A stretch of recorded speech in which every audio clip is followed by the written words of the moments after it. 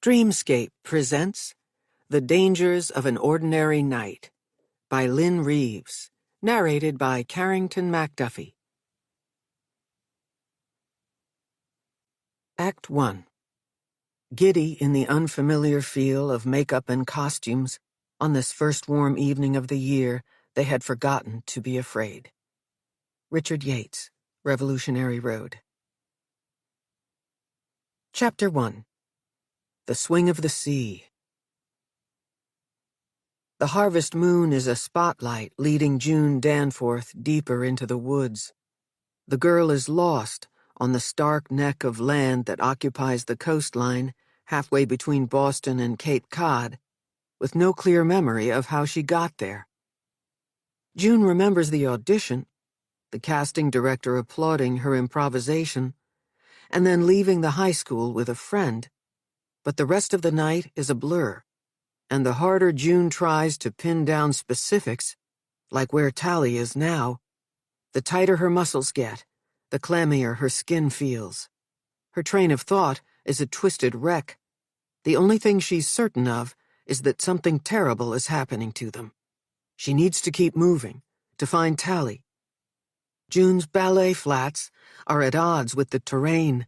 The rocks are bent on tripping her, and thorny branches grab at her hem, her collar, her sleeves. Tired of defending her clothes, June considers taking them off. She could leave the slippers on a rock, hang her coat from a tree. But the offshore wind is a killjoy. It sings a warning. He will see them. He will find you. Seconds after picking up her pace, the air current chants louder, "Someone is chasing you!" June takes the dirt path and stumbles upon a boardwalk. Each time she loses her footing, getting up is harder. Her hands and knees are scraped and bloody. Everything stings. But she perseveres, and in no time she's rewarded. There's light visible in a distant set of windows. Please be a house. Please be at home. June disregards the no trespassing sign. Whoever lives there will understand when she explains. How will she explain? She'll say she's sick. It's not a lie. After only a burst of sprinting, her stomach stabs and taunts. Her chest is tight. Her hair is drenched, though it's not raining. June doesn't sweat this much after taking the most grueling dance class.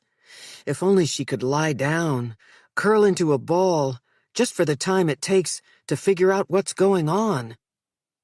Then the growl of a wolf orders her to stop. His voice, high-pitched though human, says, "It's okay.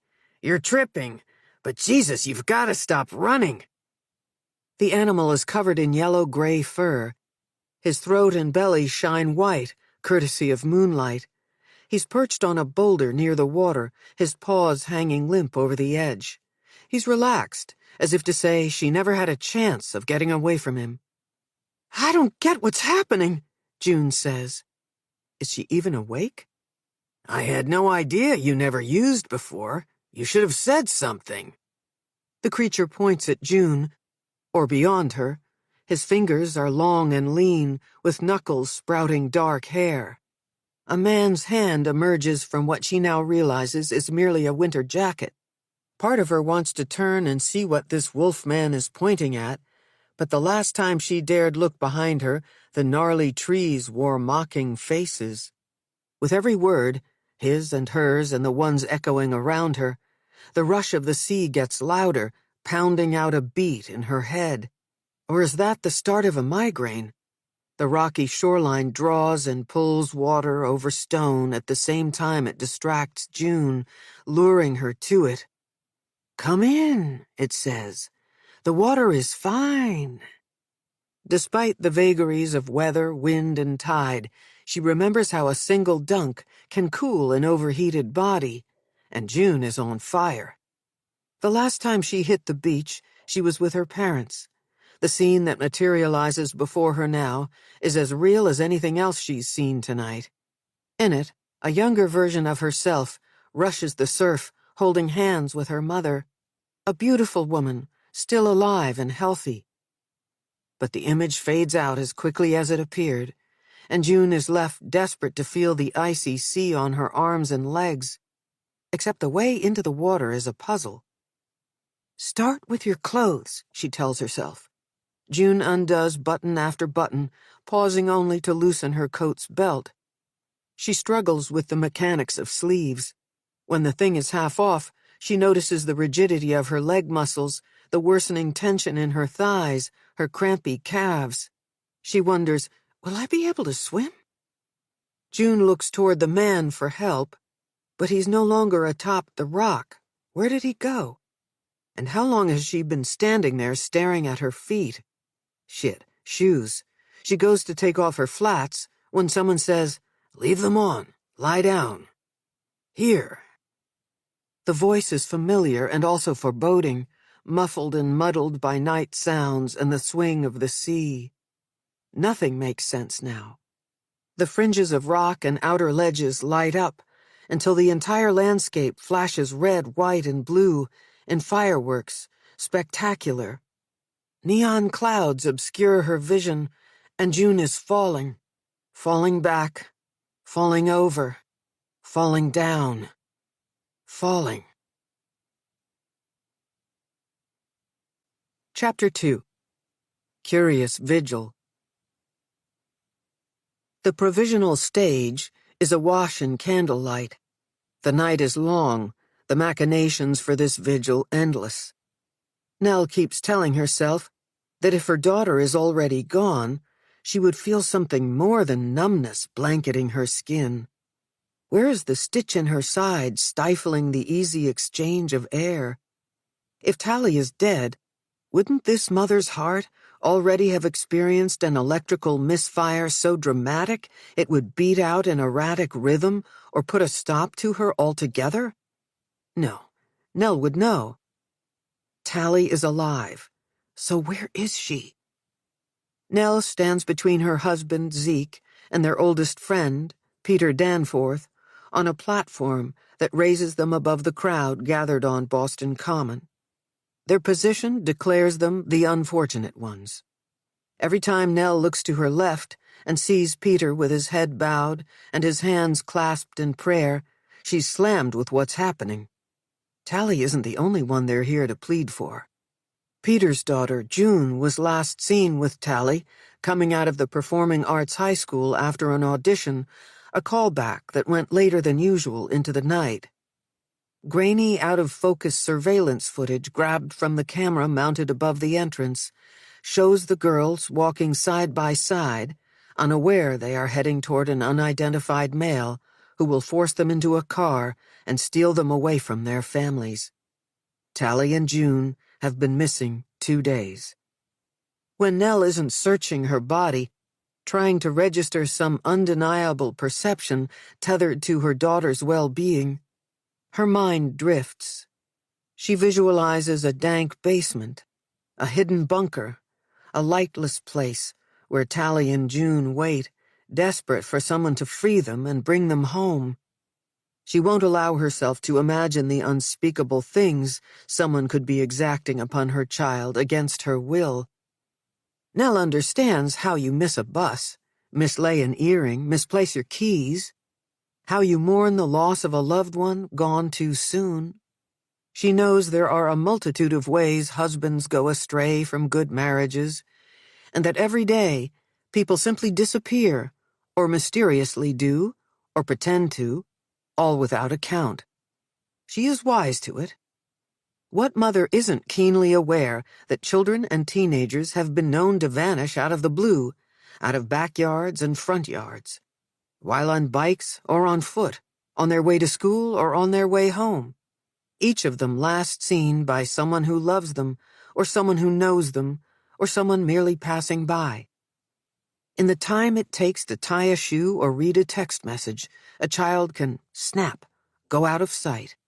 Nell knows this, and still, despite the times she's worried about this very thing, she never thought it would happen to her child.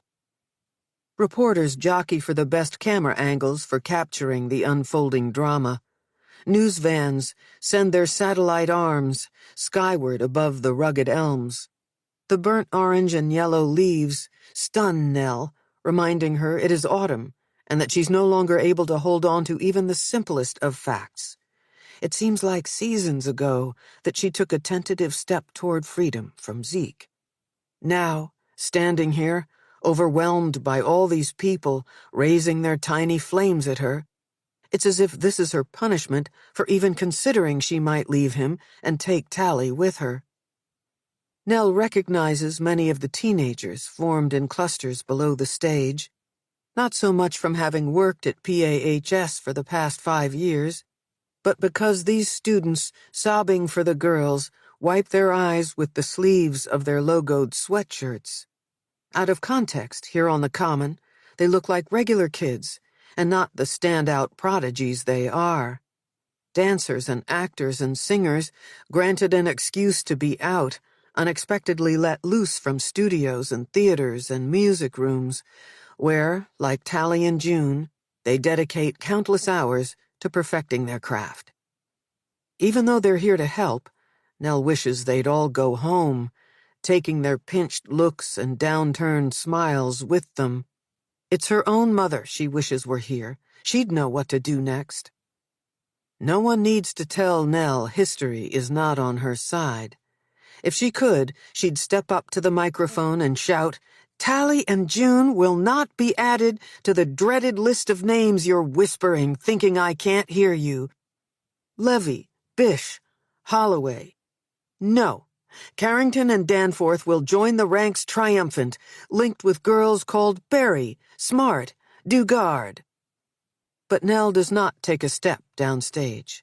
At least she won't until it's time to give her impassioned plea for their girl's safe return. Unlike her daughter, Nell doesn't crave the spotlight. She is a backstage mom.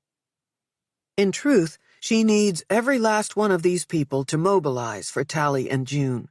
And as far as she's concerned, the news networks willing to take part in this collective sensation are welcome to lash her to the stage for as long as it takes to get her daughter back. It's a gentle pressure on Nell's spine that slows her racing brain. Zeke's touch, like it once had more power to do, momentarily stops her from spinning out. She turns to thank him for making the effort, despite the fact that he knows she blames him. Instead, she finds it is Peter's hand, giving off heat between her shoulder blades. "It's almost time," he says, urging her closer to the podium. "Do you want to go first?" Nell shakes her head. "You go. Where's Zeke?"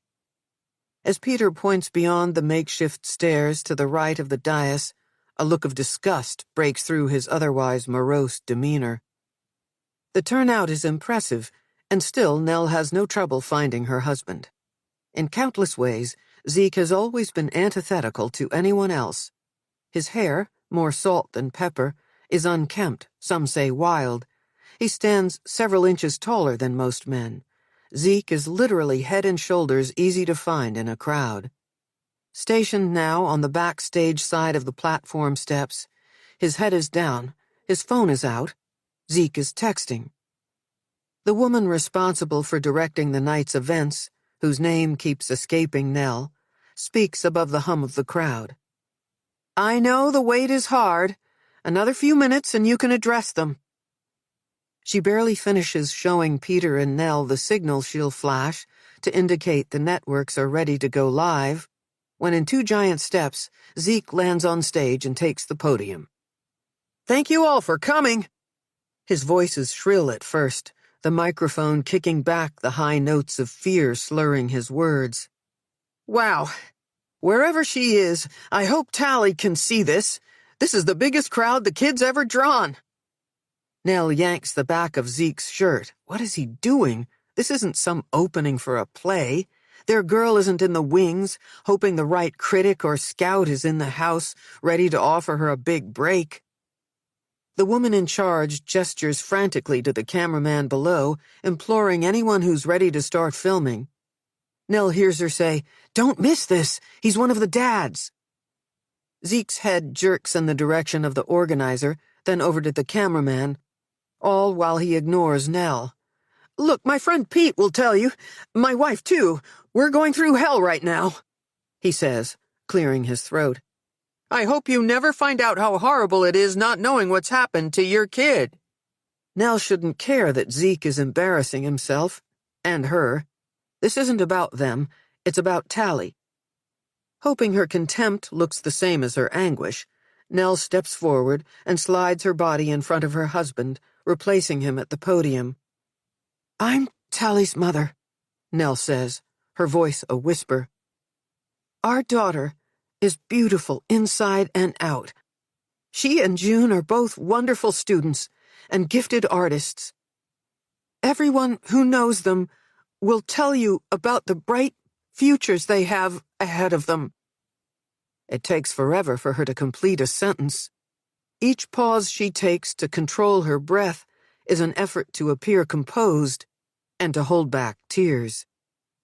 Instead of taking his rightful place beside her, Zeke is off, heavy feet down metal steps. As she speaks, he mills around inside the crowd, accepting hugs and claps on the back, leaving her and Peter alone on stage. Nell grips the podium, letting its sharp wood edges dig into her palms. "Tally and June haven't done anything to deserve this," she says. "None of it makes any sense. What kind of person does this?" As Nell rambles, she feels the crowd draw back. Like Zeke, she's gone off script. She is breaking the rules set out for parents in this ugly little club. Members must not be loose cannons.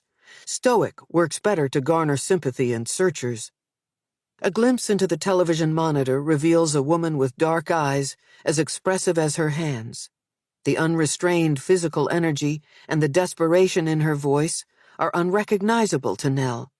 The overwrought mother staring back at her is painful to watch. But she can't help herself. She lifts her eyes from the prompter and stares straight into the camera, speaking boldly and directly to the miscreant who has her child. "Let the girls go. We'll leave you alone. Drop them somewhere safe, out in the open, where help can find them." Suddenly there's a familiar arm around her shoulder. With the grace of a dancer, Peter Danforth moves to her side.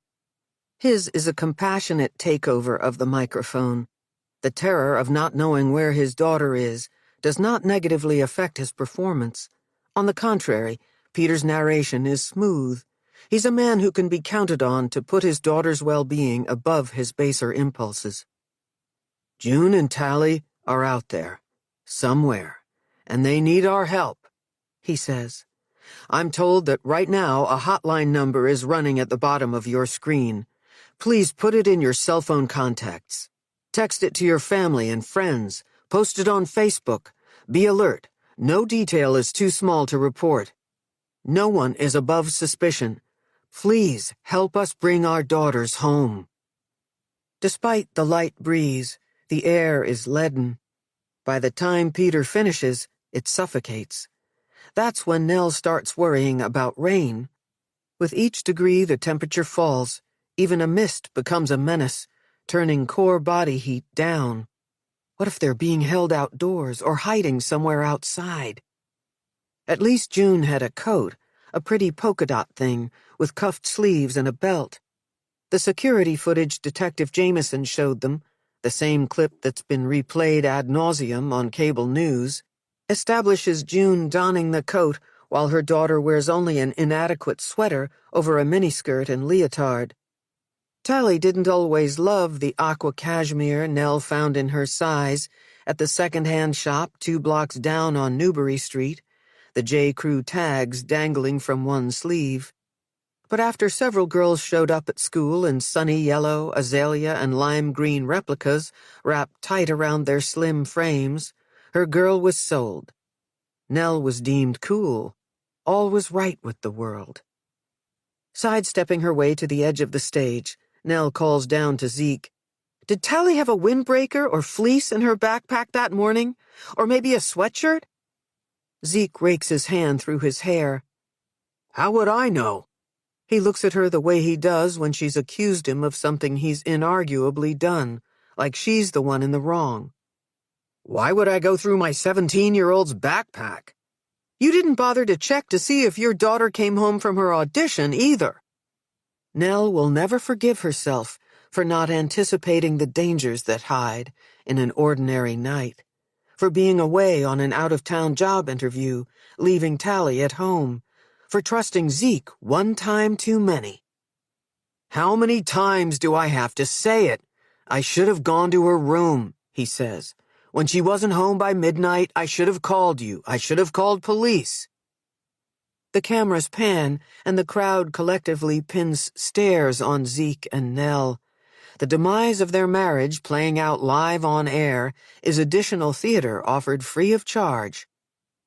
Nell doesn't know whether he's trying to put an end to the spectacle or if he has news, but Detective Fitz Jameson turns up out of nowhere, holding out one finger, the universal sign for wait a minute. Of the cadre of detectives assigned to what the media is calling the Boston kidnapping, Fitz is hardest to read. Most of the police officers Nell has met are stereotypical rough and tumble, wouldn't recognize a feeling if one stole their cuffs or badge. In contrast, Fitz is attentive, almost sweet. His boyish looks and neat-as-a-pin suits provide a strange distraction. Throughout this nightmare, he's dedicated himself to keeping them informed about developments large and small.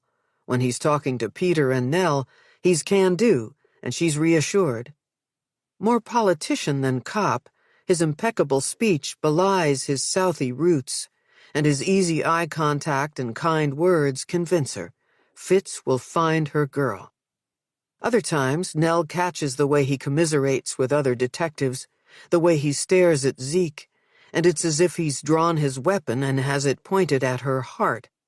Fitz, like the others, doesn't hide that he's suspicious of her husband. The detective stands below Peter and Nell now, Zeke at his side. With his phone pressed to his ear, he nods like a bobblehead. When the call ends, there's barely a beep before Fitz taps the screen of his cell. He's either about to place another call, or he's using it to keep from facing them. Then Fitz lifts his head, looking first at Peter and then at her. "One of their cell phones pinged south of Boston," he says, "and it looks like we have an ID on a girl."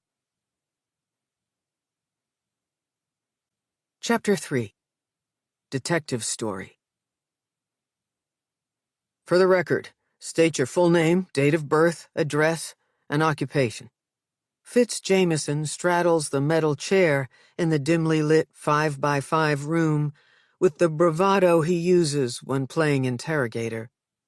When that approach doesn't feel right this time, Fitz turns the chair around and sits, elbows off the table, like he would if he'd showed up at Ma's on M Street for Sunday supper. He tells himself to relax. He's on the right side of the table. The faster Fitz interviews the old man who found the girls lying bruised, battered, and worse on the beach, the sooner he can get out of this sweat box. If he hadn't drawn the short straw, he'd be on the South Shore right now, combing the coastal property, collecting evidence before the ocean does, not interviewing witnesses. Back when Fitz joined the force, he knew full well it was only a matter of time before he got the case, the one with the power to absolve him of his sins. 5 years later, he's ready. "Name's Charles Turner Stockbridge. Everyone calls me Charlie. Born May 1941. I hold up in a couple rooms free of charge at the Gladys property in Scituate, Mass. I'm the family's caretaker. Have been for 50-odd years." The way Charlie rests his hands on the table, twiddling his thumbs, reminds Fitz of his grandfather. The salty sea air must wreak havoc on skin, because Charlie looks 10 years older than Pops did when he was the same age. The yellowed fingernails and the gray glow the guy's face gives off are all the evidence Fitz needs to know Charlie is a smoker, like Pops. If the interrogation wasn't being videotaped, and Detective Ross wasn't always on the lookout for something to justify calling Fitz Care Bear or some other demeaning nickname, he'd be tempted to scare Charlie off the butts, telling him how horrible those final hours can be when stiff lungs balk at the simple job of drawing air. "Okay, Charlie, Like I told you, this conversation is being taped. Understand? For the official record, I need you to tell me your account of what happened. Yeah, but first, can you tell me where you took my Daisy? Don't worry, she's across the street at the park. Fitz pats one of Charlie's nicotine-stained hands. When he remembers Dave Ross, he pulls his arm back. Christ, he's playing good cop, bad cop against himself. Look, we've got an officer taking care of your dog. You said it yourself. The old girl looked like she needed to take a leak. All right, then. Well, that reminds me. I was taking Daisy out for her constitutional.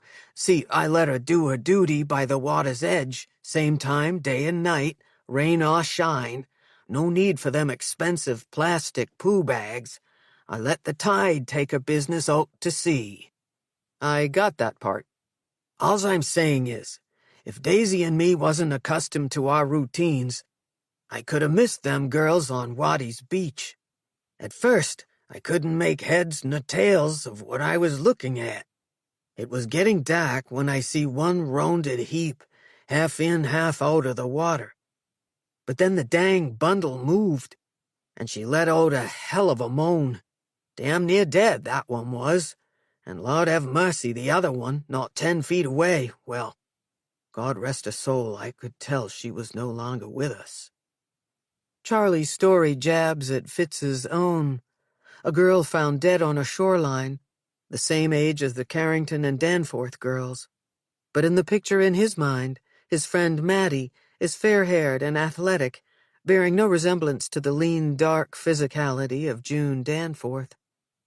A scraping sound fills the room as Charlie pushes his chair away from the table like he's getting ready to bolt. Where'd you say you put my Daisy? She's fine, Charlie. Sit down. Your dog's at the park, remember? Now, stay focused on the girls, okay? Then I'll bring Daisy to you, I promise. Fitz wants to jump to his last question, but he stops himself. If he blows the case by rushing through a witness account in favor of getting into the field, he'll never hear the end of it. What happened next? Charlie settles back in the chair. You know, I feared it was a child I'd come upon, not no teenager. I knew before I looked at one of 'em that she was in rough shape. It was no joke, the way that girl was carrying on. She wasn't acting like them kids do every other night come summer. Up to no good, trying to pull one over on me when all's I'm doing is what they pay me for, shooing trespassers off the property. No, this one was hurt, and bad. At any time, did you touch either of the girls? Did you move them at all? Charlie puts a hand to his forehead, and shielding his eyes, he shakes his head. No, but I'll never forget the one on her back, all tangled up in a raincoat, her little dancing shoes covered in sand. Night or no night, it was clear that girl was dead. As much for himself as for Charlie, Fitz places photos of Natalie Carrington and June Danforth in front of his witness. Either of these young women look familiar to you? From the night you made rounds, or from any other time? Never seen either of them till right now. The girls on the beach didn't look nothing like that, no, sir. You sure these here are the same ones? How's the hurt child doing anyways? She's in the hospital.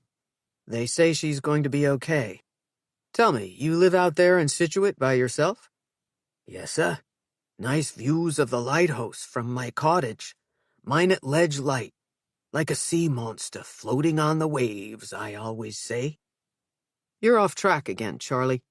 You must be getting tired, so I'll ask you only a few more questions. All righty. You're a nice kid for a cop. You remind me a little of Charlie, Fitz says a little too loudly. Focus.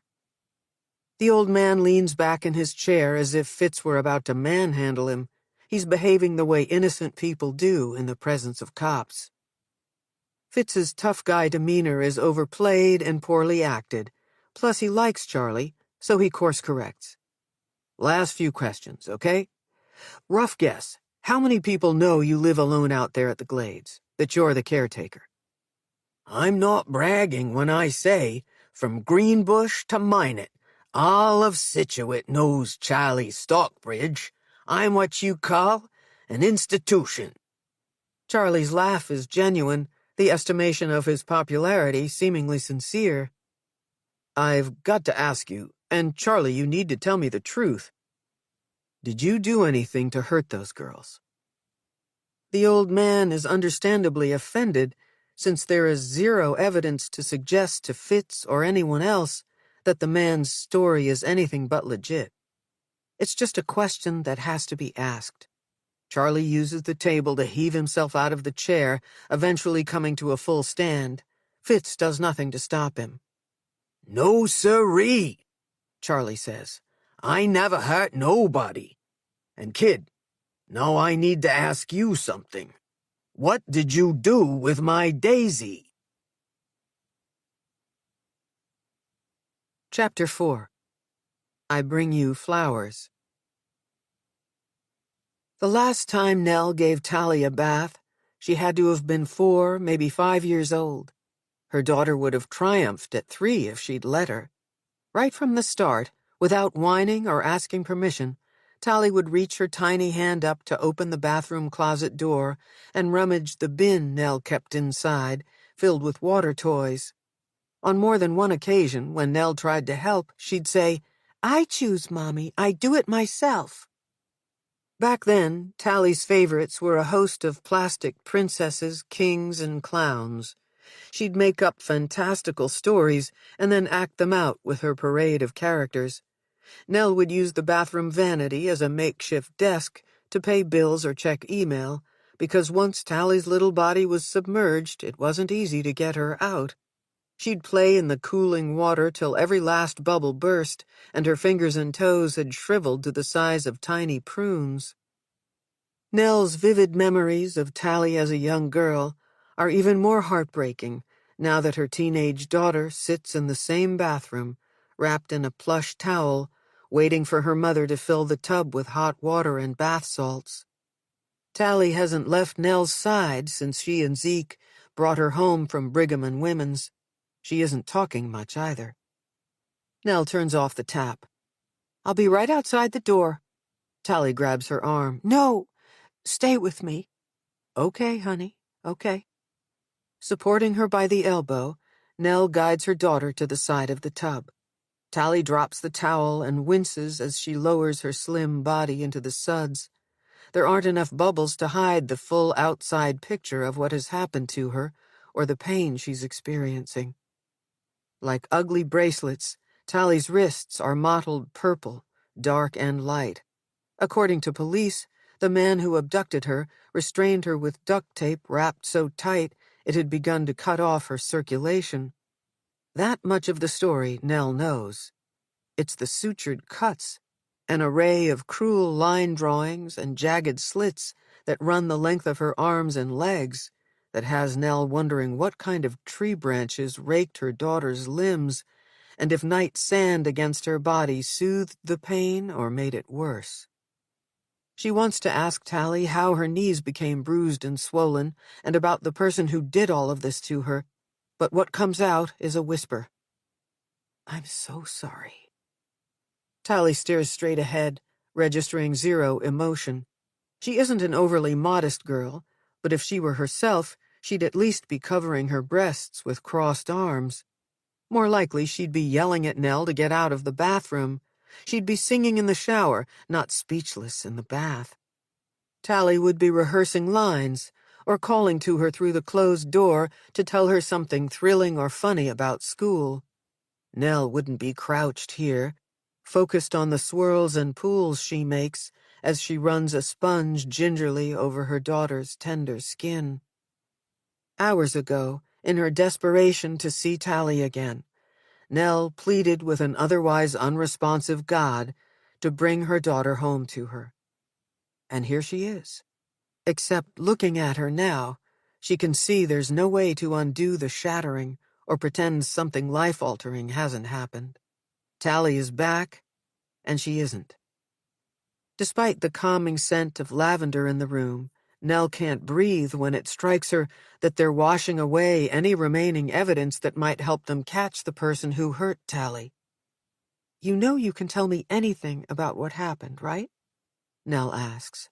"I won't tell anyone, even police, if you don't want me to." Tally turns her head toward Nell as if she's just noticing her there.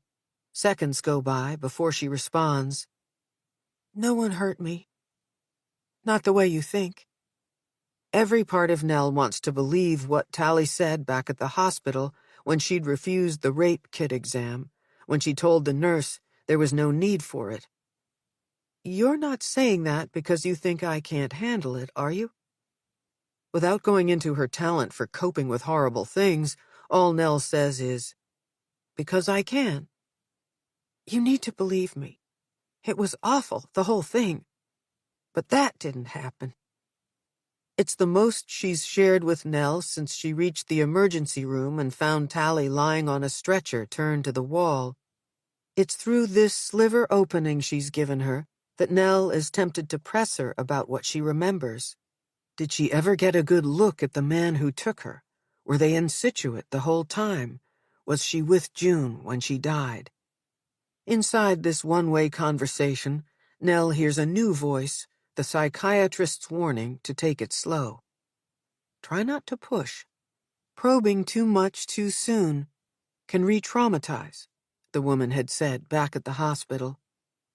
Nell goes to hug her daughter, but stops short when she sees remnants of a beach she once loved in Tally's hair, specks of sand, and the silky leather of kelp. There's a knock on the bathroom door.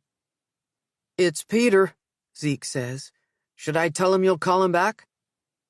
Nell doesn't think she can handle talking to him right now. But how can she refuse Peter? His daughter suffered the same horror hers did, except June didn't survive it. She looks to Tally for permission. She'll say no to him if her daughter wants her to. "Take it." Tally pulls her battered legs toward her chest, circling them with sudsy arms, rocking ever so slightly. Nell opens the door to accept the phone. "I'm so sorry." This time, the same words she used moments ago with her daughter don't sail out on a whisper across a misty bathroom. They catch in her throat. Her family came within a hair's breadth of Peter's reality, and Nell can't imagine how his heart is still beating, living all these years without May, and now alone in the world without his daughter. "She's okay," Nell says. "Right here, I'll tell her." Tally stops moving. From the tilt of her head, it's clear she's listening and that she hears Peter ask Nell to come over, to help him pick out the clothes June will wear for eternity. Again, she waits for Tally's cue for what to do. Tears make muddy rivers down her cheeks when she nods. "I'll be there," Nell says. "Later. Only me." With the phone down on the vanity, Nell eases Tally's head back to wash her hair. Loosening a barrette from matted curls, she lets the whole tangled business trail the length of her spine. "After this, you'll feel better. I'll give you one of the sedatives, and you can rest." 2 hours later, Tally's curled up on the couch, her eyes closed, her breathing deep and regular. Nell can't stop taking long looks into the living room, where the television is tuned to the notorious crime news network. Tally asked her not to shut it off. She said in a weird way it helped her to make sense of things. Zeke, no surprise, is sitting at his desk, glued to his computer. It's been 24 hours since this family accepted a police escort from hospital to home, pushing past news crews, their only lifeline to the outside world, a psychiatrist's business card tucked in the pocket of Nell's skirt. Though Tally looks peaceful, Nell can't bring herself to go to Peter's yet. It's like those early days after her daughter was born, when she couldn't imagine leaving her baby to go back to work. Throughout her pregnancy, the assumption was that she'd return as soon as she felt physically ready, forgoing any extra weeks of unpaid leave. Given that Zeke's sales commissions were unpredictable, They needed the money, and Nell's office job came with decent hours and great benefits. Then Tally arrived, and Nell's world shifted. Everything she thought she wanted, a bigger house, a newer car, seemed superfluous. It wasn't long before that feeling extended to being married to Zeke, when, in the time before Tally, he'd been as essential as air. He calls to her now from the other side of the den. "You're still here." She shushes him, and for once he gets the message the first time.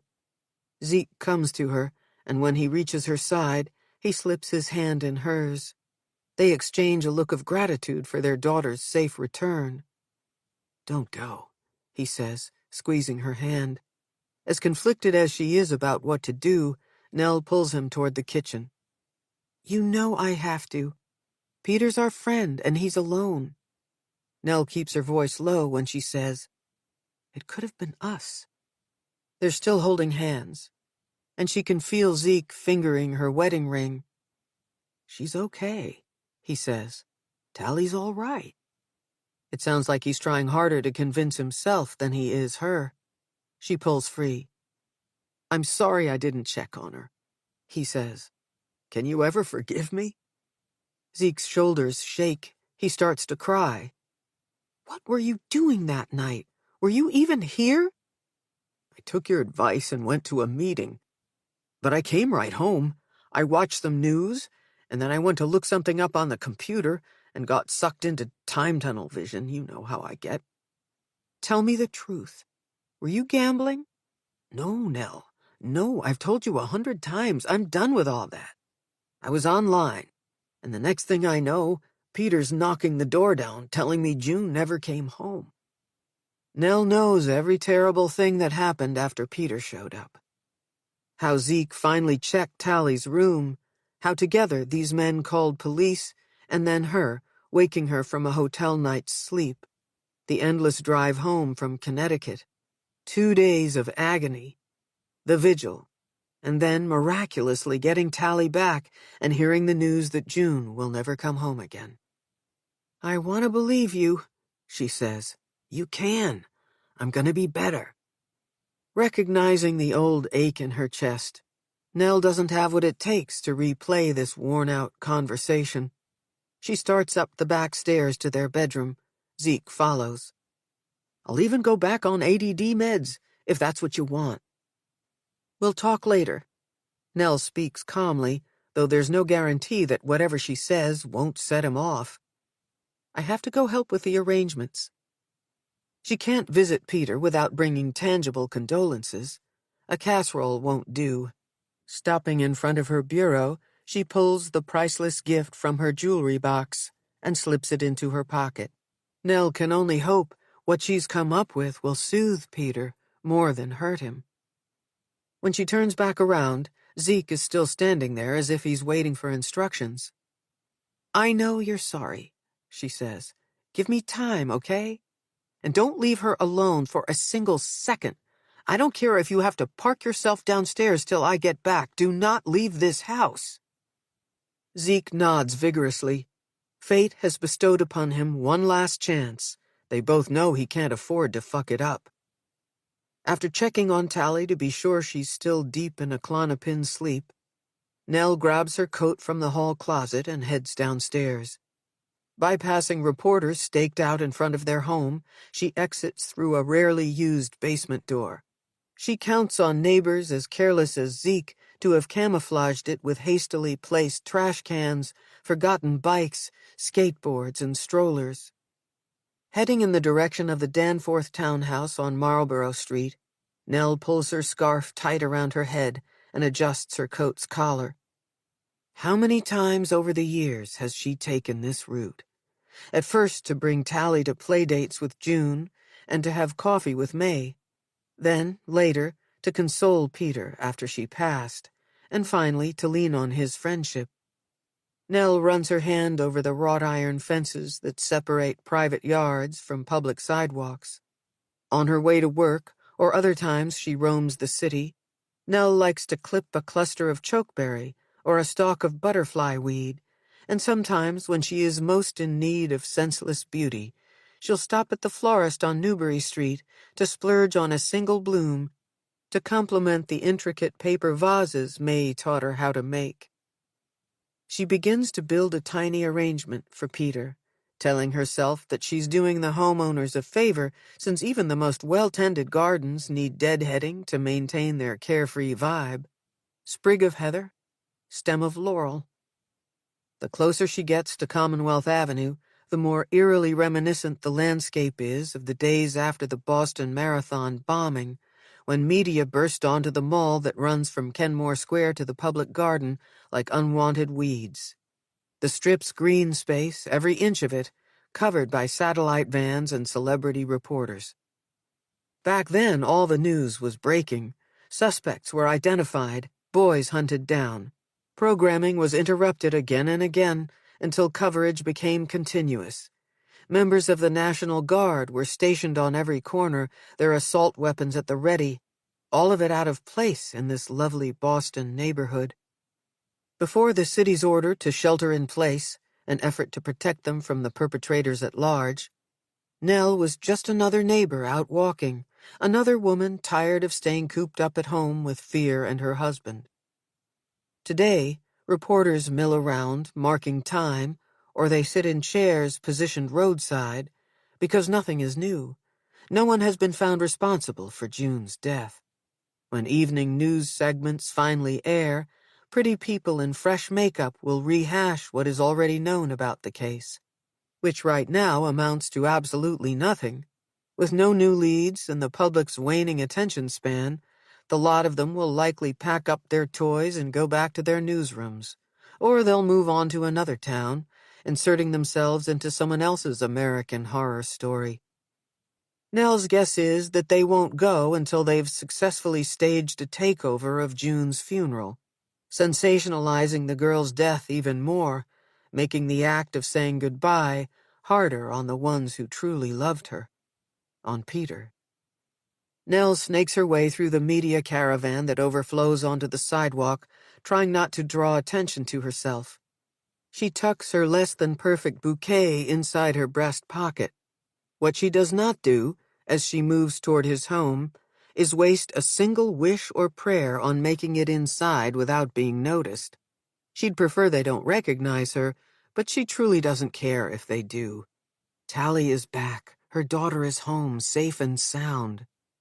Nell has no right to hope for anything else ever again, and she vows right there on the flagstone path that leads to Peter's door to be content with this and only this. Before she knocks, Nell digs one hand deep into her pocket, letting the sharp edges of her gift to Peter prick her skin, offering up the pain for him. This isn't going to be easy. Their positions could easily have been reversed, and they both know it. As soon as the heavy oak door opens, the media swarms the entrance. Peter reaches for her and pulls her inside before reporters engulf them, but not before rapid-fire camera flashes blur her vision. "You came." Peter hugs her tight. "Come in, come in."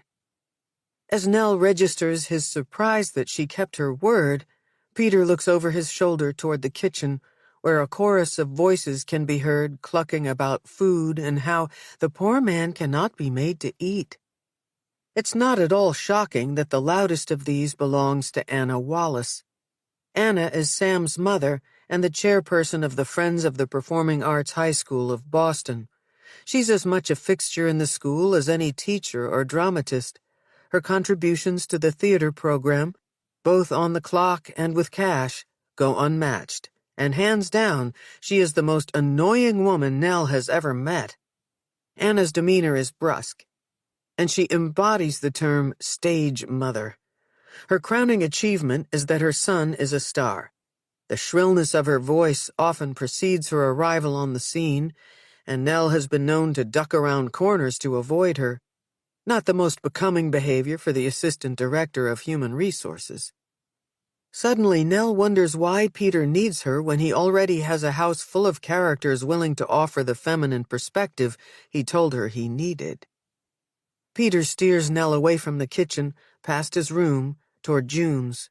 It's as if they're walking hand in hand through the years, The photograph-lined hallway holds a retrospective of his daughter's too short life. There are photos of her in Christmas plays and Halloween costumes. One with her donning a First Communion veil, another of her and Peter at the Girl Scout father-daughter dance. There is June in her breakout role as Chloe in Naomi Iizuka's Good Kids. Nell remembers opening night, watching this girl she'd known since she was a baby completely transform herself into a young woman so deep and compelling, Nell forgot she was a teenager merely playing a part. June was in 8th grade back then, and that's when everyone started buzzing about her potential. As the June gallery continues to go back in time, Nell notices empty spaces along the way, square and oval imprints where pictures used to be. Like a brain teaser game, she tries to remember which iconic ones have been removed. On the threshold to June's bedroom, she no longer needs to tax herself. Peter has covered his daughter's bed with pictures, some in frames, some loose, and it hits Nell that she will see all of these images again later, put together in a sharper presentation. Peter is collecting photos for the funeral home.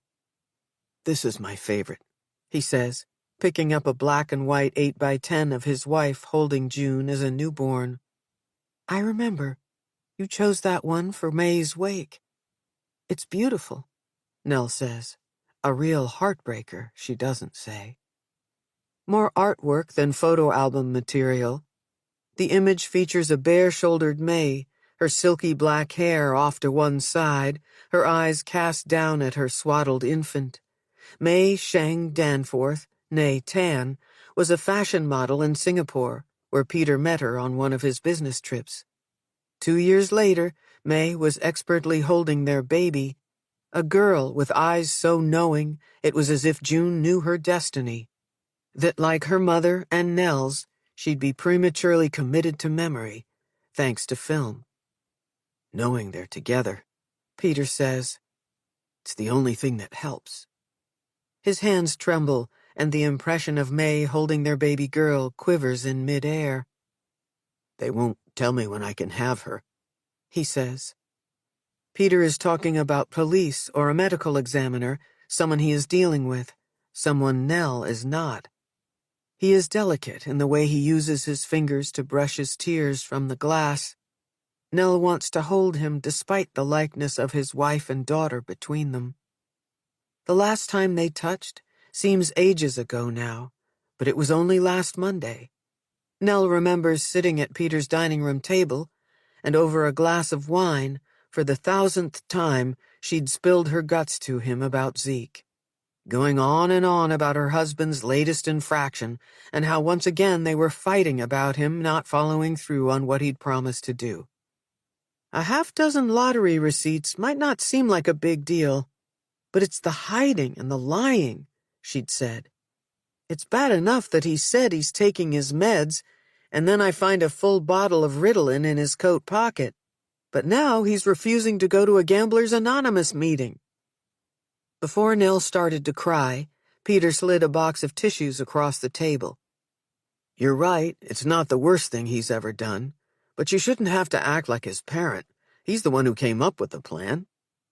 "I know addiction is an illness, and I've done my best to help him, but I can't keep doing this. He's not going to change. Is it wrong to want to focus on myself and Tally without feeling guilty?" "It's been too much for too long." Peter sighed. "You have a right to be happy." Nell, no longer used to a man giving her his full attention, sipped her wine. "I've decided to go through with the interview at Hartford Academy. The open house is tomorrow, and after that, I meet with the head of HR. If I get the job and they have a place for Tally, I think I'm doing this. I'm leaving him." "Good. He doesn't deserve you." In an unpracticed attempt to take her hand, Peter caused her wine to sail up over the lip of her glass. They laughed, and that's when Peter first kissed her. Nell didn't resist. She didn't think of May or Zeke, or either of their girls. Peter crossed the line between them, and she gave in easily, because in truth, For the longest time, this had been exactly what she'd wanted him to do. Less than a week later, the murder of his child has changed everything. Nell and Peter stand in a room that belies June's absence. She is painfully present, and from Nell's experience, she always will be. What's left of her vivaciousness can be found amid colorful beads pooled atop her bureau. June's flowery scent wafts from the pretty pink clothes stacked on open shelves and hanging from closet doors. Nell had imagined a time when she'd be more than a family friend to June, to be there for the girl in ways no one had been for her after her own mother died. Nell still wants Peter, but she got her daughter back. His envy of her must be immobilizing. If, inside, he's raging against her good fortune and his lack of it, that would be justifiable. She produces the pin that belonged to her friend and his wife. The creamy pearls and brilliant diamonds cluster to form a collection of lotus flowers. June gave this to me after May died. She wanted me to have it, but not to tell you or wear it around you. She thought it might make you sad. I tried to refuse her, but you know how persistent June can be. Nell offers a weak smile, suppressing the impulse to change the words can be to could be. Peter stares at the brooch, once pinned to the elegant sash of May's wedding dress. I kept it safe all these years, Nell says, offering it to him. At the right time, I planned to give it back to June. I'd like to see her wear it now. You can't be at the funeral. Peter clutches the photo to his chest. He doesn't look at her when he makes it conditional. Unless you come without Zeke. You know I can't leave him now. That would be cruel to him, and I won't do anything to upset Tally. I'm not talking about your marriage. Peter takes the brooch from her hand. I think he's involved. It's as if Peter has dragged the pin across her lifeline. She has shared with him in confidence every consequential act and petty sin Zeke has ever committed, and now he's twisting things, throwing it all back at her? Nell steps away from him. That's ridiculous. You're not thinking straight. You said it yourself last week. He's relapsed. I may not be happy in my marriage and at my wit's end with him, but how you go from Zeke's slip-up to this horrible crime is beyond me. He's not some small-time gambler. He's in deep trouble, and he owes some bad people a lot of money. Despite the grandness of June's room, the space begins to suffocate. Who told you that? How do you know? I've overheard things, and police questioned me about him, Peter says. The night of the vigil, they point-blank asked me if I thought he was involved. They have to do that. I'm sorry this happened to you, but you can't think Zeke would do anything to hurt our girls. I think someone planned to take Tally as a warning to him, and June was in the wrong place at the wrong time. Zeke is under investigation, and I think they're about to find out some terrible things. At the sound of Peter saying her husband's name, Nell freezes. Once again, she has left Tally home alone with him. I need to go. I care for you, Nell. That's why I wanted you to hear it from me. Trust me, there's no one who wants all of this not to be happening more than me. As Nell backs away from him, Peter keeps talking, saying something about not meaning to hurt her. On the threshold, she turns and runs down the hall, past the remaining images of June. Before she reaches the door to Marlborough Street, someone behind her shouts, "Stop!" Anna Wallace's voice is neither shrill nor cloying when she warns Nell not to go out the way she came in. My car's parked in the alley. I'll drive you. Nell pulls her coat tight, inadvertently crushing the forgotten flowers against her chest, releasing bitter scents into the air. Chapter 5. Landscape of the Body. Fitz Jameson likes to end his last set with an up-tempo tune. Despite its name, Weary Blues is a jazz standard more raggy than conventional, and it rings sweet throughout the beehive. At 10 till 2, the place is nearly empty. Ray makes it clear it's closing time by clanking clean glasses back in their overhead racks and swishing and swiping his wet rag along the length of the bar. He reaches palm out toward reluctant tippers, tossing out catch-you-laters to the handful of regulars who, with their asses half on, half off their stools, know they've got to go. Still, they snap their heads back one last time, trying to squeeze every last drop from their glasses. Fitz is well aware that no one is listening to him play. Disinterested patrons and preoccupied bar staff no longer get under his skin. His Monday night gig neither showcases a talent on the rise, a kid paying his dues, nor does it represent a has-been in freefall. It's merely the arrangement Fitz deserves. He needs a piano and the beehive needs music, simple as that. When the final notes are played, and they are played expertly, Fitz pushes back the bench and stands, reaching his hand deep inside the oversized snifter that sits on the lid.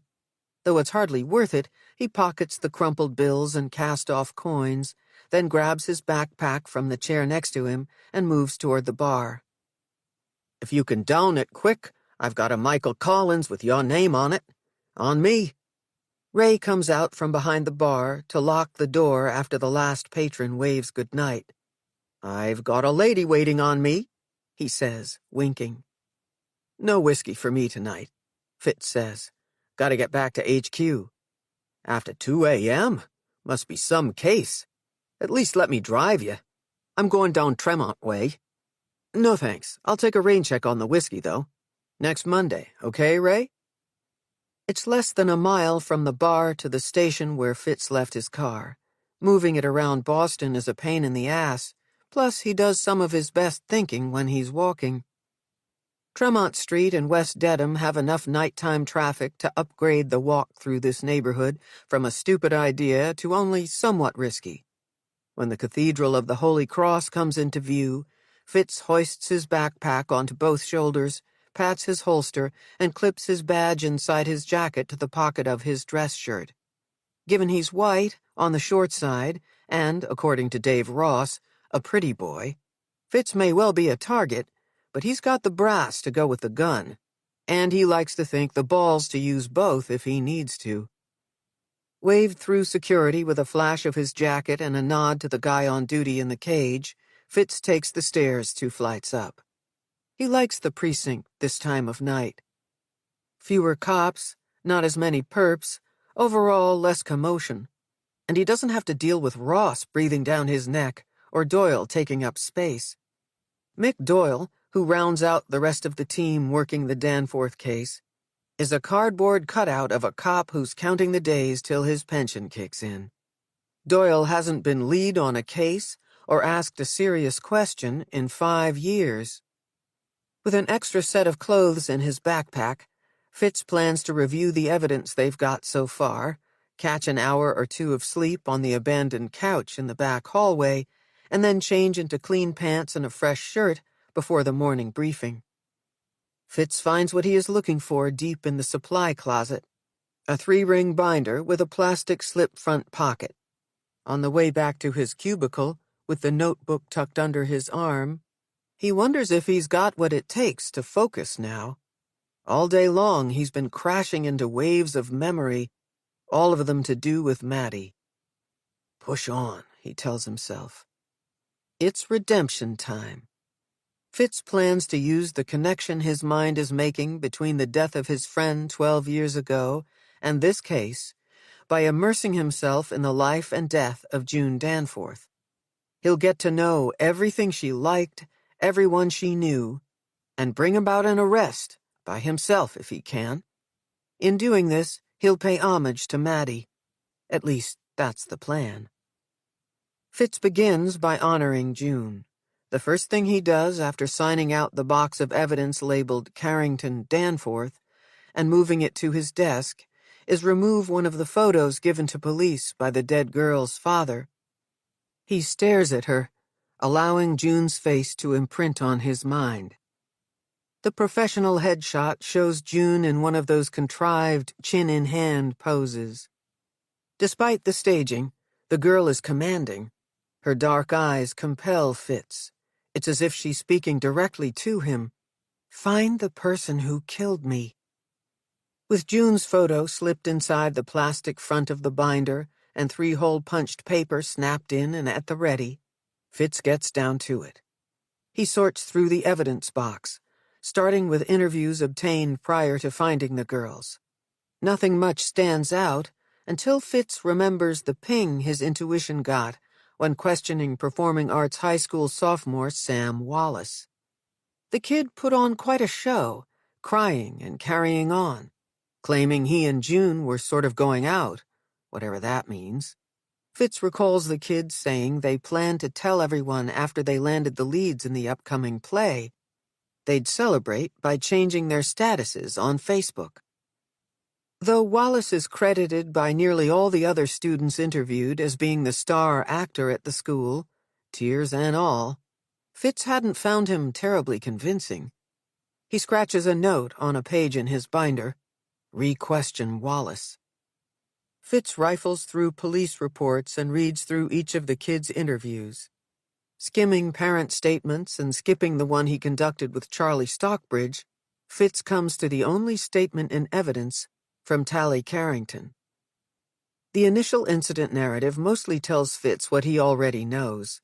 June Danforth was pronounced dead at the scene, while Natalie, Tally, Carrington was transported from Waddy's Beach in Scituate to the Boston hospital, where she received treatment for multiple contusions and lacerations, severe dehydration, and emotional distress. The attending psychiatrist, Dr. Cynthia Rawlins, advised limited questioning due to the victim's state of mind, claiming that to push the girl so soon after the ordeal could further traumatize her. Dave Ross was on duty that night. Surprise, surprise, he pushed anyway, encouraging Tally to tell as much of her story as she could. He guilted her into it, telling her she needed to do her part to protect public safety. Tally's statement fits with what the surveillance footage captured. The girls leave the Performing Arts High School of Boston, heading in the direction of Commonwealth Avenue after an audition at 11:07 p.m. They remain in view until they reach the intersection. Tally states that after they made the turn, a white male in his late 30s or early 40s approached from the side. The man wore a faux fur jacket, not unlike one owned by her father. At first, Tally thought it was her dad, there to pick them up. Fitz makes a note in his binder to re-watch the footage, to hone in on anything he may have missed the first dozen times he's viewed it. He makes another note, this one involving Zeke Carrington. Asked to see the look-alike jacket. According to the statement, the last thing Tally remembers is the man pointing to a silver vehicle she assumed belonged to him. He asks the girls for directions. Unable to hear him over the traffic, Tally and June step closer, and that's when he opens the car door, grabs them, and throws them into the back seat. At this point in the victim's account, Ross wrote that Tally became inconsolable, saying, "I can't believe June is dead." In response to the girl's meltdown, Dr. Rawlins halted questioning. Fitz holds his pen inches above the paper, his mind a jumble of questions he can't write down fast enough. Why doesn't Tally remember anything after being shoved in the vehicle? Did Ross ask her that? Did Tally refuse the rape kit exam because she hadn't been assaulted or because she's a kid and was afraid? Did Ross at least ask her that? Ross is an idiot, and his report isn't worth the paper it's typed on.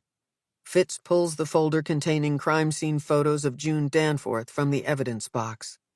As he slides the pics from their interoffice envelope, someone claps him on the back, causing him to drop the batch he'd been holding. "Well, look who's working overtime," Ross says. The dead girl's body multiplies as scattered images of June Danforth slide across the cheap and dirty floor. Fitz gets that disoriented feeling that comes over you when you're surrounded by mirrors. Looking at her like this, the way the girl has been discarded, makes the whole thing more horrifying. not to mention eerily familiar. "How long have you been ransacking the evidence box, Care Bear?" Fitz stands, and still Dave Ross towers over him. The guy's 6'5" if he's a foot. Ridiculously thin, with a huge head and receding hairline, suddenly Ross reminds Fitz of a giant lollipop. Scrambling to pick up the photos, he can already hear Ross broadcasting tall tales to the rest of the squad about spooking him. "What time is it?" 6:45. Briefing's at 7. Hurry the hell up. Doyle's already clocked in. I got something to show you guys. When Ross speaks, his lips strangely disappear, curling inside his mouth with each phrase or sentence he utters. Sometimes Fitz is so distracted by the oddity of the quirk that he doesn't register what the guy is saying. "What?" "Go change. You reek." Ross waves a folder in front of Fitz, sending cool air and stale breath onto his face. "You got a spare set of clothes in there, am I right?" He points to Fitz's backpack parked on the windowsill. "Show me now," Fitz demands. "Listen to you. I forgot how cranky you get when you're tired." Ross drops the folder and with a flick of the wrist, expertly lands the thing open in the center of Fitz's desk. Once again, pictures of June Danforth fan out in front of him. In these pre-autopsy shots taken by the medical examiner, the girl is lying naked in various positions on a steel table, front, back, and side. Over the years, Fitz has seen his share of dead bodies. Victims trapped in cars or crushed by them, on streets and roads and highways. Heart attack sufferers lying dead in bed, sprawled on kitchen floors, lodged in bathtubs. All found too late, far too late. But none of them, not a single death due to accident, medical, or act of nature, has called up so completely 17-year-old Madeline Townsend. Until today. Looking at June, Fitz is faced with what his brother's girlfriend must have looked like after police pulled her body from the waters off Castle Island. Without warning, Fitz puts a hand to his mouth. Ross grabs a nearby waste bin and with glee shoves it under Fitz's chin, expecting him to vomit. Fitz swallows hard, pushing his hand away. He wipes his mouth on his shirt sleeve and reaches for the most disturbing of the photos. Like a penance, he commits every inch of this tragedy to memory. June's once beautiful face now wears the bluish mask of death. The absence of the same livor mortis on the back of her torso, arms, and legs tells Fitz she died face down, which contradicts how Charlie Stockbridge claimed he'd found her. Notes made by the ME below the picture say, superficial abrasions, arms and legs, most notable on palms of victims' hands. No major trauma to head, neck, or chest. No evidence of sexual assault. Fitz knows there is no precise core temperature at which the human body submits to the elements. He doesn't need to read the rest of the notes to know that June died from some combination of frigid wind and sea. The landscape of the body and his gut tell him this. "Coroner's office is backed up yet again," Ross says. "Her toxicology isn't expected for another week or two." Fitz puts the photos and notes back in the folder without reading the ME's conclusion. He hands it back to Ross. "Preliminary cause of death, hypothermia?" "That's the theory for the time being," Ross says. Lifting his backpack off the sill, Fitz takes a quick glance at June, alive, on the cover of the binder he's created to keep track of the case. "After briefing, I'm heading over to Carrington's to put eyes on Zeke's jacket," he says. "The one Tally mentioned in her statement looked like the one the kidnapper wore." "We can head there together," Ross says. "I've got some questions of my own for the dad." Chapter 6. Next to Normal. The park bench across the street from the row of brownstones is as good a place as any for Sin Rawlins to stop and double-check the exact number of the Carringtons' house. Pulling the discharge paperwork of her only remaining patient from her bag, She forces herself to focus. Tally's not to blame for being admitted to the ER on her last night on call. The reporters who take up the sidewalk for a full block don't preoccupy her. Sin's no stranger to reunification cases coming with cameras. Her racing thoughts and compulsive need to scan her surroundings for threats lead back to Noah. What can she do now but breathe in and out? One and done, she tells herself.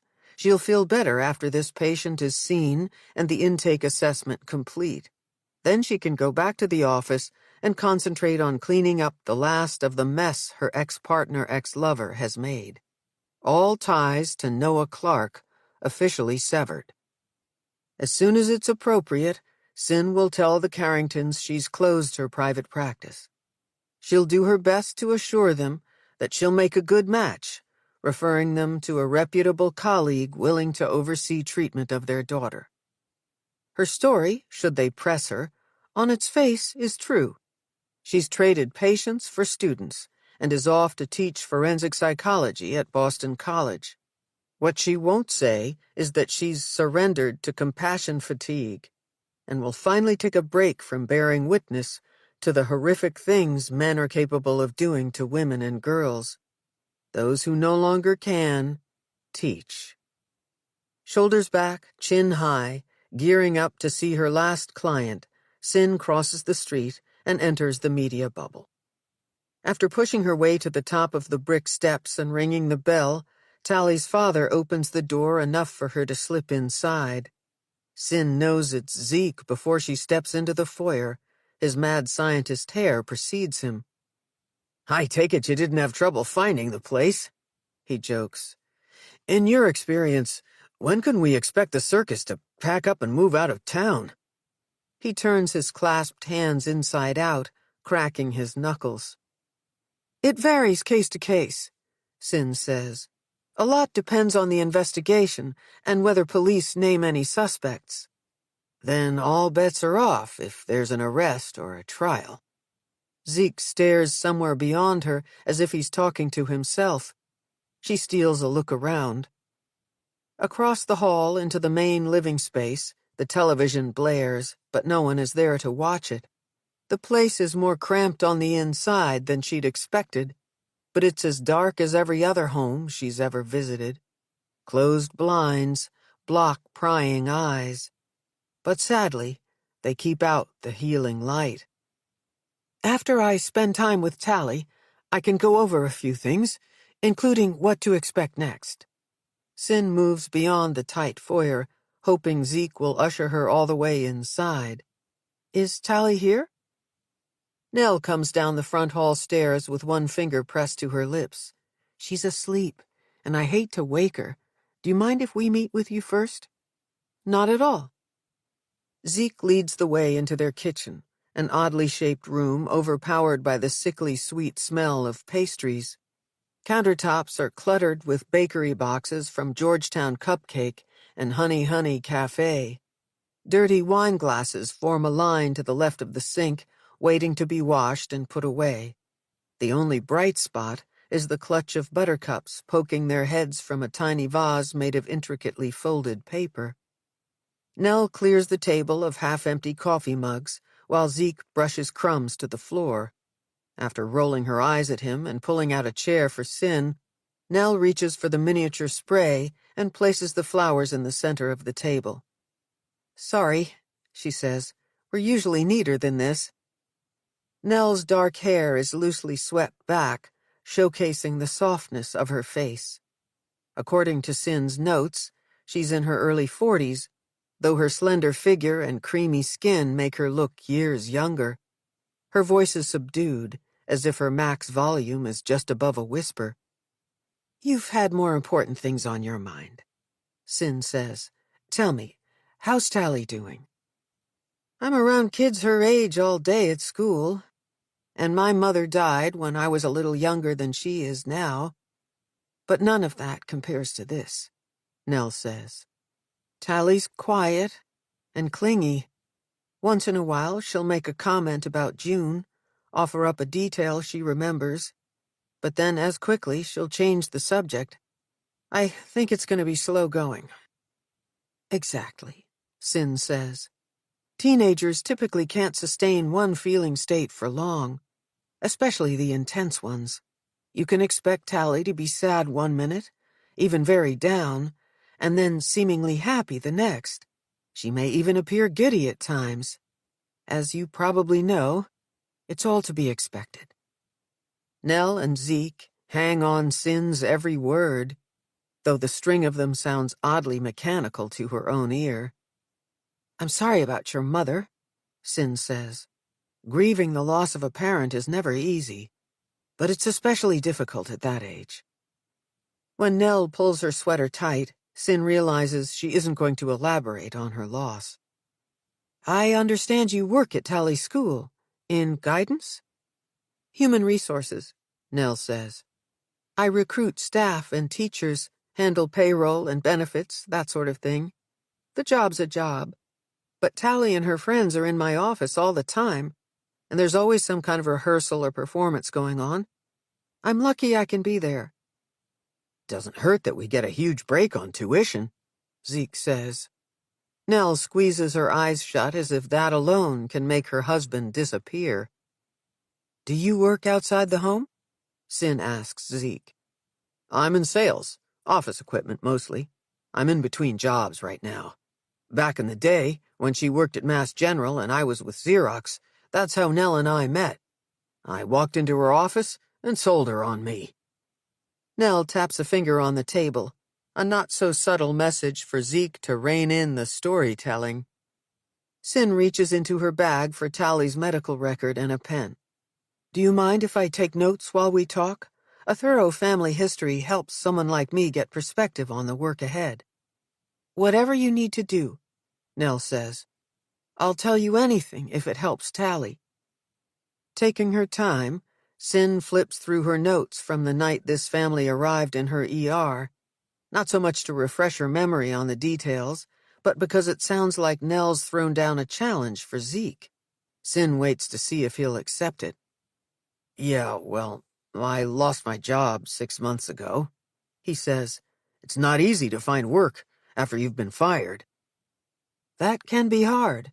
Sin turns to him. This may not be your priority right now, given the events of the last few days, but if or when you're interested, I can put you in touch with a career counselor who specializes in that kind of search. We'd like that, Nell says. I mean, you would, right?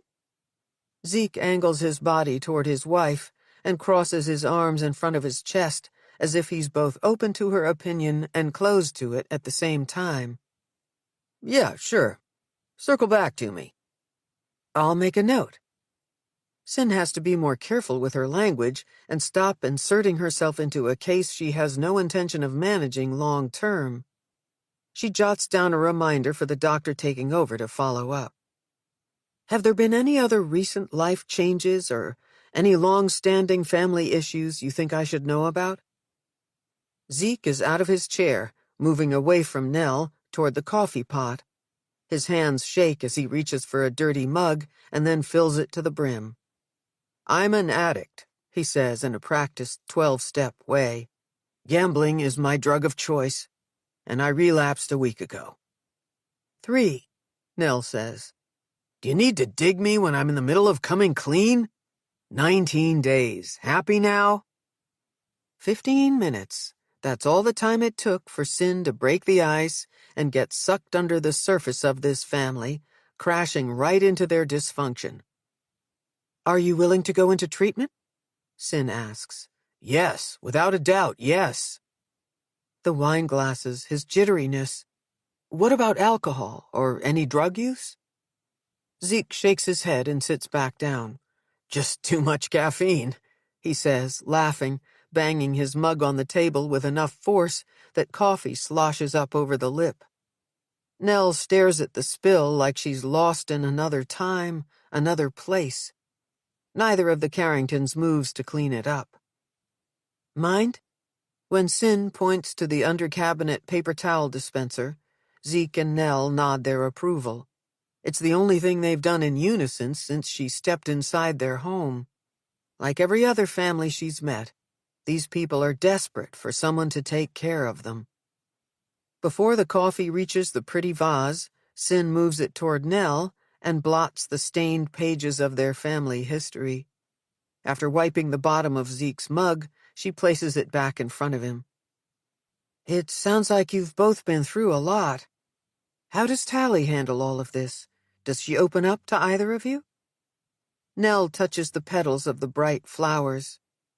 It's no secret her father and I have issues. She's 17, and things have been difficult off and on for a long time. That said, compared to what I hear from other mothers about their teenagers, Tally's a dream girl. I'd say she takes what's happening to Zeke and me in stride. She's incredibly focused on her own life, especially when it comes to school. Any difficulties socially? Any disturbances in thinking, panic attacks, periods of depressed mood? Not with her, nothing, no. Nell looks down, perhaps not wanting to out whoever does experience the hallmarks of anxiety and depression. Sin makes another note in the record for their new counselor to dig deeper on substance use issues and any other symptoms Zeke or Nell may want to lay claim to, and most especially those they do not. What I'm hearing you say is that while you've struggled together, Tally was emotionally healthy before all of this, which means there's every reason to believe she'll draw on her good coping skills to work through what happened to her, making sense of it, with support, over time. I never thought I'd hear emotionally healthy and Tally in the same sentence. Zeke is wisecracking again, but Sin doesn't need more inappropriate sarcasm to see that he's having trouble. From the moment he met her at the door, she's noticed his lack of eye contact, defensive posture, and how the timing of his gestures and the expressions and words he speaks are plain off. Nell snaps her head in his direction, her voice now powered by a note of fury. Nothing about this is funny, Zeke. Dr. Rollins doesn't have time to deal with you. I only meant our daughter can be a drama queen, at least when it comes to me. She's an actress, so yes, Tally can be intense. Maybe she wouldn't run hot and cold with you if she didn't have to watch you wrecking your life. Not to mention, by association, hers and mine. Sin rests her pen on the table and closes Tally's record. Pushing her chair back a couple of inches, she makes a show of balancing her loyalties, looking from one parent to the other. I know it's unbelievably difficult to process what happened to Tally. What happened to the two of you, too. Everything you're feeling is important, and for a while your emotions will be exaggerated, higher highs and lower lows. Can I ask you to commit to talking to each other more calmly? Sometimes silence is its own answer. I probably don't need to tell you that the challenges you had before Tally was abducted, and how you confront them now or don't, will impact how she recovers. Sin says. I think it's sad that Tally and her father don't get along. Zeke and I were at an impasse before Tally went missing. He brings a lot of stress into our lives. Nell's voice is steady, noticeably flat, as if it's safer to recite her feelings as facts. It's an armor Sin knows all too well how to wear. Conversely, Zeke breaks down, wiping his eyes with the backs of his hands. He mumbles an apology, something Sin has never once seen Noah do. I'm not proud of the things I've done, Zeke says, but I promised Nell I'd be better, and I think, deep down, she wants to give me this chance. We got our daughter back, and I'm gonna be there for them both for once, instead of the other way around. I'm gonna be better, too. A drowsy voice comes from behind them. I know our fights were stupid now, Daddy. I'm sorry. The young woman standing in the entryway to the kitchen is taller than Sin remembers her. Tally is more strikingly beautiful, too. She has her mother's dark hair, though hers is shinier and falls beyond her shoulders, and the teal plaid shirt she wears like a tunic over a pair of gym shorts brings out the brighter blue-green of her eyes. Zeke pops up from his chair, his movements jerky, unsteady. In comparison, Tally is slow-moving. When they come together, she winces, either from the awkwardness of the contact or the tenderness of her bruises. "Me too, honey," Zeke says. "You have no idea how sorry I am." The hug is brief, and on both sides, the gesture half-hearted. "Tally, do you remember Dr. Rawlins from the hospital?" Nell gets out of her chair. Sin watches Nell give her daughter a light kiss on the cheek and smooth wisps of hair from her face. Their contrasting and sweeter connection is most obvious when Tally lays her head on her mother's shoulder. "Kind of," she says. "I met a lot of people that night." "You certainly did," Sin says. "How about something to eat?" Nell asks. "I have chicken soup, and Sam's mom brought over those red velvet cupcakes you like."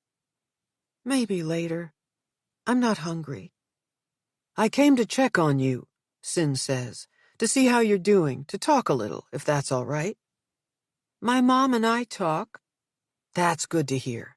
I've worked with a lot of young women in your situation, and I've found that moms should be allowed to be moms, and neither of you should have to get through this on your own." Tally covers her mouth to yawn. The angry bruises on her wrists are hard to look at. "Okay. Can we go into the living room? It hurts to stand for too long. I need to lie down." "Sure. Do you mind me asking when you took your last dose of Klonopin?" Tally doesn't respond, but Nell moves toward the counter. Self-consciously, she pushes aside a half-empty bottle of wine and a stack of unopened mail. "My mind is a mess," she says. "I need to write everything down." After producing a spiral-bound notebook, Nell flips through it, and Sin sees her land on a page with dates and times and tally marks. "I gave her 2 milligrams 3 hours ago. It's a good idea to keep track. These are powerful medicines. May I look?" Sin puts a hand out for the record.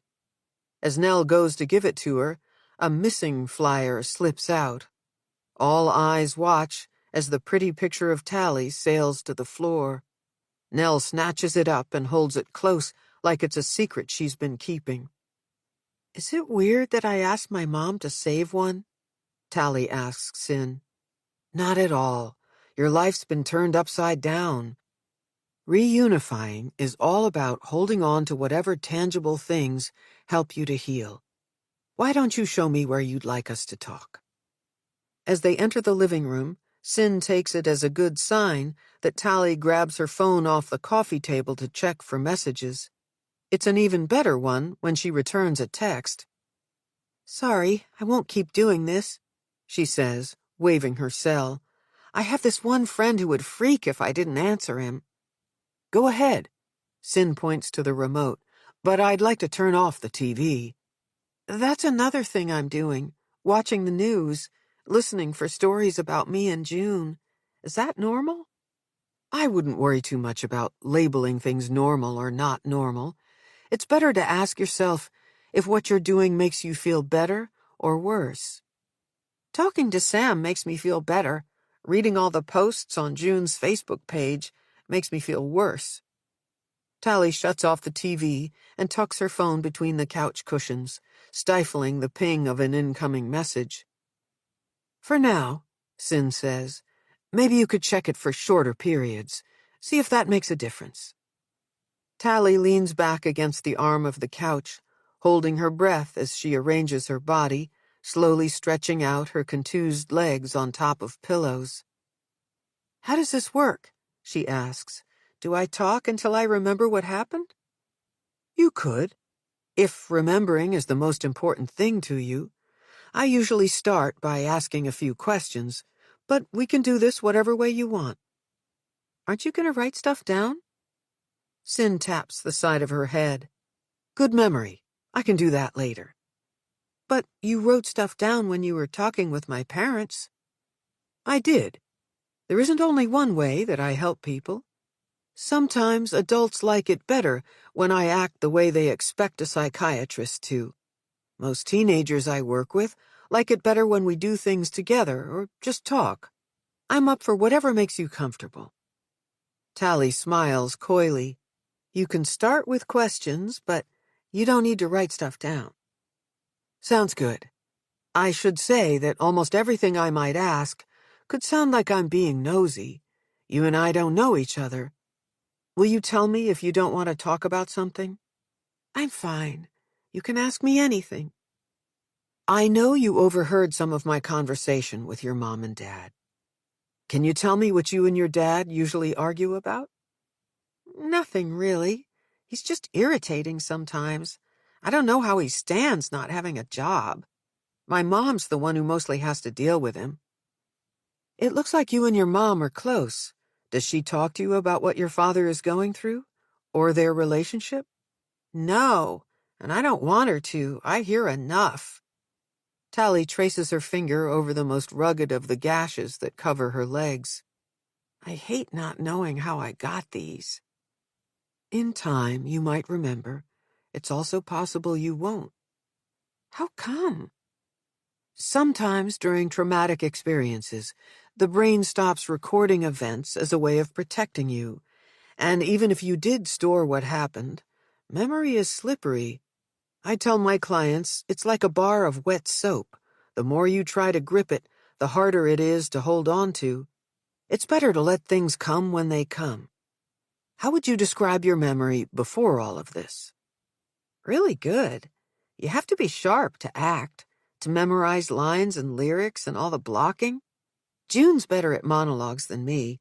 She's like that kid with the photographic memory in that children's book. Cam Jansen. Tally's voice becomes high-pitched. They found her right next to me on the beach. That must be upsetting to think about, Sin says. Is it weird that I keep talking like she's alive when I know she's dead? It's pretty common. It even has a name, beneficial irrationality. It's another example of your mind trying to make sense of things a little at a time. I think it's because they wouldn't let me see her, even though I kind of do anyway. When I'm trying to fall asleep, I see flashes of her the way she must have looked. You're trying to process a terrible event. So that's normal? Yes, Tally. As far as very unusual circumstances go, everything you're experiencing is normal. Sorry, I don't know why I'm stuck on that. I just don't feel like me. I'm jumpy, and my legs are weak. My stomach feels empty, then full. 1 minute I'm hot, and the next I'm freezing. That's partially the Klonopin. It's pretty good at reducing nightmares and flashbacks, but it can make even a healthy girl like you feel ill, like you have the flu. We could try cutting back on it if you want, but that might mean you have more intrusive thoughts, more of those flashes. I'll think about it. Another muffled message has Tally peeking at her phone. Sam again. Do you want to text him back? Sin asks. Before Tally can answer, a car door slams beyond the window, and the abruptness of it sends a jolt through her body, proving that she's telling the truth about her symptoms of hypervigilance. Tally lifts a corner of the window blinds to reveal the press descending on 2 men dressed in similar navy jackets, their shiny badges affixed to breast pockets. As they make their way up the brick path toward the house, Sin recognizes the taller one. Bastard. The night Tally was brought into the hospital, it didn't take long for Detective Ross to set Sin off. She was already in a horrible mood, having spent the morning with her accountant, learning that without Noah she can't afford the Back Bay office, and her afternoon watching his sister empty the apartment of his things.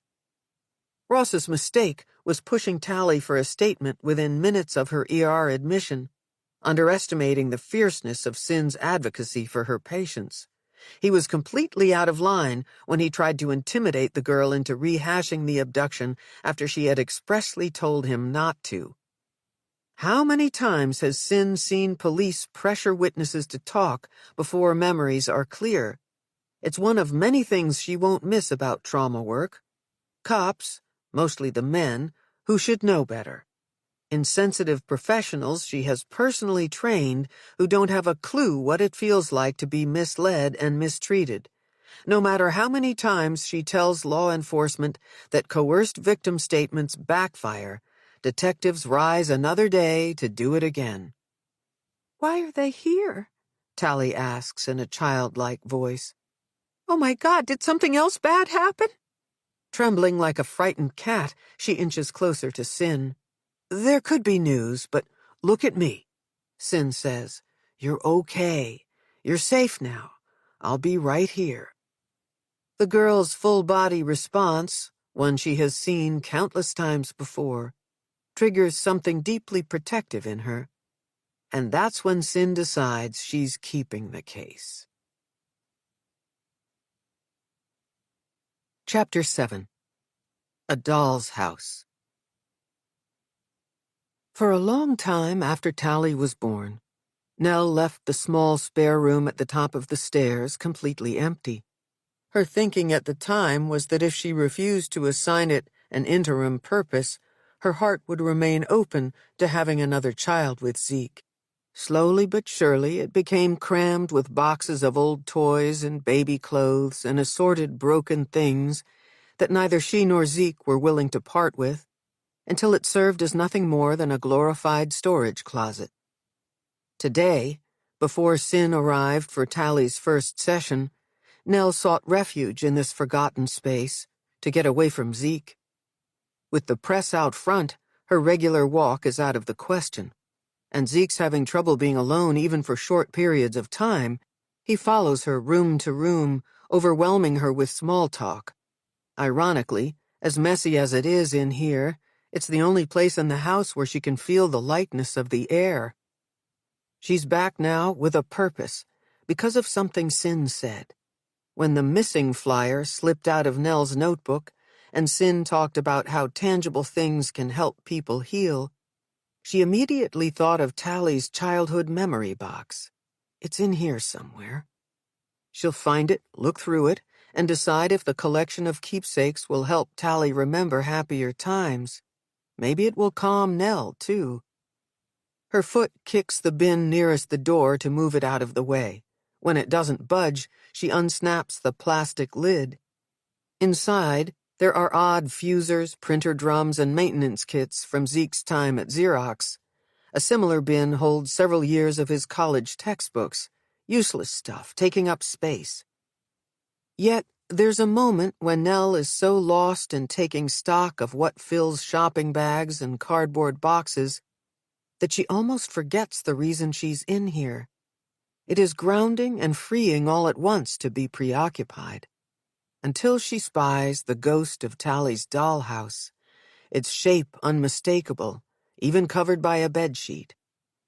The night it came to be here, Nell had been stretched out on the couch, flipping through the latest People magazine. It was Zeke's turn to read and tuck Tally in, but he was back downstairs in no time. That was quick, she thought. Tally never dropped off that fast when she put her to bed. The racket Zeke was making, maneuvering something heavy through the front entrance, could be heard through the glass doors that separated living room from hallway. Nell wanted to shout, "What are you doing?" But she couldn't risk waking her daughter. Not wanting to deal with Zeke, but knowing she should before Tally ended up back downstairs, too, she tossed aside the magazine and went to see what he was doing. "Wait, don't look," Zeke said. "I want to give you the full effect." The dollhouse was a monstrosity, almost as tall as their 5-year-old, and from the way Zeke was struggling to lower it onto the coffee table, nearly as heavy. "So, what do you think?" he asks. "It's got inside and outside lighting, pine floors, and porcelain bath fixtures. It needs a little work, but nothing a little paint and patience can't conquer. Once I fix it up, Tally's gonna love it." Funny that Zeke mentioned patience, because the person who'd likely have to have it by the boatload would be her. Nell envisioned Tally getting super excited and begging unceasingly to play with it, while Zeke would start off with good intentions, only to leave it undone, hammers and glue guns and wood pieces scattered all over the living room. Just what they needed, more unfinished business to fight about. "We can't keep it," she said. "It's bigger than she is, and it's meant for adult collectors, not little kids." Staring at Zeke, Nell felt her stomach drop. There was no way this was going back from whence it came. "Where did you get it? Or should I ask, how did you end up with it?" "Look, Nell, please don't be mad. I slipped up, but I'm trying to make it right with you." There was a story. There was always a story. "You remember that night last month when I went out with a few buddies from work? I didn't tell you we went to Twin River." "Come on, Zeke. We agreed you wouldn't go there or any other casino. You never know when to quit." I know. And I won't ever go again. You're right. I get sucked in. It didn't help that the guys egged me on." "How much? How much did you lose?" "Not that much." I'm confused. Why would you confess to doing something we agreed you wouldn't do unless you're in the hole? And what does that have to do with any of this?" Nell waved her arm at the dollhouse, barely missing the tip of the turret. Then, before he got the words out, it dawned on her. "I sold my ring," he said. "Blame capitalism. They put up a pawn shop next to the casino, knowing sick people like me would be tempted." "Your ring? You pawned your wedding ring?" "I'm not the first person to do something stupid after a few drinks. But then I missed the grace period by 2 days. 48 damn hours, and when I go back to get it, it's gone." "Let me get this straight. You thought you could use our daughter to get me to go easier on you?" "Yes. I mean, no, not exactly. The dollhouse is a peace offering. I think I have a problem. I know I do. I need help." Had they become so distant of late that for over a month Nell hadn't registered his missing wedding ring? Whose fault was that? She had worked hard for years to control her emotional reactions to him, yet all of a sudden she had an intense desire to be heard. "This is huge, Zeke. You broke your promise." How many times had he assured her that he had this under control, that now that they had a child, they literally couldn't afford his selfish version of fun? "The worst of it is you kept this a secret from me for over a month. It's almost unforgivable." "Are you kidding? Unforgivable? I'm apologizing. I said I need help." "Lower your voice," Nell says. "You'll wake Tally." "Don't shush me. What's the big deal? Couples fight. She can't hear us. She's asleep. I put her to bed myself. I'm the one who read to her." "You think that makes you Father of the Year because you spend some time with your daughter in between gambling?" In that moment, she was acting as badly as he was. "I'm trying to make it right." His hands were fists now, his face bright red and eyes tear-filled. "You have to help me." It was a chilling display of frustration, directed at her, and also meant for himself. His vulnerability touched her and made her want to make things right for him, for their family. And for more than a decade since that night, she had tried mightily, hadn't she? After the incident surrounding the dollhouse, Nell went back to putting on a happy face, smoothing things out between them. And Zeke didn't wait to hit bottom. He entered treatment for a gambling addiction. He did well for a while, and during that period, their drama-laced interactions were few and far between. Then, every time Nell had relaxed and stopped micromanaging his every move, he would relapse. "Here we go again," she'd think. During the first several downward spirals, she tried to be giving and kind, to forgive him when he made mistakes. Still, it became chancy to count on him.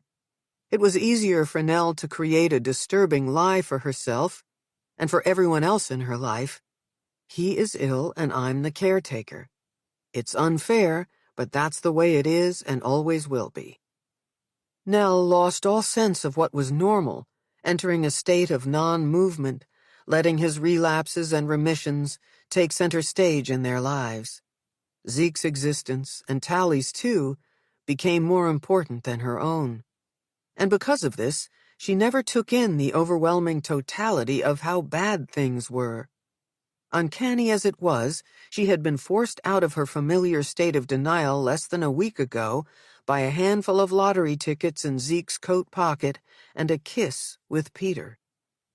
Then her daughter was taken from her, and none of what Nell had been through or wanted mattered, not one bit of it. Nell rearranges the sheet over the doll's house as a way to declare it past history. Tally is home safe.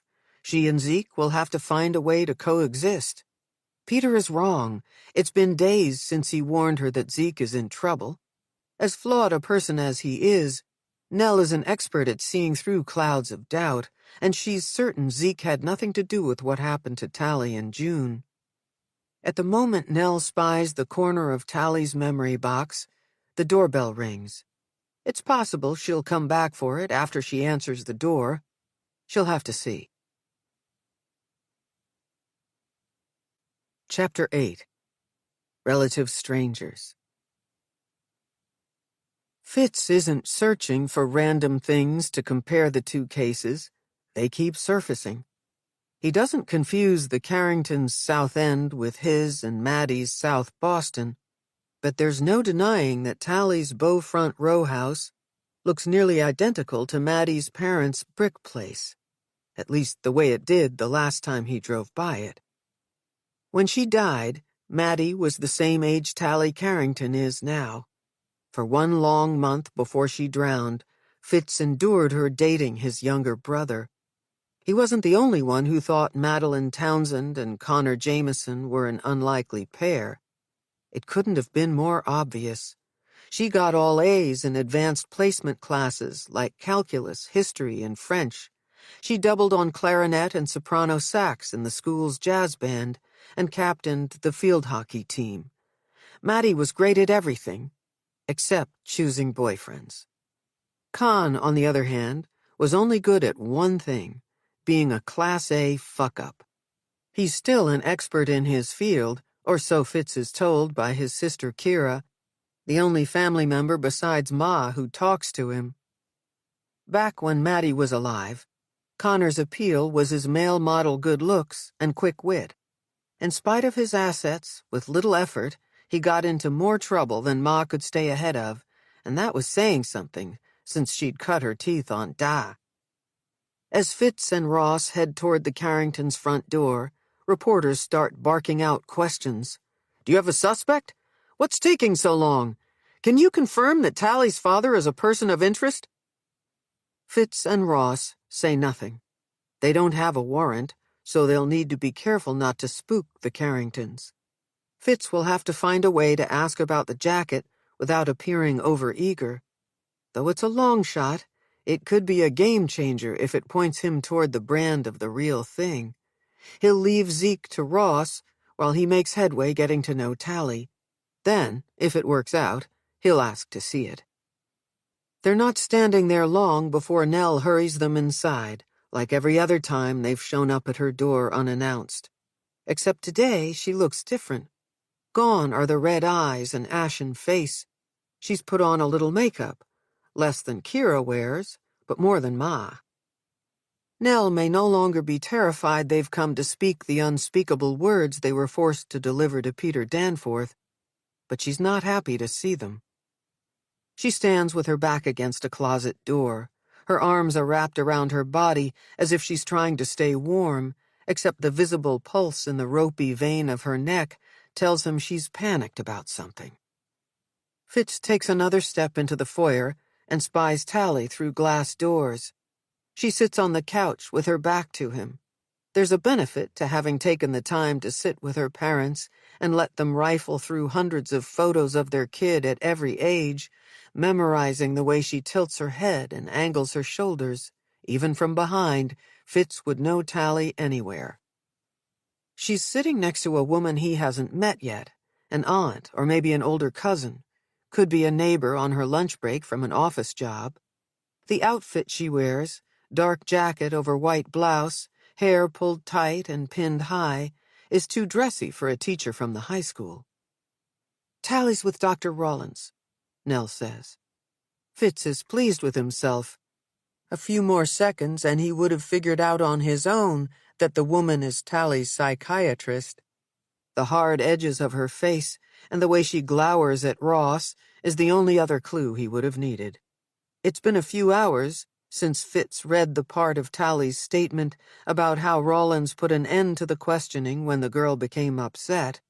Ross must have pissed her off good. If the doctor has no use for his partner, Fitz likes her already. But as he smiles at her through the glass, she shoots him the same daggers.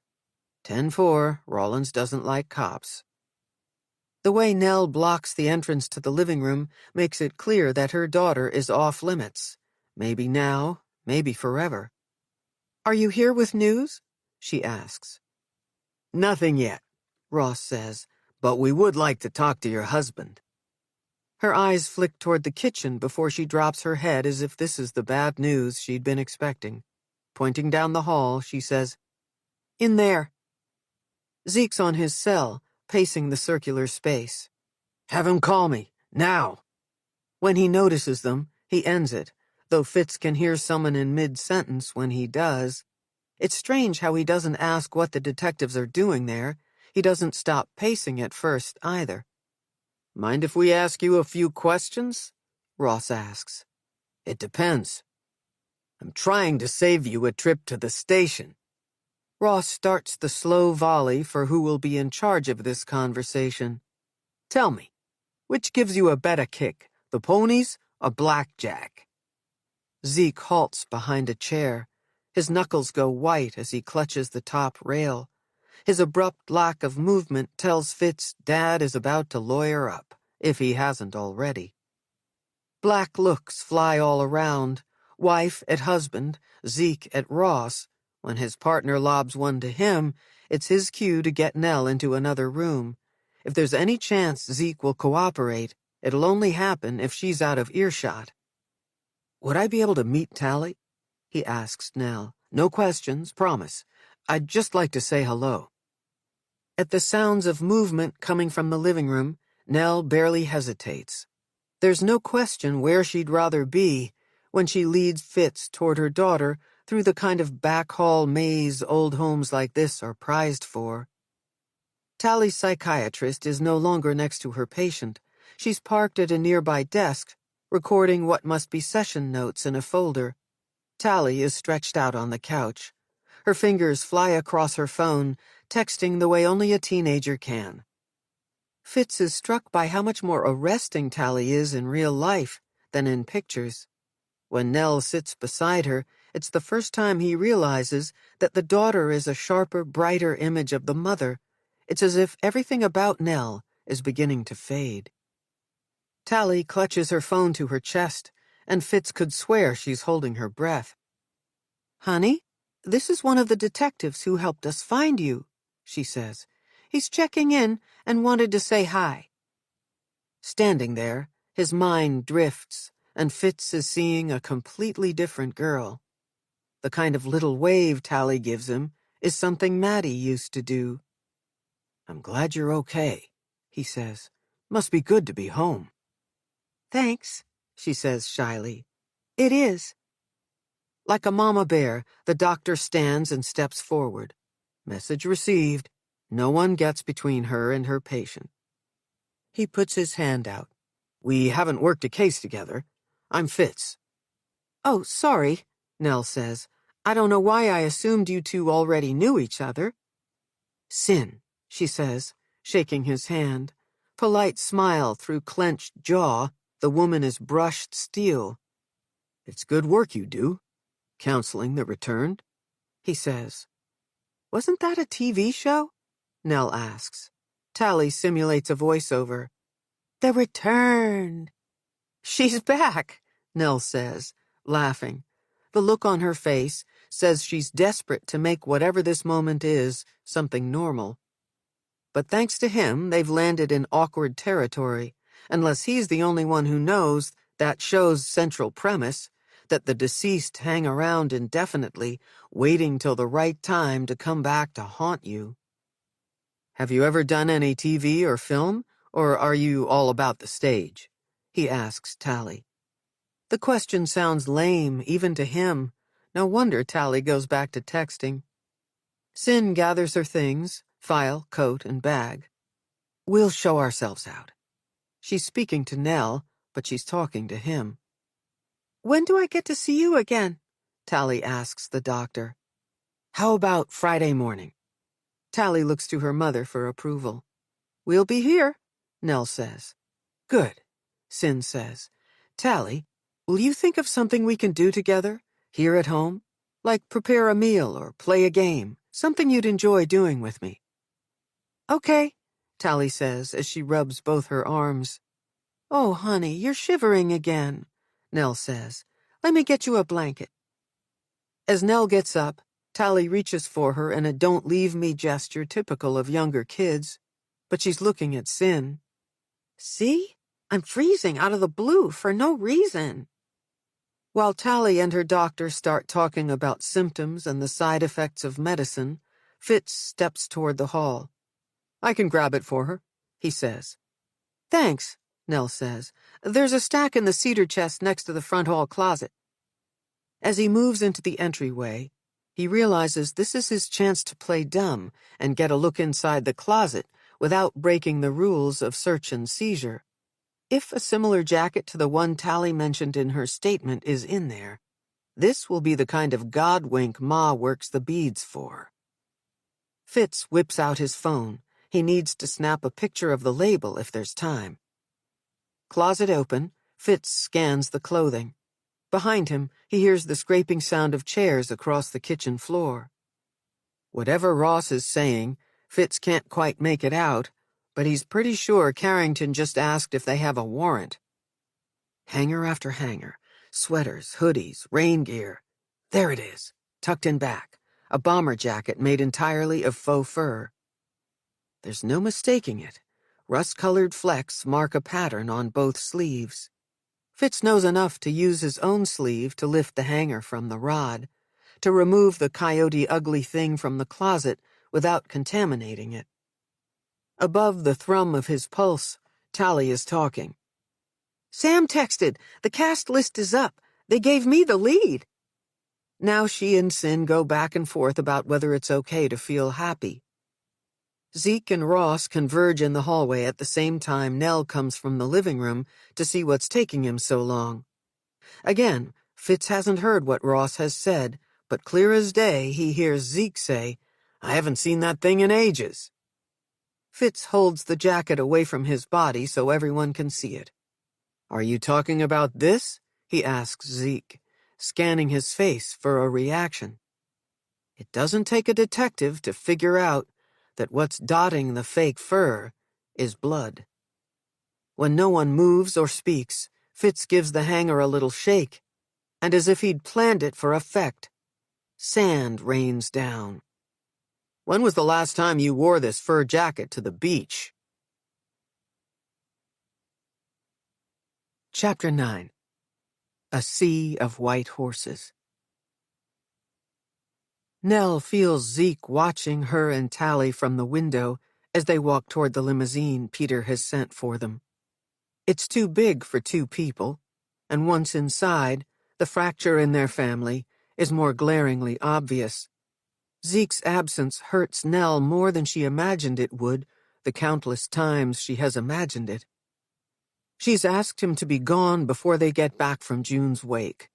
The fact that he has no credible explanation for his jacket, blood-stained and sandy, found shoved in the back of their front hall closet, is reason enough for the ultimatum. Move out or they will. Yet there's so much more to it. Nell is exhausted by the rush and surge that is life with Zeke, his rise and fall that becomes her rise and fall. The delicate hopefulness she's been known to cling to, famously whisked off on a breeze when she opens a bank statement to find missing money, or when the phone rings late at night and there is silence on the line. His endless promises to change. And those blessed few days, weeks, even months, when it looks as if he has. Except it's past time to face reality. Zeke will always be unpredictable, to her vulnerable. Her little boat of a heart is no match for his sea of white horses. It would be one thing if this were yet another test of her loyalty that functions like glue, if all she needed to learn was to settle for even less in her marriage. But after what's happened to Tally, she can no longer afford to be a devoted wife. Inside the limo, Tally behaves like a child, pressing buttons, opening and closing cabinets. Before all of this, Tally was her own person, mature for her age. She walked early, talked early. Tally started reading at 4 and acting at 10. Watching her grow, Nell believed that, like sand in an oyster shell works to form a uniquely beautiful pearl, having this father at home was better than having no father at all. When Tally tires of flashing the neon lights along the floor and around the ceiling, and raising and lowering the partition that separates passengers from driver, she pulls a split of champagne from the mini-fridge and says, "Mom, you need a drink." "No, put it back. I can hardly show up for the wake with a buzz on." "Why? Because people are going to talk about us?" 7 days. Tally has been home 1 week, and as her psychiatrist predicted, some of the time she is sullen, the next minute skittish and blue. Then, during moments like this, when Nell catches a glimpse of her funny girl shining through, her sense of humor, her irreverence, it's as if none of this has happened. June is not gone. Peter is not lost to her. Zeke is being Zeke, and they are merely doing what they always do, putting up with him. "What the hell?" Nell says. "Let them talk, right?" Because who would begrudge her a drink when police are circling her husband? Tally smiles, and with a satisfying pop, the cork is free, and she sips the escaping foam. "Hey, none for you," Nell says. "I don't want them talking that much." "You know, I could make you feel guilty for everything I've been through." Tally makes an exaggerated, sad face. "Mommy, please let me have a little." Her daughter hands her the flute. "But Dr. Rollins says Klonopin and alcohol are a deadly combination, and I don't think it's a good idea to push my luck." "Smart girl," Nell says, savoring a sip. The glass feels a little too good in her hand. She can't believe they are talking casually about the situation they're in. "I like her, don't you?" "Dr. Rollins? She's okay. Seems kinda sad to me." "Maybe she feels bad for you, for us. It can't be easy doing the work she does." "I don't need anyone feeling sorry for me." Tally turns toward the window, hiding her face from her mother. Even as a little girl, she hated to let other people see her upset. Nell parks the glass at her feet. Reaching across the aisle, she places both hands on her daughter's knees. Tally winces, and Nell pulls her hands back. How could she forget that would hurt her? "This isn't going to be easy," Nell says. "Seeing June, and Mr. Danforth, all of your friends from school. I have to face them sometime. And no way was I staying home with Dad, watching him pack up his stuff." "Are you mad at me for telling him to move out?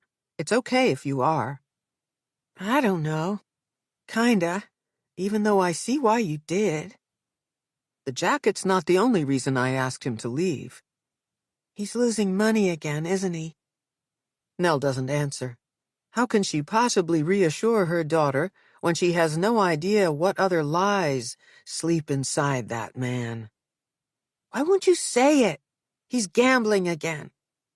"Because I don't know. He says he isn't. 2 months ago, I took permanent steps to wall off our finances from him. If he is, I don't know where he's getting the money. He's always told me the truth before, once I've confronted him. For all his problems, what I know for sure is that your father would never hurt you or June. I believe that." "How can you trust anything he says? And if that's not why you kicked him out, why did you?" "The reasons keep adding up, but honestly, if I thought I could handle it, I'd probably let him stay. For you."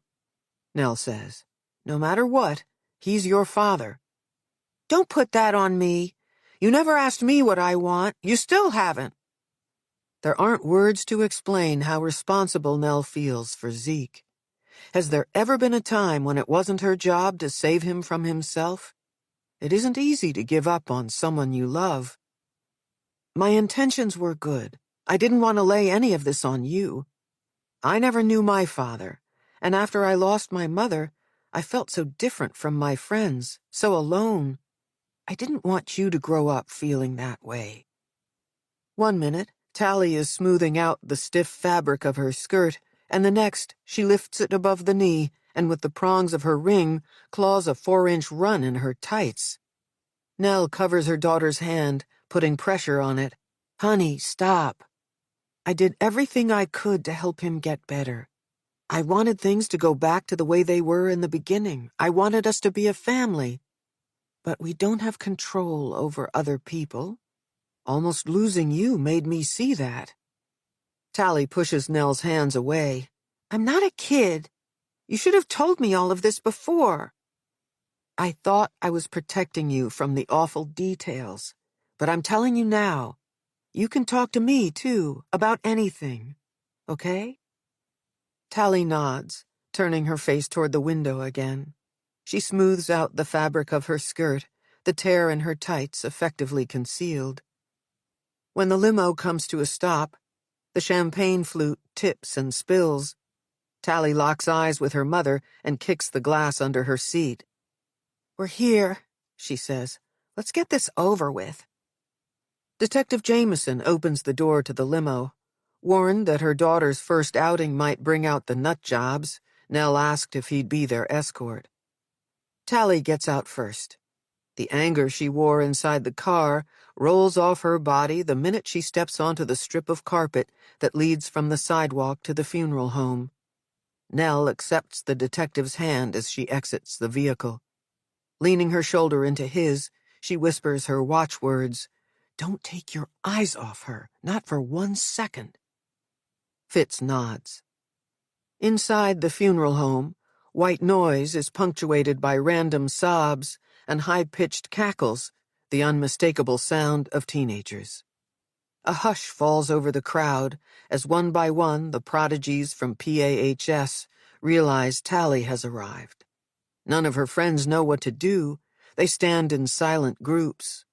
The funeral director, a man obviously primed for the arrival of the Carringtons, ushers Nell and Tally to the front of the receiving line. Nell doesn't trust herself to meet Peter's gaze. Knowing she'll lose it if she looks at him, she keeps her focus on his mother. Violet Danforth is an elegant woman, bone-thin, with a blunt haircut. She's wearing a black shift that emits the bitter smell of mothballs. It's the same dress she wore 7 years ago to May's wake and funeral. I'm sorry. Nell takes Violet into a tight hug. It isn't right. I'm an old woman. Peter should be standing here for me, not our Junie. None of this makes sense, Nell says. Then Peter reaches for her, stealing Nell from his mother's arms. As he holds her, she closes her eyes and drinks him in. It feels good to be held, the pressure of his chest against hers, the warmth of his cheek next to hers, his scent, sandalwood, rich and pleasing.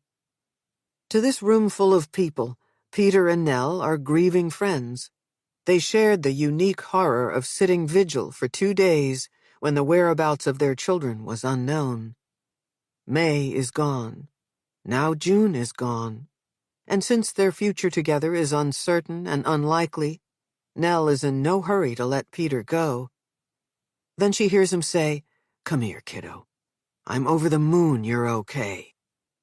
Nell steps back to let Peter bring Tally into his arms. Her daughter's body goes slack as she sobs loudly into his shoulder, a flood of tears released into the seams of his suit. It hits Nell then that Zeke has never held Tally so protectively, so tenderly. This is the first time since the whole nightmare started that Tally has completely let her guard down. With his head lowered, Peter gestures toward the casket. "Do you want me to go up with you?" he asks, his voice kind but shaky. Tally stands there, staring at her friend lying in the open casket. "I'll go with you," Nell says, a hand on her daughter's back. "I can do it myself." All eyes go to Tally as she folds her hands in prayer. Without ever looking away from June, Tally begins to sing softly. "I just came to say goodbye, love. Goodbye. Just came to say goodbye." It's surreal to see these girls together in this way. Cheerful Tally, a mourner, and June, a girl who danced her way to everywhere she went, lying still. The white georgette dress with puffed sleeves is the costume she wore in A Midsummer Night's Dream. Nell's tears come when she sees May's lotus flower brooch pinned carefully to the dress's pale pink neckline. She's overwhelmed by shame-filled relief because it is June laid out in that casket, and not her daughter. When Tally finishes singing, Sam Wallace is the first to rally around her. The dark circles under his eyes and his nearly constant sniffling confirm the rumor that he'd been more than friends with June. Taking their cue from Sam, the other kids begin to shower Tally with attention and affection, though not one of them asks how she is. When the buzz in the room verges on loud, a priest steps forward and asks the group to observe a moment of silence.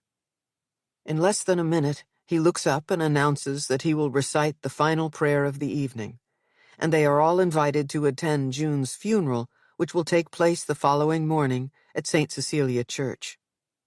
"Bow your heads and pray for God's blessing. Lord, the loss of our beloved June is a weight and burden to those who mourn her. In this time of sorrow."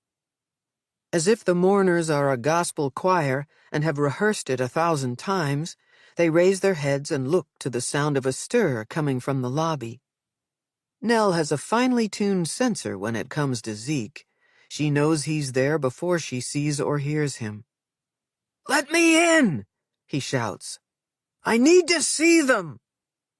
Like a wave through the crowd, Nell watches the growing awareness register on all of their faces that it is Tally's father making this scene. Detective Jameson, who until now has been invisible, moves toward the disturbance, as does Nell. Not in a million years did she think Zeke would show up, disregarding Peter's wishes and hers. But there he is on the threshold to the parlor, punch-drunk and pushing against the chest of a police officer. That's when Anna Wallace steps in, corralling teenagers out the side exit. "Let's give Mr. Danforth some privacy, okay, kids? Anyone who wants can come back to our house." In short order, the main room is cleared, except for poor Violet sitting in a chair with her head in her hands. Peter stands above her, rubbing her back. Tally hasn't moved from in front of June's casket. Flower hearts and wreaths with massive sashes are her backdrop. Nell watches Detective Jameson cup Zeke's elbow, forcibly moving him toward the entrance of the building. Funeral home staff, 6 men in identical black suits, slide into the room. Keeping their backs to the wall, their appearance is more a show of support than it is any kind of threat. But it does more to infuriate Nell than it does to register with Zeke. "What is wrong with you?" Nell's voice is a growl, low and mean. Her body is rigid, and there's a heaviness in her limbs. "You're hurting Tally, can't you see that?" Typically, when Nell confronts Zeke with an array of his wrongdoings, her rage is in check because he is remorseful. As the detective tightens his grip on his arm, Zeke starts shouting, "Where is she? I need to talk to Tally! She has to know I had nothing to do with this!" "Don't make this any worse for yourself," the detective says. "Think of your family." Instead of responding to fits by calming down, Zeke escalates. In a clumsy move, he tries to twist the detective's arm behind his back, but finds himself, in seconds, pinned to the carpet. The cuffs are on, and Fitz is hauling Zeke out the door as he reads him his rights.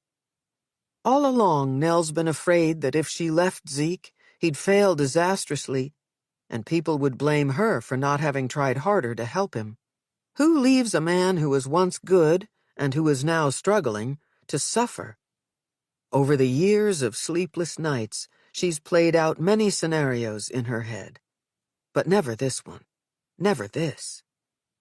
As hard as it is to put one foot in front of the other, Nell walks back into the parlor. Peter can't possibly want them here now. Poor Tally. She's standing perfectly still in front of the casket, staring above June at a gaudy urn of mums. All at once, Nell's overcome by another tidal wave of anger toward Zeke. Tally is different enough in the eyes of her friends after the events of the last 2 weeks. She didn't need the whole school to have a front-row seat to her father's bad behavior. The funeral director and the priest are encouraging Peter to take a weary Violet home. Nell tries to get Tally's attention so they can leave them in peace, but Peter gestures for her to join them. "Come here," he says. The priest steps forward and begins again to recite his litany. Peter has one arm around Violet, and he reaches over to take Tally's hand. In Nell's direction, he mouths the words, "Not your fault." Standing there, they are a collection of parts from 2 broken families.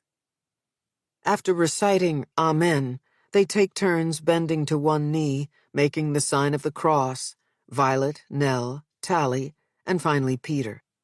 After he stands, he presses his lips to June's forehead and strokes her silky jet hair woven into a single braid, trailing down the length of one shoulder.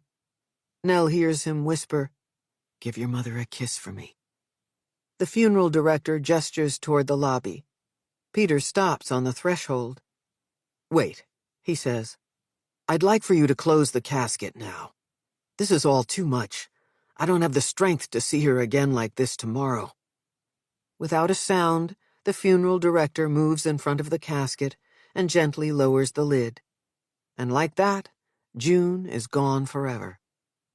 Peter, Violet, and Nell walk in slow motion toward the place where moments ago Zeke's hidden self was on full display.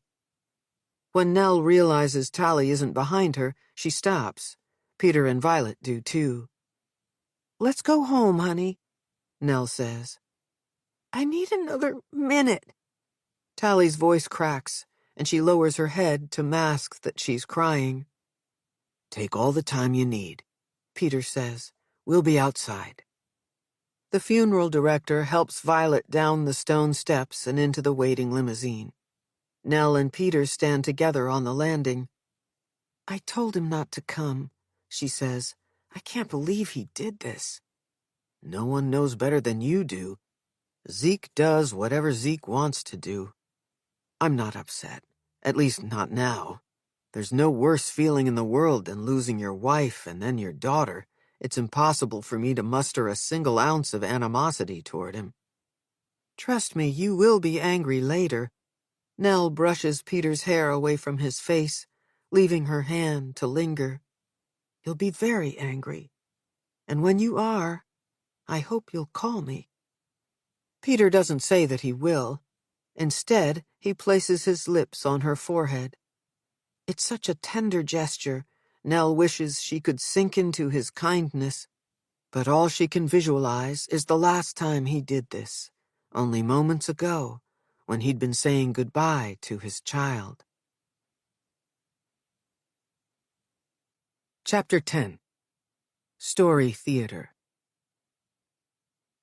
Sin isn't a crier, but here she is, fighting back tears as she descends the stairs to the lobby of her stately office building. It's the last time she'll ever be inside the renovated brownstone that sits on the corners of Beacon and Berkeley Streets. She hesitates in front of the bank of mail slots, then slips her ring of keys and Noah's into the one labeled property manager. The movers stream past her like a colony of soldier ants. It's her things they carry. In the years she and Noah ran the practice together, Sin had perfected the look and feel of the place, adding touches in both suites, aimed at calming the disorganized thinking and dark moods of the patients who came to them for help. Mahogany desks, leather chairs, lowboys and bookshelves and standing lamps. Taken separately, each item is unremarkable, and Sin finds it easy to detach from what this mass exodus means. When 6 months into their relationship as a couple, Noah and Sin decided to open an office together, they agreed that work would be work and home, home. Standing there, watching each piece make its way onto the moving van, Sin can see this is what got her into trouble. Her finely honed art of compartmentalizing is exactly the reason she missed what Noah was doing. For most people, painful breakups have a way of coloring an entire relationship. Sin thinks she might be better off if his betrayal had tainted her memory of falling for him. They met at McLean Hospital in a building called Appleton. More than a historic mansion, the inpatient residence catered to the compassionate care of women with severe mental illness. Sin's patient was a young woman with bipolar disorder who'd been victimized by a man she'd met through an online dating app. Noah's patient, a 40-year-old woman with crippling depression, had been hospitalized for a complete overhaul of her medications. When Sin told friends and family she'd met a guy at, of all places, the nurses' station in a locked ward at a psychiatric hospital, as the pair commiserated over the havoc early morning rounds and late-night emergencies have on a doctor's sleep, it sounded antiseptic, so clinical and unsexy. But the way Noah recounted it, their meeting ranked high on the list of most romantic where-did-you-meet stories. The first time he'd told it, they'd been at a cocktail party hosted by friends of Kira Jameson's from Boston College. Handsomely dressed in black slacks and wool jacket, Noah drew an audience, a circle of women gathered around him in front of a roaring fireplace. Sin knew all eyes were on him because Noah was officially her new boyfriend, but also because he was lively, intelligent, and self-assured. Noah was seductive. "I couldn't take my eyes off Sin," he said. "There she was, on call for 40 hours straight, and she was sharp, funny, and look at her. She's gorgeous." Noah commanded the room at that party, going on and on about his devotion to her, the same way he tried to make her feel after he got caught having an affair with a patient. The members of the Board of Registration and Medicine were not susceptible to his charms either. After the young woman pressed charges and the authorities reported his ethics violation, the board's vote to suspend Noah's license was unanimous. Everything they'd worked for, all the plans they'd made for a future together, all of it built on lies. Sin didn't blame the victim. The woman came to Noah for help, and instead of honoring his oath to do no harm, he took advantage of her vulnerability. Two portly men exit the brownstone, walking past Sin, carrying her favorite couch, an upholstered mid-century modern in cheerful shades of yellow and blue. Decorating that office, she'd paid attention to every last detail, right down to the fabric choices. For their patients, Sin put herself in their shoes, trying to imagine which aesthetics might comfort and soothe.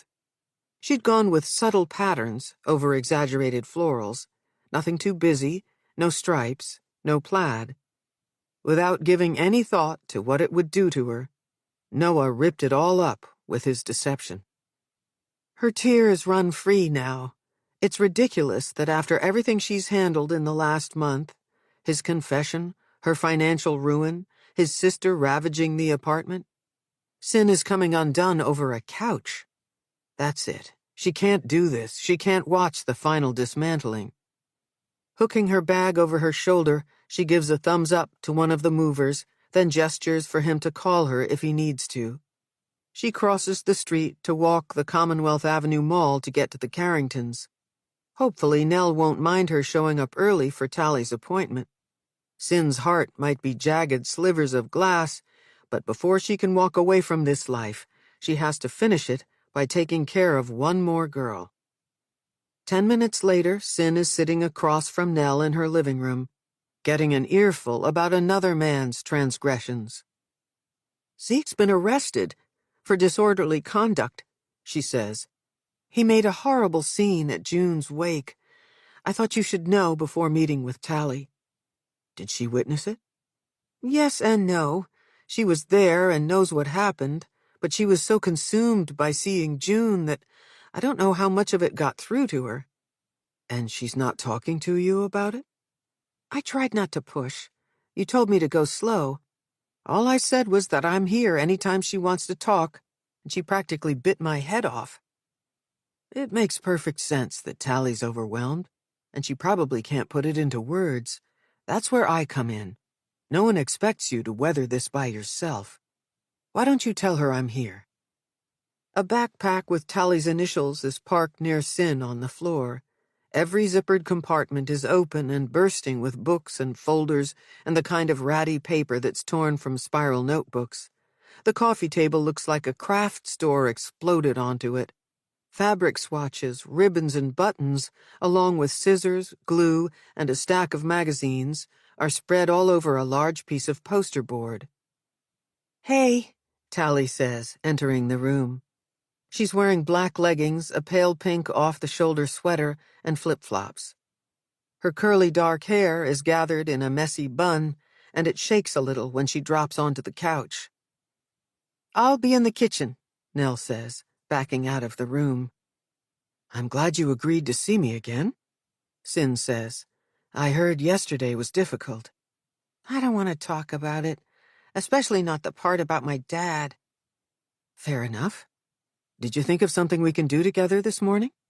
It's okay if you didn't." Tally pulls books from her backpack and stacks them on the coffee table on the edge of the chaos. She waves a full-page note in the air before handing it to Sin. From anatomy to world history, someone's gone to great lengths to compile a long list of assignments Tally owes teachers. "I thought you could do my homework while I watch." Like lots of girls her age, Tally has already learned to bury a request for help in either politeness or sarcasm, or in this case, a combination of the two. "It's been a while, but I remember loving this." Sin puts down the list and picks up the script, The Seagull. "Do you want me to read lines with you?" "I feel ashamed and terrified to act before you." "It's just a suggestion," Sin says. Tally laughs at her. "That's one of Nina's lines from Act 1. For a moment, Sin enjoys a flicker of Tally's cleverness, but as quickly as the lightness comes, it goes. "I'm not kidding about my schoolwork, though," Tally says. "I don't have the energy to do any of this." "It looks like a lot. I'm pretty sure anyone would feel swamped. If you want, we could choose one easy thing to do together. It might feel good to cross something off the list."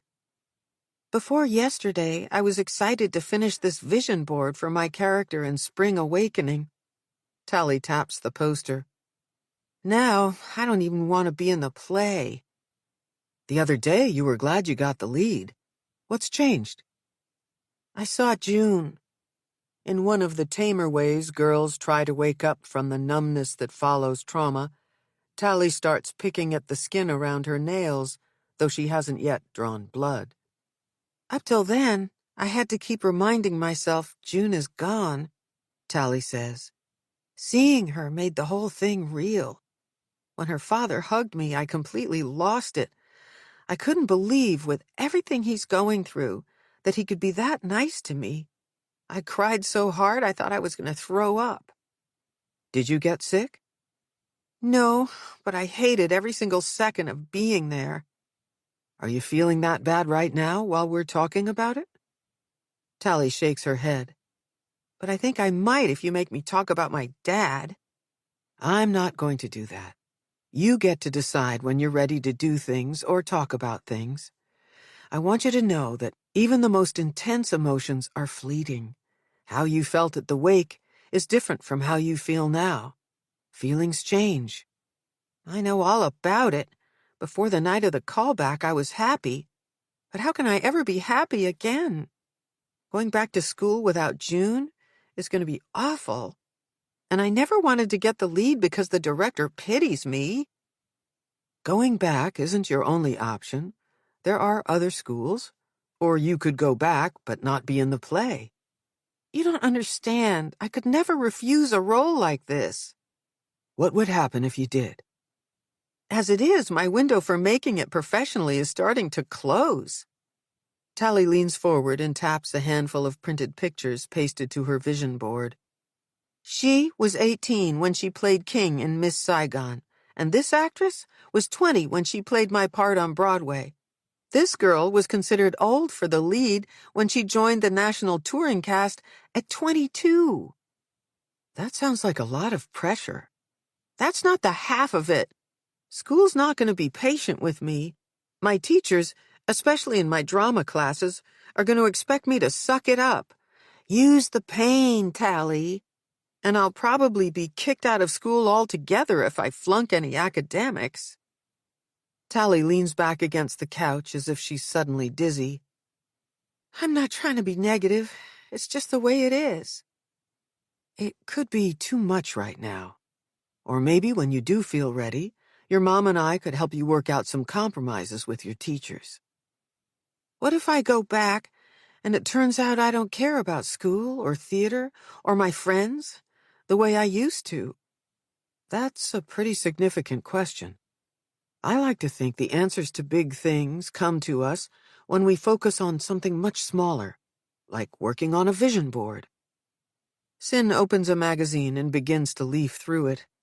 Tally doesn't move or speak for a few seconds. Then she leans forward and slaps her hand down on a page to stop Sin. She picks up the scissors and hands it to her. I like that hairstyle. I do too, Sin says, as she carefully cuts around the outline of a girl. Chapter 11. 6 Degrees of Separation. It isn't until Fitz sees his name on the marquee outside the beehive that he realizes he's been duped. Ray didn't call an hour ago begging him to make an exception to fill in for some lame-ass Berkeley kid who blew off his Saturday gig. He's booked Fitz to play the busiest night of the week, intentionally and without his permission, knowing damn well Fitz would have said no if he'd been asked ahead of time. The deceit is out of the blue and surprising, given Ray is one of the few people who doesn't press Fitz about his self-imposed exile to Monday nights. 1 week to the day after Maddie's funeral 12 years ago, Ray agreed to the permanent gig, no questions asked. When weeks later Ray wondered out loud when he was leaving for Juilliard, Fitz merely shrugged and started playing Parker's Blues for Alice, never telling his friend that he'd passed up the chance to go by failing to show. Back in 2003, the odds of a musician auditioning and being accepted to the most prestigious performing arts school in the country were 8%. Making the grade came down to luck in single digits. There is no equivalent percentage of likelihood that a good Catholic kid from Southie would cover up his brother's crime, keeping critical information from law enforcement and a dead girl's devastated parents. It's the least Fitz can do to keep punishing himself with his music. To give up playing altogether would be taking the easy way out. It hurts more to play for people who don't appreciate him, boozers who don't listen, to be reminded every time he comps an upper structure triad or improvises a blues progression how good he is. Disallowing recognition, this is his penance. If Fitz plays piano every Monday night for the rest of his life, it won't be enough to make up for what he didn't do for Maddie. Never before has he caved under the weight of his guilt. Not when he broke Ma's heart for washing his hands of his brother without explanation. Not when Fitz joined the force and had to recite the officer's oath of honor in a room full of dignitaries and family. Inconsequential as his vow may be in comparison, he will not be double-crossed into playing piano in prime time. Not tonight. And not by Ray, a man who up till now has been complicit in Fitz's weekly retribution. Perfectly okay with being labeled a no-show, Fitz backs away from the entrance to the beehive. 2 nights from now, he'll let Ray have it, telling him never to pull a fast one like that on him again. If he does, Fitz will walk for good. There are other joints and club owners willing to let a talent like Fitz flog himself for a nearly empty jar of ones and pocket change. Oh, no, you don't. The hand on his back is bony, the damn fingernails bird-like and beaky. Fitz should have known this stunt bore the mark of his sister. Where do you think you're going? Kira says. You have to play. It's my birthday. You can't make me. I'm not doing it. Jesus, even to himself, Fitz sounds petty and pouty. His bossy big sister has a way of bringing out the brat in him. Older by 10 months and taller by 2 inches, Kira is a woman of out-and-out presence.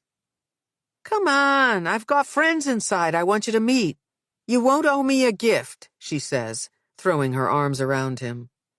No wonder you didn't give a shit I couldn't make it over to Ma's for cake. Did you wait out here so you could nab me? You had to know I wouldn't do this voluntarily. It's stupid what you're doing, Fitz. Maddie wouldn't want you squandering your talent. Don't, Kira. I'm warning you. Don't. I'm worried about you. Ma told me you're working that case. Fitz has the childish urge to put his hands over his ears to block out his sister's line of questioning. Instead, he keeps his eyes trained on the light spilling from the beehive and tries to ignore his personal banshee. Like an Irish folk fairy, whenever his sister senses impending doom, or, more to the point, worries that Fitz is becoming weak-willed enough to come clean about Connor, she shows up wailing and moaning, right there to be sure Fitz isn't about to do something that would incriminate their brother and devastate their mother. The door to the bar opens, and a ginger beauty leans out, stopping short of the threshold. All the hairs on the back of Fitz's neck stand up. His attraction to this woman is immediate. Her magnetic pull is like something you read about.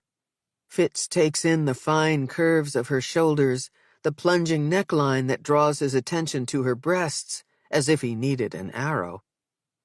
I'm gonna call it a night, the woman says to Kira. The minute Fitz hears the break and lift of her voice, he recognizes her. All at once, she places Fitz, too. Didn't expect to see you here, he says. Sin Rollins is a knockout with that hair falling down, her off-duty style all loose and breezy. She looks completely different without her psychiatrist's uniform and her prim and proper posturing. How do you two know each other?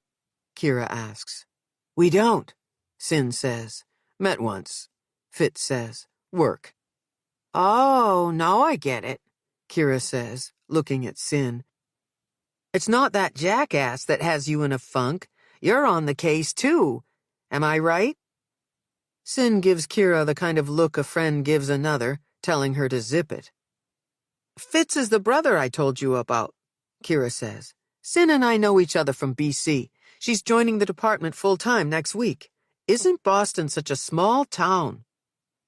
Now Ray pokes his head out the door. In a jumpy sort of move, all antsy and tense, Sin makes room for him, inadvertently edging closer to Fitz. It's like a goddamn wake in here, Ray says. You're killing me, man. Will you get your butt inside and play? Kill. Killing. Killed. Fitz wishes people wouldn't be indifferent to that word and all its incarnations. Kira takes the opportunity to get behind Fitz and Sin, placing a hand on each of their backs. With those devilish nails, she prods them through the entrance.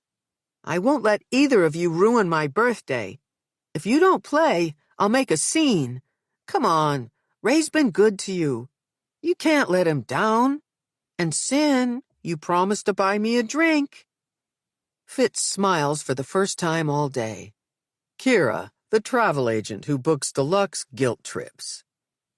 Standing next to Sin, his arm touching her arm, Fitz wants to believe he is executing a choice rather than knuckling under to his sister's grand plan. He tells himself he'll make this one exception. He'll do it on behalf of the case. Play piano tonight, and then later, over drinks, get to know Dr. Rollins. More than a beautiful woman, She's a fast pass to the Carringtons, and Tally is Fitz's ticket to Sam Wallace and the school. Re-interviewing the dubious kid is next on his to-do list. "Ma taught me well," Kira says, exaggerating a grin. "Now get going, Fitzy. Time to tickle the ivories." Fitzy? Now Sin is the one cracking a smile. It's like the lights inside the place came on. For all his efforts to resist the keys, suddenly Fitz wants to impress her. To see Sin melt as he plays Stella by Starlight, Autumn Leaves, his rendition of The Nearness of You. It's as if his set list is composing itself. Fitz isn't even parked on the bench, and already he's full of himself. He knows damn well this is a mistake. He's about to beg out and tell Kira off when she leans in. "You can go to confession next week for breaking your asinine vow. Now get over there and play the hell out of it. For Maddie." Chapter 12. Dirty Little Secrets. On the other side of the city, her husband is behind bars, inside a holding cell awaiting arraignment, while she tosses and turns in a bed too big for one person. Nell's experience with detainees is negligible, though in counterpoint it spans nearly a decade. Before taking the job at PAHS, day in and day out, she walked by the old Charles Street jail on her way to the Phillips House Clinic at Mass General, where she managed the practice of two renowned physicians. At least weekly, she'd pass a handcuffed prisoner, dragging and scuffling shackled feet, his elbow gripped by a guard. She'd look, but not for long. Eyes ahead. It's not polite to stare. In the early 90s, Charles Street was converted into the Liberty Hotel, with a bar cavalierly called the Clink. Not once when Nell went there to meet Zeke for drinks did she think about real injustice, or the stories those walls could tell, or the families those prisoners ruined. The place was merely a colorful set piece. Back then, she had every reason to be fully vested in their relationship. Zeke was easy and fun. Talkative and adventurous, he liked to surprise her with trips to exotic restaurants or inventive gallery openings. His energy and spontaneity were antidotes to the carefully planned, quiet life she'd built for one. The first time they went away together, he'd splurged on a place she'd never been to on the Cape. The waterfront inn sat on West Dennis Beach, and their room had expansive views of the Atlantic. The trunk of his car was packed with newly purchased folding chairs and an umbrella he'd bought so Nell wouldn't get a sunburn. Once they staked out an ideal spot near the shore to spend the afternoon, he opened a cooler brimming with chilled wines, select cheeses, and an array of artfully decorated chocolate-covered strawberries. Zeke lured Nell into feeling so cared for that she finally told him about her mother. "Her name was Lucy. She grew up with my grandmother in a beach town on the South Shore. Parker's cottage sits on this little hill with views of the harbor. Everywhere you look, you can see wild beach roses." In a sweet but clumsy way, Zeke lifted his beach chair, body and all, to turn from the ocean to face her. "My mother was irresponsible exactly 2 nights in her life. The first when she slept with a married man and ended up pregnant with me. And the last when she agreed to go on a blind date with a guy careless enough to drink too much and then blow through a red light at 2 a.m, getting broadsided by an oncoming van. My mother died. He walked away without a scratch." As chatty as Zeke usually was, Nell liked that he knew not to interrupt her. All he did was lift her hand to his lips and then hold it to his chest while she continued. "I was 15, but I wasn't used to her going out. I knew something was wrong when she didn't come home. She would have called. I freaked out when I saw my mother's best friend at the back door. I remember screaming, because I couldn't think of a single good reason for Darcy to be standing there at 6 o'clock in the morning on a Saturday. I don't remember much about the weeks that followed, except that Darcy wanted me to come live with her and her husband and their 2 girls and 3 boys. Her life was happy chaos. But like a rich dessert, I couldn't imagine making a habit of exposing my heart and body to it. At the mention of sweets, Zeke lifted the lid to the cooler to offer her a pretty strawberry before taking one for himself. She shook her head. I changed schools and went to live at Parker's cottage. Nana made space for me in an upstairs room under the eaves. It had been my mother's room when she was a girl, and it looked almost exactly the way she'd left it, except for the unlit candle on the bedside table and a bright new quilt at the end of the bed. I could feel my mother everywhere, both inside and outside the cottage. Whenever I smell ocean air, I'm right back there. Sitting outside that first night by the sea, I was overwhelmed by how many stars there are in a midnight sky. I've never felt so small in my life. Is Nana your only family? Zeke asked. 88 and going strong. As Nell said this, she was struck by two things: that she hadn't been to see Nana in over a month, and that Zeke had yet to tell her about his family. We'll make our own happy chaos, he said. You and me and as many kids as you're willing to put up with. Whether he was trying to lift her mood or float a proposal, Nell didn't press him. Instead, she clinked his plastic wine glass with hers and sealed the toast with a kiss. To family, she said. On that Sunday, before heading back to Boston, they took one last walk on the nearly empty beach. Unselfconsciously, they ran like children toward and away from the ocean, holding hands and playing games with the surf. From beginning to end, this weekend was perfect, Nell said. It doesn't have to be over. Zeke pulled her toward the parking lot, stopping at the towering swing set that faced the water.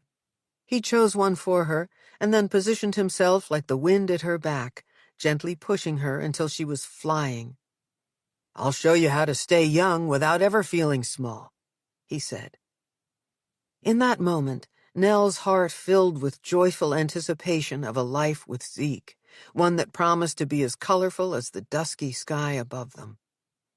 It wasn't until after they were married that Nell could see that his big personality had a darker side.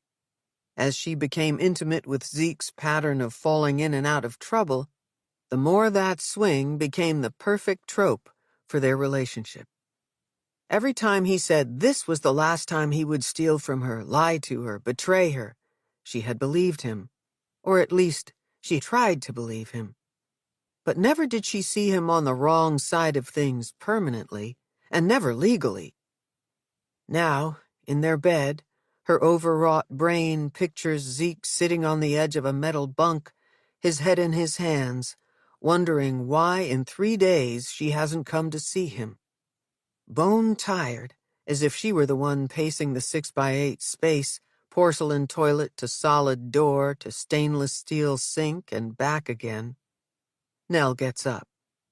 She walks by Tally's door and peeks inside.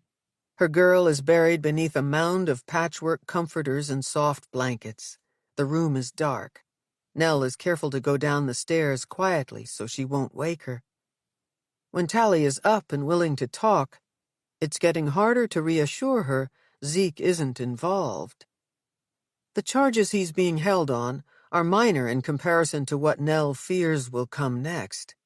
Days ago, police searched the house, and much of what they got their hands on was seized. Now everyone, including the media, knows about the blood-stained jacket Zeke insists he hasn't seen in months. He has no explanation for how it came to be in their closet looking the way that it did. There's more the police know but aren't telling her. Even Fitz won't fill her in. Because Zeke is under lock and key, they don't need to show their hand to her yet. Downstairs, early morning light creeps in through the slits in the blinds, casting shadows on Zeke's desk.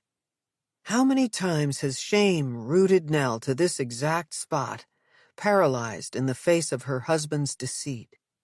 Yet the gravity of this situation demands action, courage. She's already complicit in keeping certain things from police.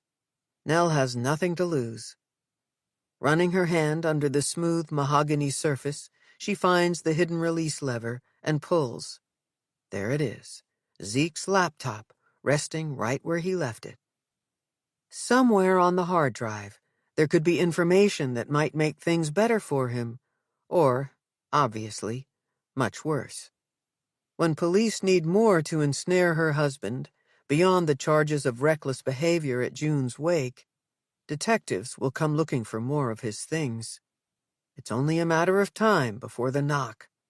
The only way to know what she's up against is to open it and look. She lifts the lid, and the screen comes to life. Nell goes through the motions, starting with the obvious, a novice's approach. As expected, the history is blank. The trash is empty.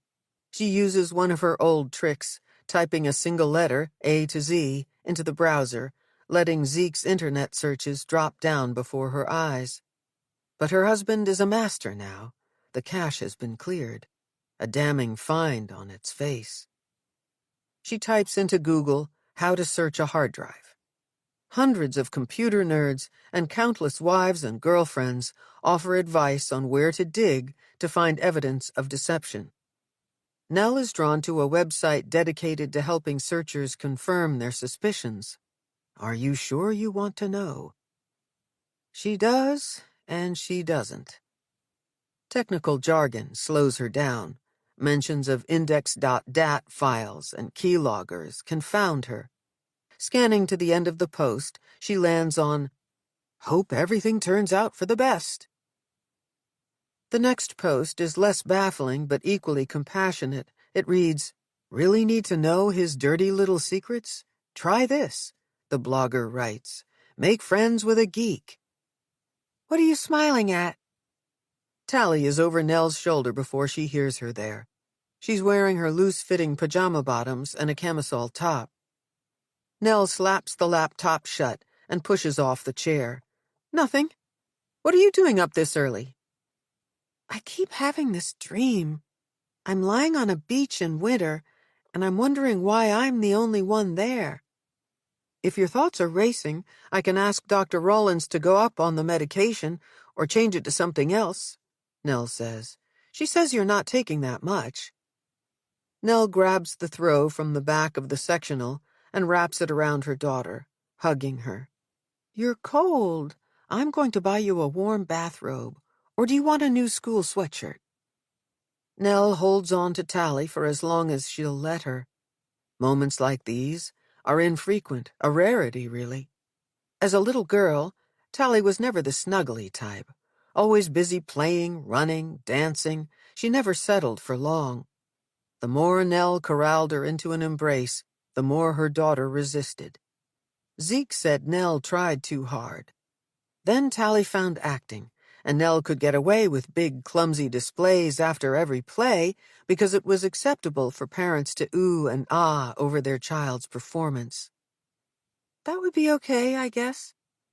Tally breaks away from her mother and eases her body down on the couch.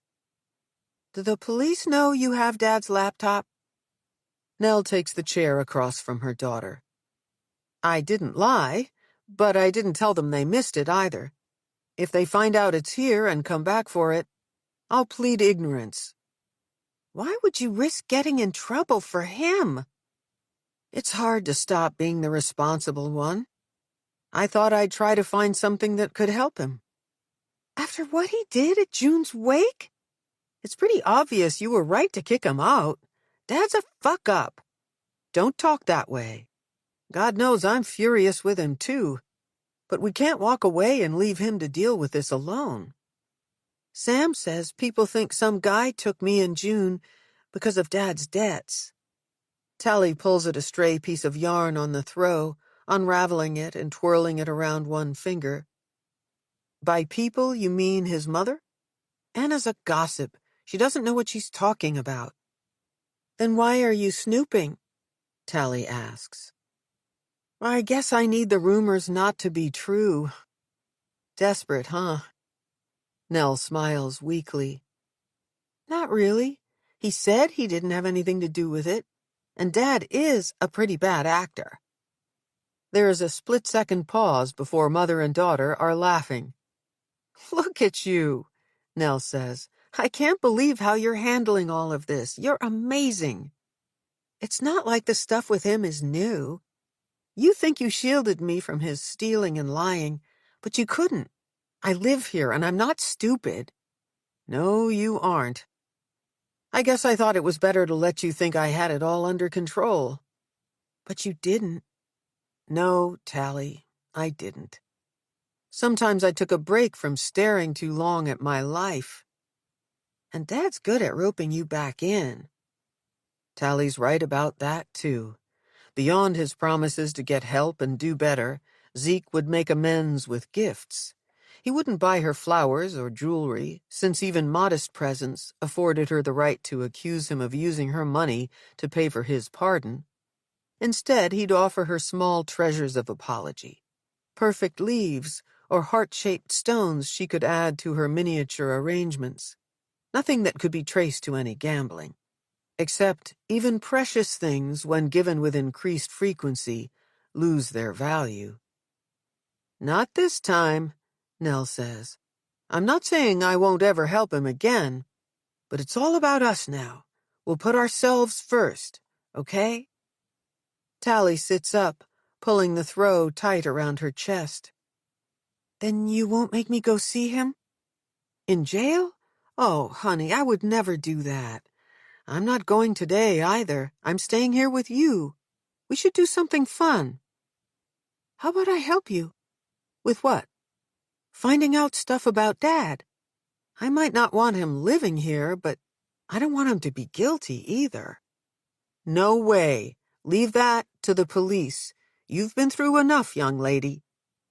"Dr. Rollins said I know best when I'm ready to do stuff." Tally pauses for effect. "I want to go back to the beach." "In Scituate? Absolutely not." "I need to remember. I think if I can see the real place again, I'll dream about it less. You don't understand how hard it is not knowing." Nell knows exactly how hard it is not to know. "Come on. It's a sunny day," Tally says. "We can drive there and walk around a little. That's all. What harm could it do?" Despite Nell's objections and her insistence that they at least wait for her psychiatrist to call back to run this all by her, Tally is convincing. By noon, they're dressed and in the car driving south on 93, heading for the seaside town her grandmother called the Irish Riviera. Nell hasn't traveled these roads in over 10 years. The tiny cottage she inherited when her grandmother passed away has long been sold to cover one of Zeke's more substantial gambling debts. Even before Nana Parker died, Nell had difficulty going back to visit. She'd always bring flowers. She is better able to meet people when she's carrying flowers. But after the blooms were arranged in a mason jar and she and Nana had tea and went for a beach walk, they'd run out of things to say that didn't involve her mother. This time, the closer Nell gets to town, the tighter she grips the steering wheel. As she and Tally drive past one familiar landmark after another, it's harder for Nell to call up those memories. All she can think of is that some monster took the girls here, and June died. "We could hit the Silent Chef for takeout if it's still there," Nell says. "I used to like to bring lunch to the lighthouse. Or we could get a window table at the Mill Wharf. Whatever you want." Tally's silence cuts Nell. Maybe she's having second thoughts, too.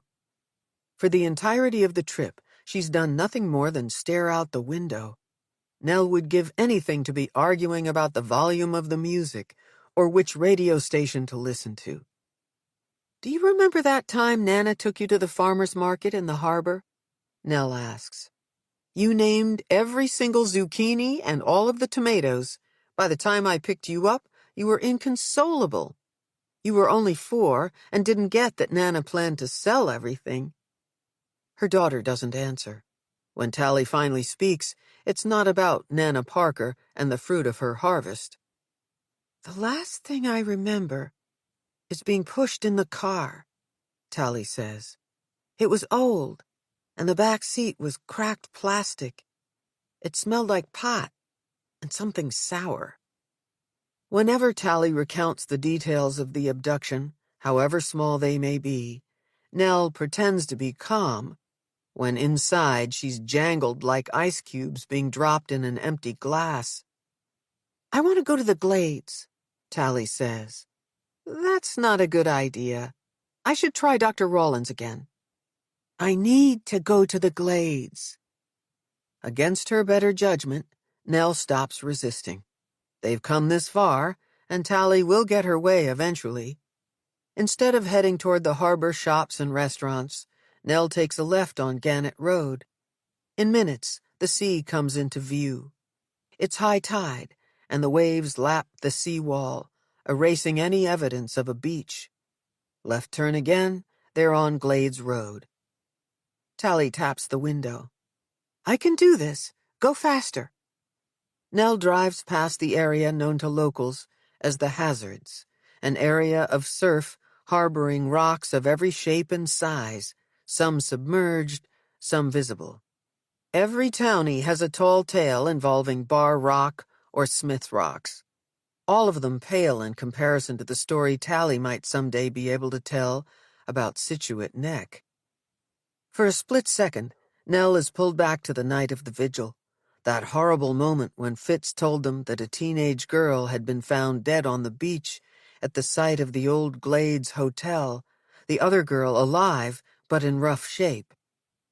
As if Tally has read her mother's mind, she reaches over to pat Nell's arm. "Through there," she says.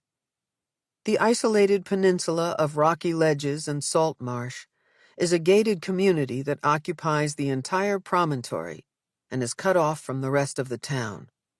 Access to the Glades is restricted. You're either invited in or you're trespassing. Undeterred, Nell gets out to lift the gate and then drives through the center of the point along a dirt road. The further in they go, the more heavily wooded the area becomes. Trees rise over the thick tangles of brush and vine until they come to the break in the woods that offers glimpses of the sea. This is where her daughter begs to get out. "We walked this way," Tally says. "I had to go slow because my hands were tied, and it was dark." Nell hurries to catch up so she can hear Tally above the surf. "Somehow June got away. He chased her, but I waited. Here. I don't know if I was afraid to make a run for it, or if I froze." Tally sits down on a boulder, and her feet disappear into a mound of red-orange leaves. She scans the ground, and with her hands she disturbs the vegetation, breathing deep through her nose. "What are you looking for?" Nell asks. Tally snaps too, as if only now realizing that her mother is near. "I'm putting myself back here, the way I get into character." Seconds later, she's up again, moving toward the sound of the sea. "This way." It takes Nell a second to register that what Tally is doing cannot be good. She should have waited until the doctor called her back. Nell never should have agreed to take her here. Dread moves her forward. But Tally is a dancer, fit and fast. She disappears behind Pulpit's Rock, and when Nell finally catches up, rounding the boulder, she nearly crashes into her. Tally's face is drained of color. Her eyes are glassy with tears and fixed on a bit of cloth. She doesn't conceal that she is shaken. The scrap of stark white fabric, covered in multicolored polka dots, clings to a branch. It's a piece of June's pretty coat. Chapter 13. After. It's past noon when Fitz comes to. He is immediately leveled by shame and the after-effects of too many shots. It's been years since he's played piano that well or drunk that much. Wherever Da is, he'd be proud. Not for Fitz's talent, no, not for that, but for getting right shite-faced and not making a fool of hisself. The longer he focuses on last night, the more Fitz can't be too sure he didn't do anything to embarrass himself in front of Sin. Still, he resists the urge to call Kira. He can hear himself now, interrogating his sister for the details. Pitiful. He won't do it. Instead, he digs deep for the ability to stand. Getting out of bed too quickly, he's forced to lean on a chair to get the dizziness under control. Water. Fitz needs at least a gallon of the stuff to course-correct this monumental hangover. For a millisecond, he contemplates downing one of the harpoons, sitting lonely in the fridge. It would put him out of his misery, except Fitz deserves every ounce of the wretchedness he is feeling. What the hell made him cave after all these years? It's Kira's fault. Somehow she heard he was working the Danforth case and got it in her head that his conscience would have him going back on his word to protect Connor. Maybe Kira has good reason to worry. After all, Fitz did go soft and play the keys in prime time, breaking his self-imposed penance. He grabs the jug of water from the fridge, takes a swig, and carries the thing into the living room, halting in front of the floor-to-ceiling bookcase as if he doesn't know exactly where the photos of Maddie are hidden.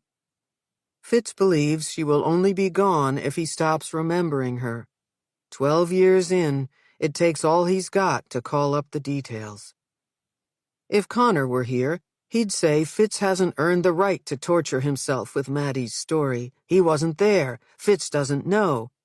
Still, he goes over and over his contrived account, the only version he has, for this is the primary way Fitzhugh Jameson pummels himself.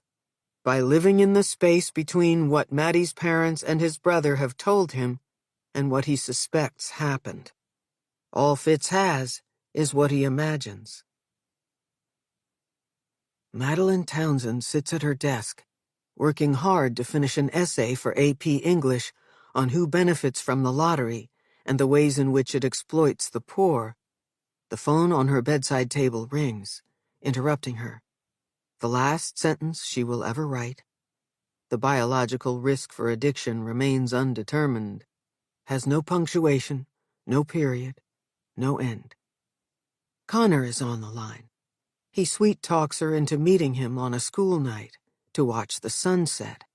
He is minutes from her house and will wait for her on the corner where Gate of Heaven Church intersects East Broadway. He assumes her parents will disapprove of him showing up at her door. Maddie knows Connor is right. You can finish the essay later, he tells her. Even turn it in late if you want. Nothing bad is going to happen to you. Maddie is every teacher's pet. Tell your mom you're studying with Fitz, Con says, laughing. Fitz is every mother's pet. Against the niggling doubt that Connor might not be good for her, she combs her pretty hair and pulls on a sweatshirt to minimize her curves. Connor is beautiful. He makes her heart race and her skin tingle. Of all the girls he could be with, he has chosen her. Without telling her mother where she is going, she asks to borrow the car. Maddie is a good girl. Her parents have no reason to mistrust her, to quiz her, or to curfew her. She is given the keys and a kiss. She picks up Connor, and they drive for the time it takes to get to their romantic destination. Out of the car, hand in hand, the couple walks the 3-mile stretch to Castle Island, down to Pleasure Bay, past M Street and Carson beaches.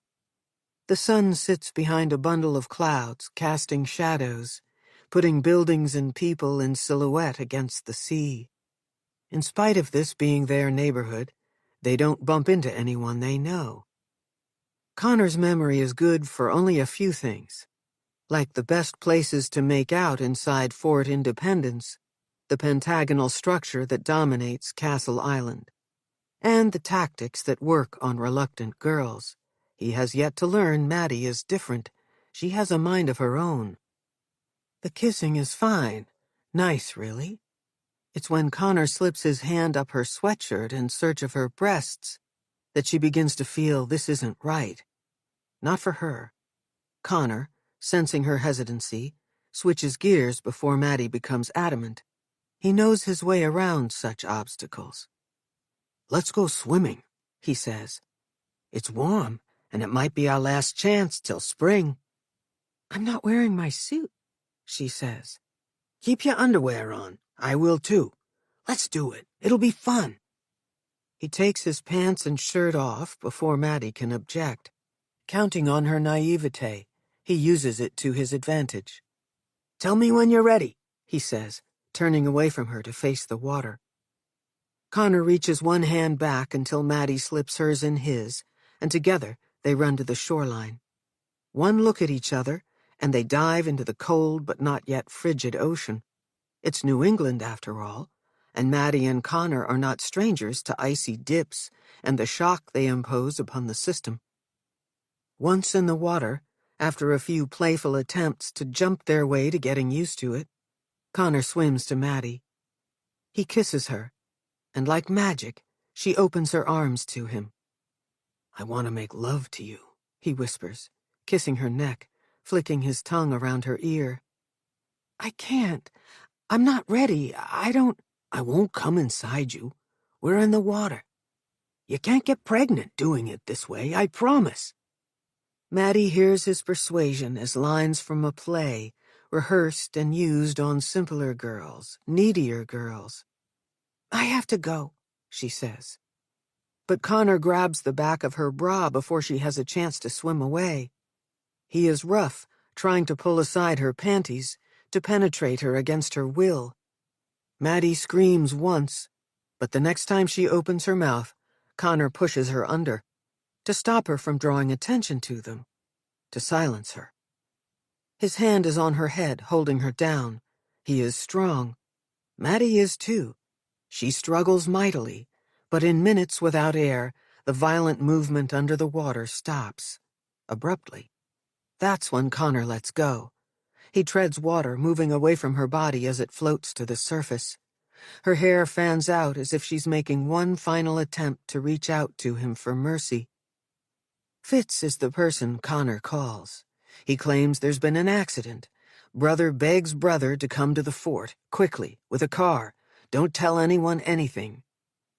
Fitz is a good boy.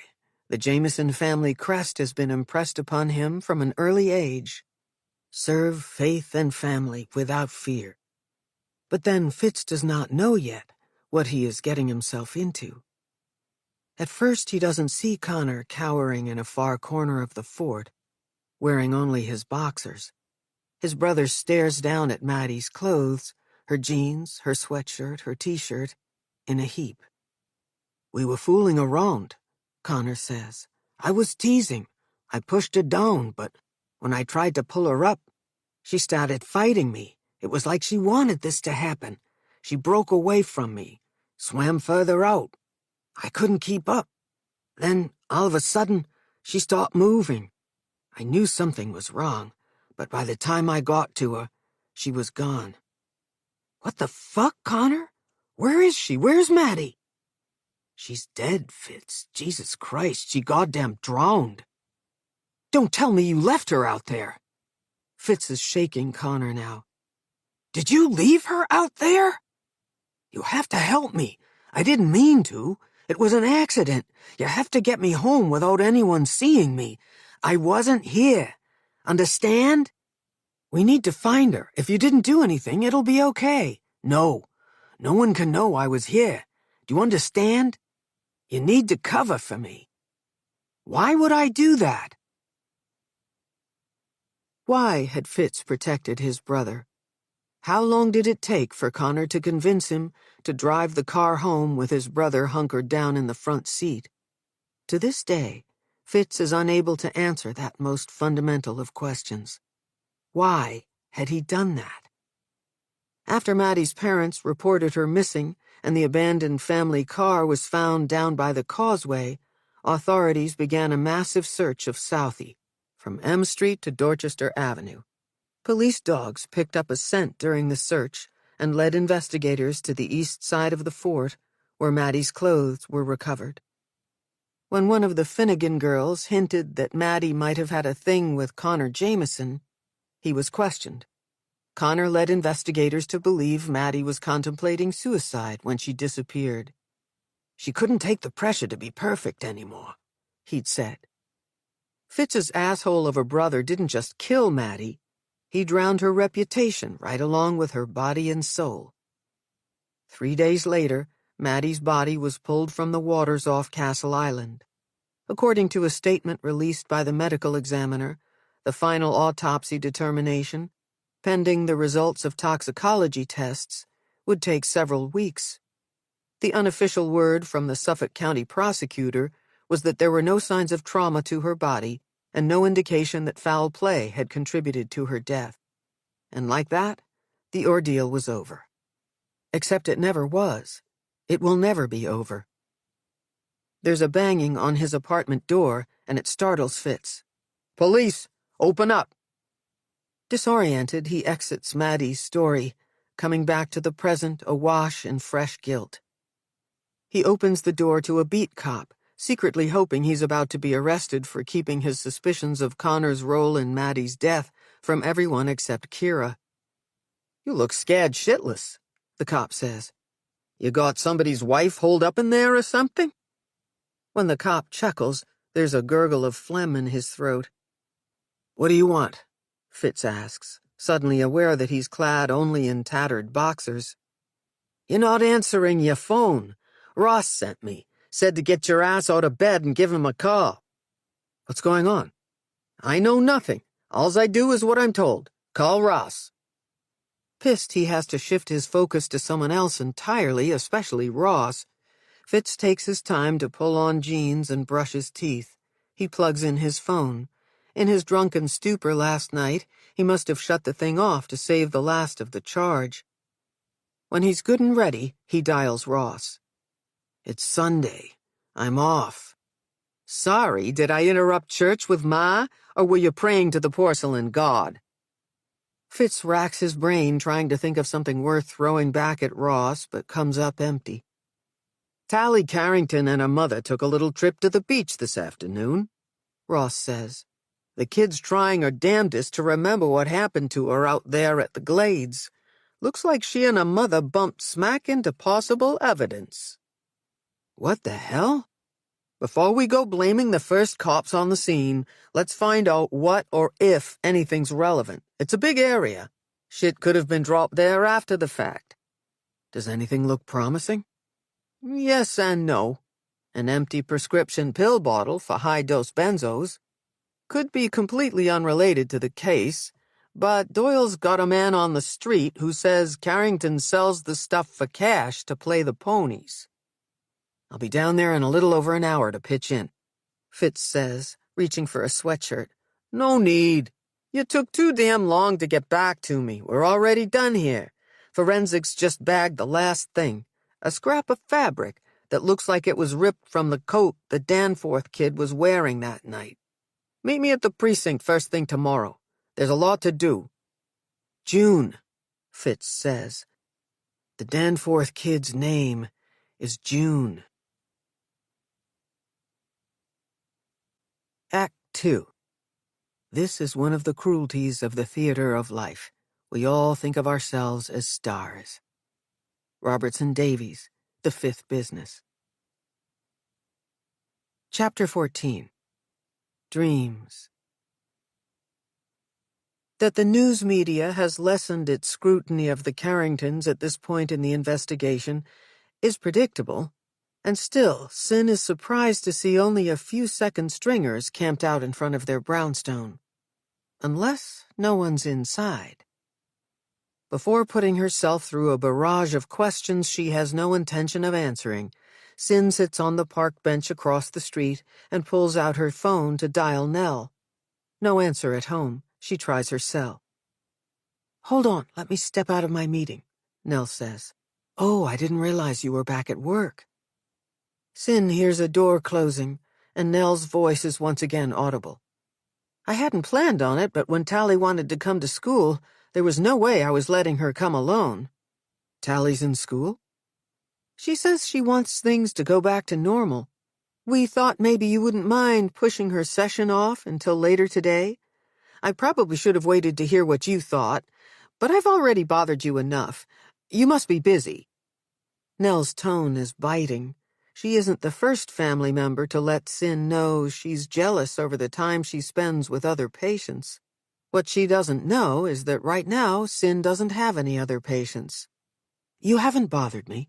I told you to call me any time." "I did, twice yesterday, and then again this morning." Noah is the gift that keeps on giving. Sin didn't get a single message, never mind 3. "I'm in the process of changing my answering service," she says. "There must be a mix-up. I could meet you now if that works. I could come to you. You and I haven't had much time to connect, and I'd love to see Tally's school."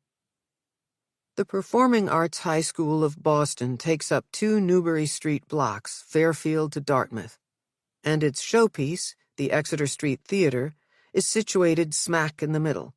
Living and working in Back Bay, Sin's walked by the main building countless times, but never has she been more tuned into the flurry of activity that surrounds it. A parade of musicians forms around the entrance. 2 teenagers holding scripts lean against the Romanesque facade, animatedly running lines. Sin looks for Tally. And there is the pool of reporters transplanted from a few streets over, milling around the school, looking camera-ready, though bored. The inside of the theater is more impressive than she'd imagined. Sin doesn't need to be an architect to appreciate how the classical and decorative elements merge throughout the space in a balance of old and new. Nell stands by the reception desk, waving her over. "I take it you've never been here before. Isn't it something?" Looking around, Sin wonders why she's never been to a concert or play here until she remembers that's not something Noah ever wanted to do. "I haven't," she says. "You can bet I'll come to one now." "We can talk in my office, 2nd floor." As they travel the stairways and hallways, passing rooms filled with singers and small ensembles rehearsing, Sin is jarred by the contrast to the noise and movement that defined the entrance to the lobby. "Quiet, isn't it? All of the practice rooms and studios are soundproof," Nell says. "I don't have to tell you teenagers can be pretty distractible."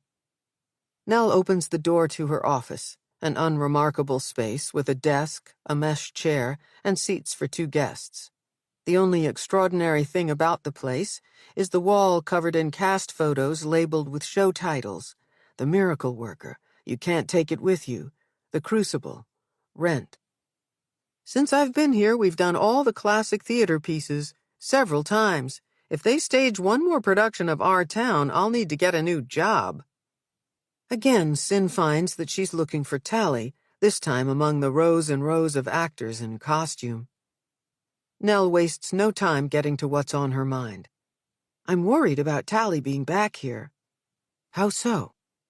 "The expectations are over the top in this place. Not only the academics, the artistic director chooses plays that are intense even for adult actors.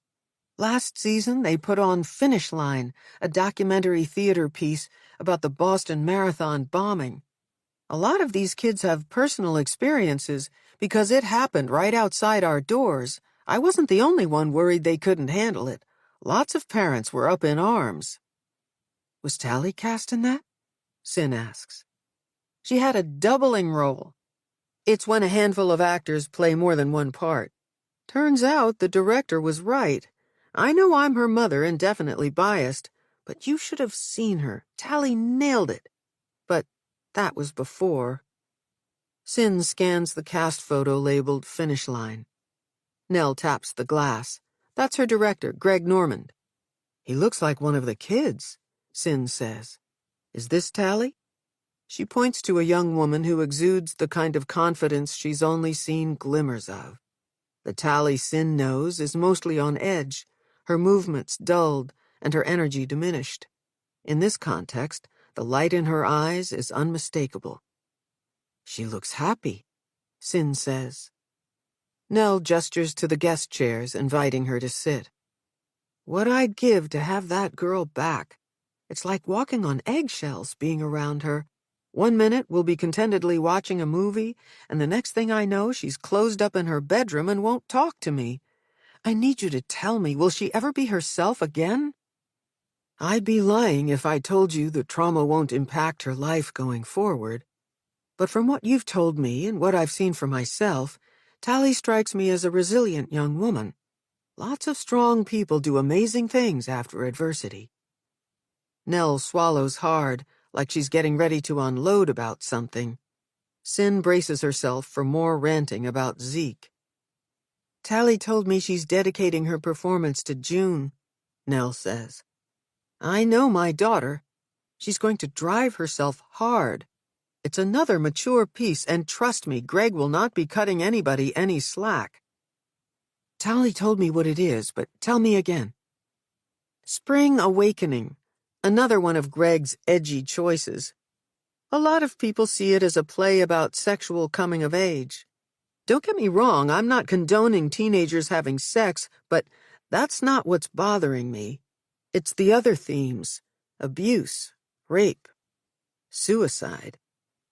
You're worried Tally is too fragile for all of this? I am. The play raises lots of questions that don't have easy answers. You and Zeke and Tally have all said acting is what makes her tick.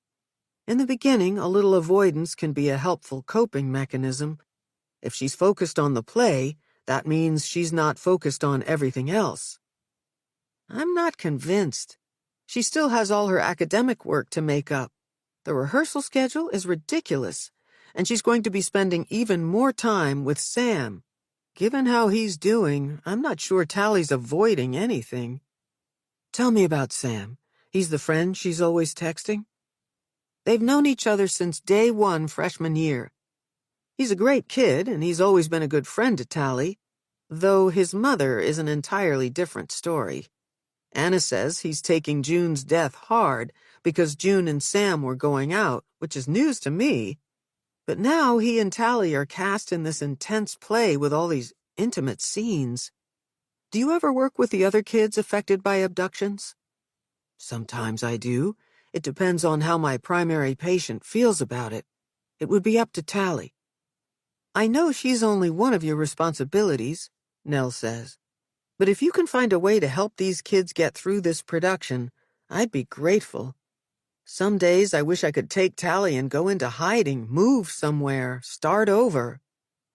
Zeke is the subtext of Nell's escape fantasy. Hearing her talk about running away reminds Sin of her lost office, her nearly empty apartment, the new job. Given everything she knows about the way heartache works, her own plan seems silly now. You can't hide from anguish. It finds you no matter where you go. How are you holding up? Sin asks. What's going on with your husband? Talk about avoidance. It's unbelievable. He's in jail, and all I want to do right now is focus on my daughter. Maybe it's not an either-or situation. Is Tally talking to you about Zeke? She said she's not ready to talk about him with me. A little. I'm honest but not effusive when it comes to him. Partly because I don't know what to say, and also because I don't want to dump things on her. He's her dad. It's good you're not out to demonize him. But the reality is his legal trouble is going to get worse before it gets better, and then there's his emotional health. Maybe I can help you and Tally talk about it in a session together. In a wistful way, Nell glances beyond Sin's shoulder to the wall of photos. I'd like that. I'm doing my best not to push Tally to tell me everything, when that's all I want to do. Sin reaches across the desk for a post-it and a pen. I'm sorry about not getting back to you yesterday. For now, this is a better way to get in touch. In the awkward silence, Nell accepts the slip of paper, and the two women stand. You never asked me why I don't put my foot down and say, no, Tally, you can't be in a play right now. Tell me. I'd rather show you. Nell leads Sin out of her office in the opposite direction of the lobby entrance. Whenever Sin notices a ping of worry that she's spending too much time here, she lets it go. Until classes start, she's got all the time in the world. Within minutes, the warren of formal hallways opens to a more contemporary space. Large double doors, dark wood and carved with the twin masks of tragedy and comedy, take up most of one wall. A sign above the doors reads, Sock and Buskin Theater. Nell puts a finger to her lips and opens the door. The theater is small as theaters go, and while the teenagers on stage don't miss a beat at Nell and Sin's arrival, the man standing to the left of the stage briefly turns and glares in their direction. "That's Greg," Nell whispers as they drop into two seats on the aisle.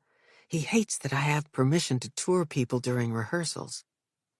Sin is spellbound, not by the innovative theater with its dark walls and bare appearance, or its black chairs squaring off all sides of the stage, but by Tally. The girl stands center stage, singing a ballad. The weight of her voice is powerful, rich with dark notes. Sin doesn't know what she expected, but definitely a voice less developed, maybe something light and bright and breathy. "See what I mean?" Nell asks. When Sin doesn't respond, Nell's irritation rises above a whisper. "That song! I'm going to be wounded. You're going to be my bruise. How can she move on if she has to sing this all day?" Preoccupied by Tally's hypnotic talent and commanding presence on stage, Sin missed the lyrics coming out of her mouth. When another thick beam of light pours into the darkened theater, the director turns again in their direction. At first, the silhouette is indistinguishable, but the closer the man gets, the more familiar he is. Making his way down the aisle, it's like he owns the place. The teenage boy on stage stops moving and swats Tally's arm to get her attention. She stops singing, but the music continues to play. "Mrs. Carrington," the director bellows above the pianist. "Anyone else you're expecting to interrupt rehearsal?" Before Nell can say anything, the man makes it to the front of the stage and flashes his badge at the director. "I need to talk to Sam Wallace." Chapter 15. The Secret School. Fitz has been inside the Performing Arts High School of Boston all of 6 minutes, and already the place is on his last nerve. Everywhere he goes, there's a piano. He tells the director he's there to talk to Sam, though he's careful not to use the words question or interview. Norman takes one look at his badge and doesn't refuse him. With an exasperated wave of his notebook, the director tells the pianist to cut the sound. "People, listen up. Mr. Wallace, you're dismissed, but take your script. I want you off book on that scene by tonight. Everybody else take 5, but only 5. We've got a lot to get through." All the kids, plus Piano Man, disappear through the wings, leaving only Sam and Tally in the spotlight. Seconds ago, the girl was belting out a show tune, and now she cowers in front of this guy like a puppy about to get whacked. "I have to go too," she says, pointing to the back of the theater. Norman throws the notebook on the stage, making a loud thwack, sending the pencil flying. "This isn't High School Musical," he says. "I told you the schedule was grueling. You said you could handle it." In the world of places like this, the director is God. And this guy plays his part Old Testament. There's a whiff of desperation about him, a bitterness, like this school and these kids are beneath him. Fitz has been in pissing matches with scarier guys, so he's about to call him out. It's only been 2 weeks since the kid was abducted. Nell beats him to it. She storms the apron of the stage, followed by Sin Rawlins, like Fitz needs to see her right now. "Sam, Tally, get your things. Meet Detective Jameson and Dr. Rawlins at the front of the house," Nell says. The pair backs up stage, suddenly looking like the kids they are, and then they turn and run, talking to each other the whole way. "Greg, this is Tally's psychiatrist," Nell says. "She's too nice to tell you off, so I will. If you talk to my daughter like that again, or in any way intimidate her, lead or no lead, I will pull her from this production faster than you can say curtain." Unfazed, The director collects a stack of scripts and his notebook from the front of the stage while Nell keeps going at him. Normand has missed the pencil, which is covered in bite marks. It's almost too easy. Fitz discreetly slips a small evidence bag from his coat pocket, covers his fingertips with plastic, and slides the pencil toward him without contaminating it. "It's not my forte," Normand says, "but I can try to be more sensitive. What I won't do is coddle her. Tally has potential to be great in this part, and I will be pushing her." "Well, then you can expect to have more visitors during rehearsals," Nell says. "I'll see you this afternoon." Normand exits the theater by a side door. "Go, Mom," Fitz says, clapping. "Couldn't have done better myself." "This is exactly what I'm worried about," she says to Sin. "Should Tally be doing this? One minute she's finding evidence at the beach, and the next she's singing about bruises and wounds to the body with that jerk yelling at her." The baffled look on Sin's face tells Fitz she doesn't know about Nell and Tally day-tripping it to Scituate yesterday. "Is that why you called me?" Sin asks.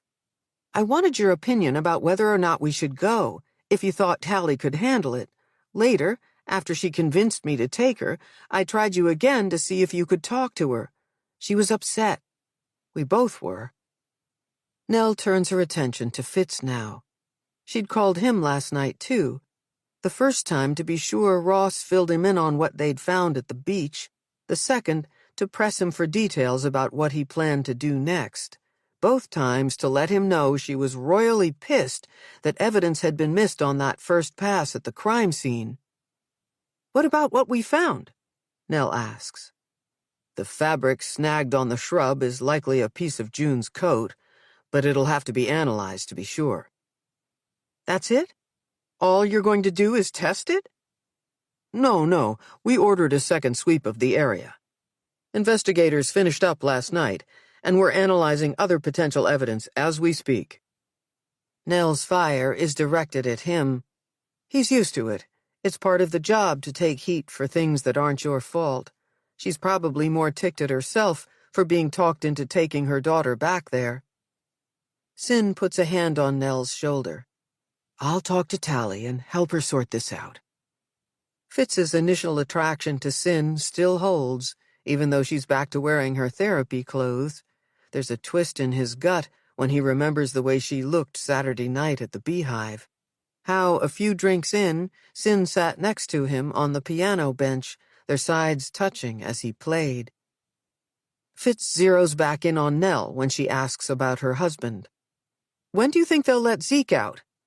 "You should talk to his lawyer," he says.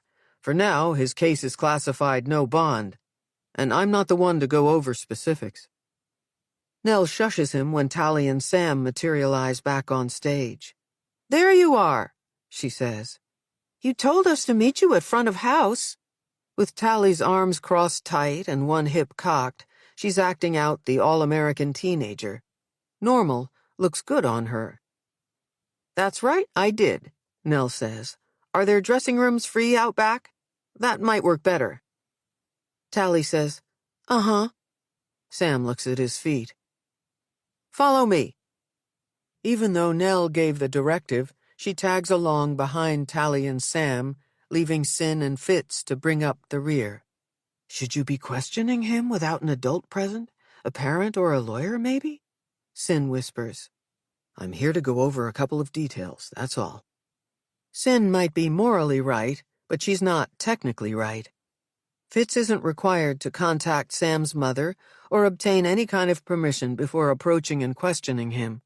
That doesn't mean he likes the way she's staring at him.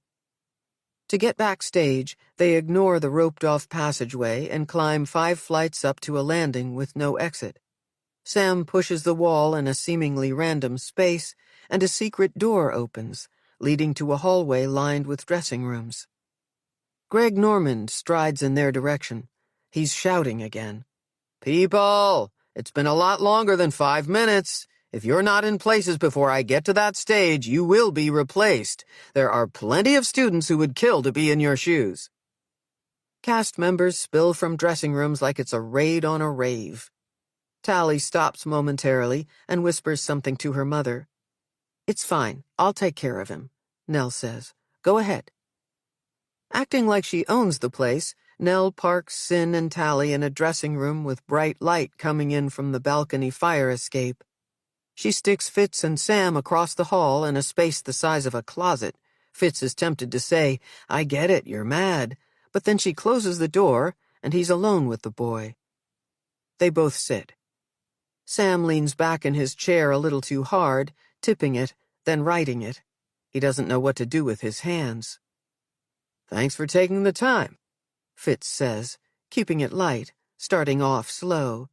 As cut off as they are from the other dressing room, he can't shake the look Sin gave him about what he's doing. "Congrats, man," Fitz says. "Huh?" "On the part. You got the lead. I don't think you knew that the last time we talked." "No, yeah, it's good."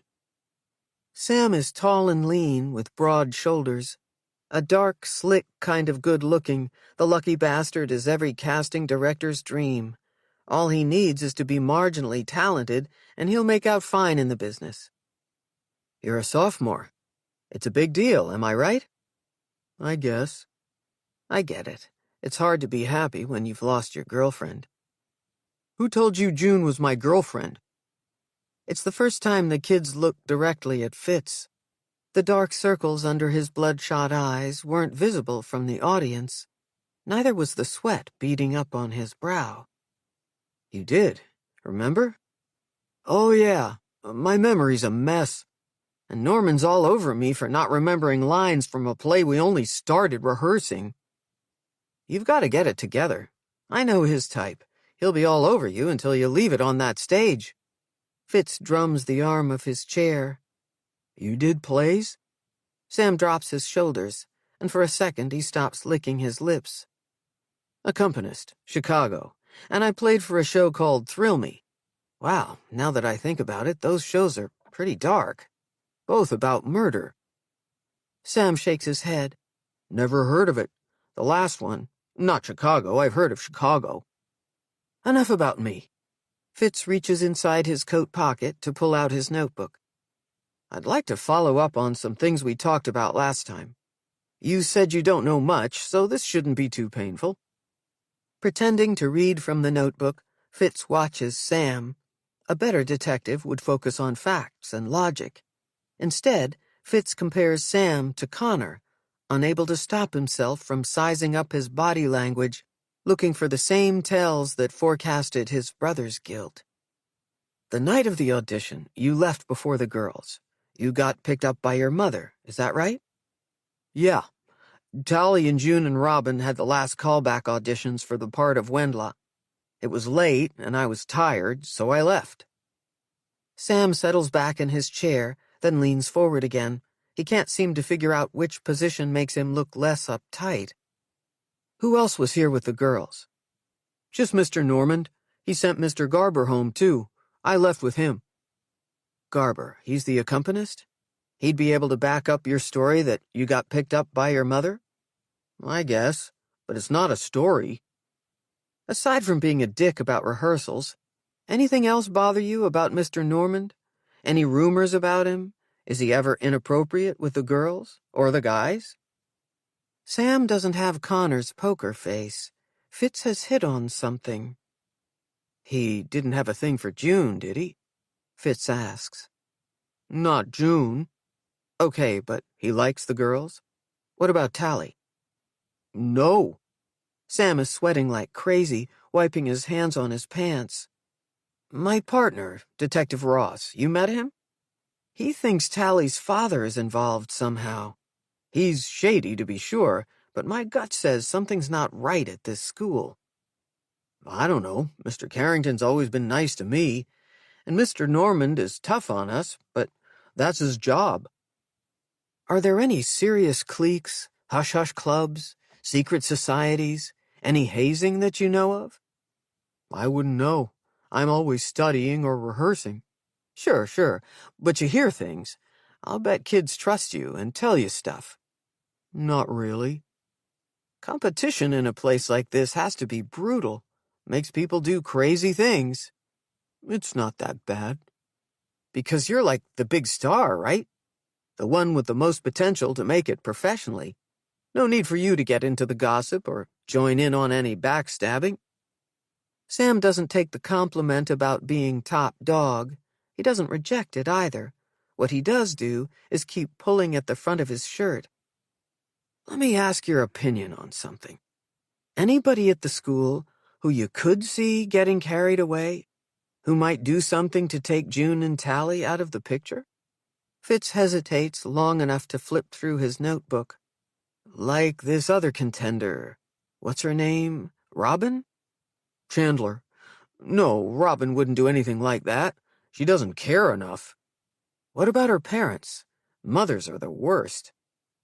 Sam drops his head, and as if the kid's panic alarm went off, the door flies open and in walks Anna Wallace. Or maybe Fitz conjured her with his talk of stage mothers.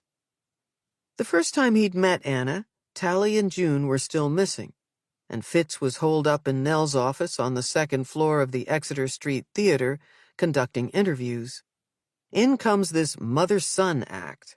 Mom was clearly shaken, exuding genuine concern for the girls, and Sam was unresponsive with fear. When Fitz started asking about the night the girls went missing, it pained him to watch the kid knuckle under to his mother, the way she pressed him and hushed him, the way she pulled his strings, and how he marched to her beat. If her pride and pressure, the grinding ambition that has his name on it, wasn't so obvious, Fitz would have thought Anna was a lawyer. But her Hollywood hair and the jolt of pink lips clued him in. She'd been an actress. Her last chance at celebrity would need to come through her kid. Now here she is again, coming out of nowhere. Fitz offers her his chair. Sam and I were going over a few things. I'm glad he was helpful to you. He needs to get back to rehearsal, she says, more like an order than a fact. Anna opens the door wider and motions for Sam to leave. Fitz claps the kid on the shoulder, his firm grip effectively pinning him to his seat. We'll catch up another time. I'm taken with this place. You know what I mean? Sam, go! For someone so small and girly, Anna is a force of nature. She doesn't have to speak twice before her son hightails it out of the room. I'd appreciate it if you didn't speak to my son again without contacting me first. He and June care deeply for each other, and this whole thing has been difficult for him. I can't let you add to his grief. No, ma'am. Wouldn't want to do that. Out in the hallway, Anna falls in line with Nell, Sin, and Tally as they come out of the dressing room. The three women look at him, their message clear. No more talking to kids without parents. Tally runs ahead to catch up with Sam on the stairs. Dr. Rollins, got a minute? Fitz asks. The women stop as a pack. Nell and Anna look at Sin. Go ahead, she says. I know my way out. After they're gone, Fitz says, Thanks for the endorsement. You can't bully these kids. Who said anything about bullying? Fitz moves toward the bigger of the two dressing rooms, the one Sin had been in with Tally. He's tempted to put his hand on her back to guide her inside, but he's pretty sure she wouldn't want him to touch her here. How can you be a detective and not know anything about trauma? She asks, closing the door behind her. What, you think I'm purposely trying to upset Sam? I'm looking for answers to who might be involved in June's murder. I am not the bad guy here. As Sin softens, he catches a glimmer of the woman he met at the entrance to his home sweet jazz club. You need to be careful, she says. Imagine what it's like for them. Every time you make them talk about that night, it's like it's happening all over again. June was their friend. Fitz can't tell if she's knowingly digging him, or she just picked up his kryptonite thinking it's ordinary rock. There's no way Kira would have told Sin about Maddie. Her phone rings, and after fishing it out of her bag, she glances at it. I need to take this. Sin moves to the other side of the room, where there's another goddamn piano. He moves to the threshold of the fire escape, scoping out the iconic Boston buildings that surround the alley. Yes, that's everything, she says. "I'll swing by later to sign." Short and sweet, Sin ends the call and then looks over at Fitz as if she's annoyed he's still there. "I wanted to ask if you could spare some time to meet with me," he says. She drops her phone into her bag. "I thought maybe I could pick your brain. I've got a few general questions about teenagers and parents, and I'm worried about Sam in particular." "You can't trick me into talking about my patient." Fitz lowers his voice. "Asking you out for coffee shouldn't be this difficult." Sin props her bag on the top of the piano, then runs her hand along the key slip. "It's Monday," she says. "Are you playing tonight?" Jesus, Kira. Before Fitz can stop himself, he says, "I am. We could talk between sets. Or if you're a night owl, we could meet for last call." "I don't think that's a good idea." "Which one? Between sets or last call?" "Neither. I have patients first thing in the morning." The doctor is lying. Fitz doesn't need Sin to tell him how spectacularly her ex took down her practice. Kira talks to him, too. "If you change your mind," he says, "you know where to find me." Chapter 16. Mirror, Mirror. The bell rings, signaling time to change classes. If Nell moves quickly enough from behind her desk to in front of the file cabinet, she can catch a glimpse of Tally before her daughter ducks into pre-calc.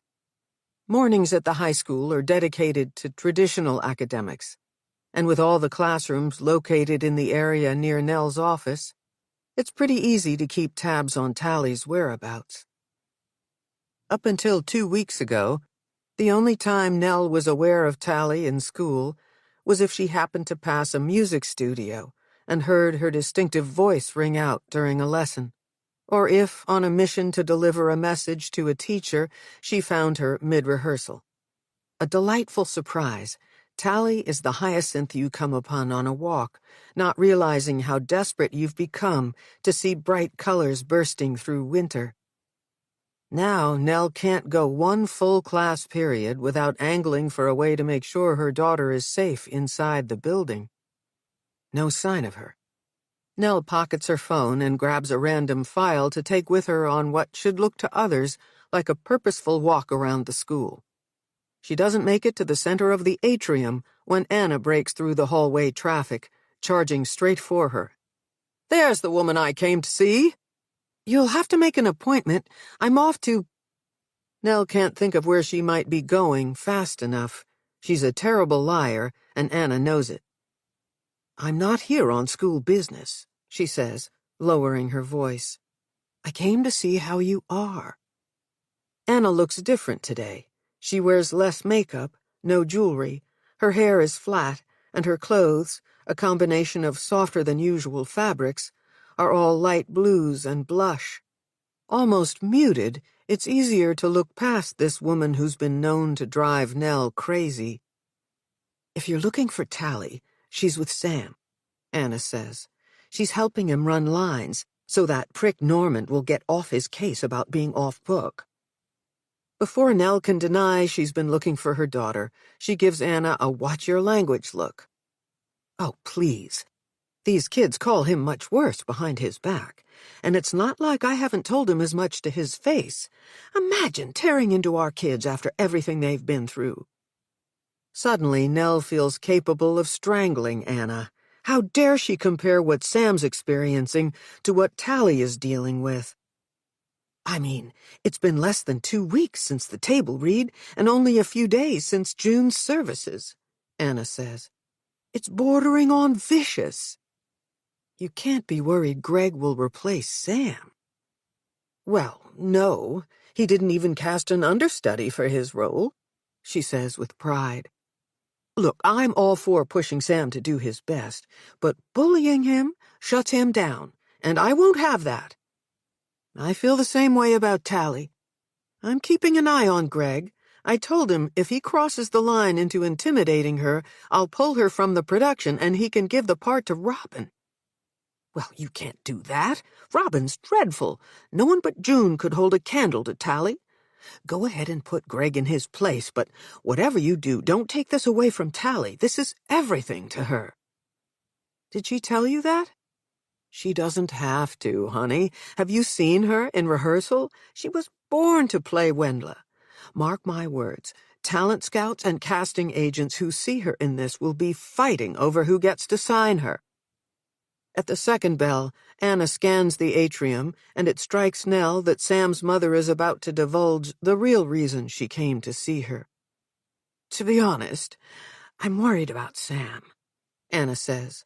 As talented as he is, his heart isn't in it. He can't sleep, can't eat. We had a knockdown drag-out last night over memorizing his lines. It was my idea that he rehearse with Tally. She's handling things so well. Nell wants to refute Anna, to say her daughter is still terribly affected and taking this hard. But the truth is, with Clonopin at night and play rehearsal during the day, Tally is doing better. She's waking up for school on her own, eating a little breakfast, and talking about her ordeal less and less. She's got a wonderful therapist. Nell hears the defensiveness in her own voice, though she isn't sure where it's coming from. Is she really competing with another mother over whose child is more depressed? Maybe Sam should talk to someone. It's not a silver bullet, certainly, but it helps. So Tally talks about it? Did she ever tell you what happened? I think if I knew more about June's final moments, I might be able to help Sam myself. Reassure him she didn't suffer, you know? As Anna's questioning wears on, the hallway becomes less crowded until only the students looking to skip remain milling about, their acting less credible without scripts. They should be in class, Nell says. That's not your job, is it? To police these kids? I'm talking about Tally and Sam. Missing a math lesson at their level is a setup for failing the course, Nell says. Where did you say they are? Carnegie Mellon and Juilliard don't care about grades and test scores. It's all about the audition.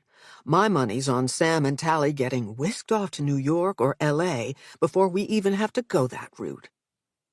Anna's appearance may be toned down and off-kilter, but nothing else about her has changed. I should go find the kids, Nell says. Before she can disengage from Anna, Tally and Sam appear at the top of the atrium stairs. You have to tell him to stop, Tally says, shaking her new phone at her mother. Please! Slow down, Nell says. What's going on? I didn't recognize the number, so I answered it, and it was Dad. Tally throws herself at her mother, and like a reflex, Nell envelops her and starts rubbing her back. It's my fault. I should have taken his calls, Nell says. Despite pressure coming from all sides, she hasn't visited Zeke in jail. Thanks to his public defender and newly acquired phone privileges, he keeps calling her, too. He needs to explain things. At least that's what he says in the messages he leaves for her. You haven't been talking to Zeke? Anna asks. Of all the people Nell would not want participating in this conversation, Anna tops the list. Tally steps back from Nell. Can you go now? And tell him to leave me alone? I've already taken too much time off, Nell says. I plan to work late while you're at rehearsal tonight to get caught up. This is the excuse she has practiced, her cover story for not leaving Tally alone at school. You have to face him sooner or later, Anna says. I'll be here all afternoon dealing with costumes. Beverly's not in today, Nell says. You don't think a minor detail like our costume designer being out sick can stop me from crashing a closed rehearsal, do you? Anna links one arm with Tally's as if they're part of a cliquey group of schoolgirls. Don't worry, I won't let her out of my sight, Anna says, motioning for Sam to come closer. He's kept his distance the whole time his mother's been talking. Nell can't tell if Anna's offer to stick around is mostly to reassure her or to browbeat Sam. One thing is certain, though, Anna knows her son. Sam isn't his usual charming self. He looks like he's having an out-of-body experience. His face, though intensely calm, is vacant. "Are you okay, honey?" Nell asks. Sam shakes his head as if to rouse himself. "Yeah, fine. Just tired. And worried about the play." Anna drops Tally's arm and guides Nell a few steps away from their children. "This is how we help them get through this," she says. "We let them immerse themselves in the only thing that makes them feel alive. Go, see your husband. I'll be here the whole time." No longer willing to be backed into a corner by Zeke or anyone else, Nell takes charge. "Excuse me. Tally, can you come into my office for a minute, please?" Anna's facial expression is everything when Nell and her daughter leave her and Sam standing in the middle of the atrium. Tally shuts her office door. "I'm fine," she says. "You can go." "You didn't look okay a few minutes ago. Do you want me to call Dr. Rollins?" "I overreacted. I didn't expect Dad to call me. That's all, really." "I don't feel comfortable leaving you here alone." In a sweet gesture, Tally places both hands on her mother's shoulders. "I'm definitely not alone here. Come on, it's our chance to finally put Mrs. Wallace's overprotectiveness to use." Once again, Tally impresses Nell with her ability to roll with what's being thrown at her. "Don't leave this building for anything. Promise?" "I won't even leave this office until rehearsal. If it's okay with you, Sam and I can run lines in here. He can't bump into Mr. Norman until he's off book for at least 2 more scenes. Can you give us a pass to Miss Math and Russian Lit?" Nell is about to protest, to push back on Tally skipping academics and falling further behind. Except it's nice to see her daughter relaxed. Instead of cracking down, Nell relishes the normalcy of their mother-daughter moment and gets permission to leave work early. It takes 20 minutes to get from the high school to Nashua Street, which only accentuates the guilt Nell feels for having delayed the visit. In this part of the city, known for its eclectic hospital buildings and the Museum of Science, the correctional facility is just another building on the edge of the Charles River, with the Zachem Bridge connecting the west end of Boston to East Cambridge. Looking up, taking in the tower of windows, Nell foolishly hopes Zeke was lucky enough to get a cell with a view. She's never been inside a jail. None of the television shows and movies she's suffered through watching because Zeke likes a good crime drama have prepared her for this. The visitor's waiting room has a split personality. As much as she tries to calm herself by focusing on the ordinary chairs and white walls, it's jarring when police officers appear out of nowhere, their guns and handcuffs and nightsticks strapped to their waists at her eye level. Of the dozen or so women in the room, most are checked out, glued to phones or feigning sleep. But more than a few give Nell the once-over without pretense. She doesn't want them figuring out how they might know her. But unlike a doctor's waiting room, there aren't any magazines or newspapers, and people watching here feels dangerous. Across from Nell, a woman in her 30s leans forward, tattooed elbows on her knees. "You the mother of that kid that got found?" The smell of hard liquor on the woman's breath chokes Nell, making it hard for her to find words. All she can do is nod and wonder when she might be able to have a drink of her own. The whole room wakes up. Suddenly, everyone is staring at her. "You think your man kidnapped him?" The woman enunciates each word like she's singing a country song, packing a punch on the words, "your man." "I wouldn't be here if I did," Nell says. Several of the women crack smiles, 3 of them laugh outright. "Yeah, none of our guys did what they're in here for either. Right, ladies?" Nell looks toward the glass partition, willing the officer to call her name. "She all right, you lucky girl?" the woman asks. "I think so," Nell says. "She's a strong person." The words, "I am not," pound out a rhythm in Nell's head. She wants to shout it out to the circle of women. Instead, she mutters, "I have to go. Nell is halfway to the door when her name is called. Now the police officers raise their heads and stare. The visitation room is closer than the door to the street. Nell chooses Zeke. After she is wanded and her bag confiscated, a female officer runs gloved hands up her legs and under her breasts, and she is led into a small room with no windows. It's hard to breathe when she sees him. Zeke sits in a chair on one side of a steel table bolted to the floor. He's wearing a jumpsuit the color of cement, his hands and feet tethered by shackles. Nell has the urge to reach out and smooth down his wild hair. An emotionless guard stands sharp-eyed in one corner of the room. "No touching," he says. Nell takes her seat. "You're growing a beard," she says. "I thought it went well with the suit." Appalled that these are the first words they've exchanged in a week, she whispers, "I should have come sooner." Until now, she's always believed that if she could only be more patient and generous, less sensitive to his slights, Zeke would finally be able to give her what she wanted, love without deception. As many times as she's chosen forgiveness, each betrayal left a stain.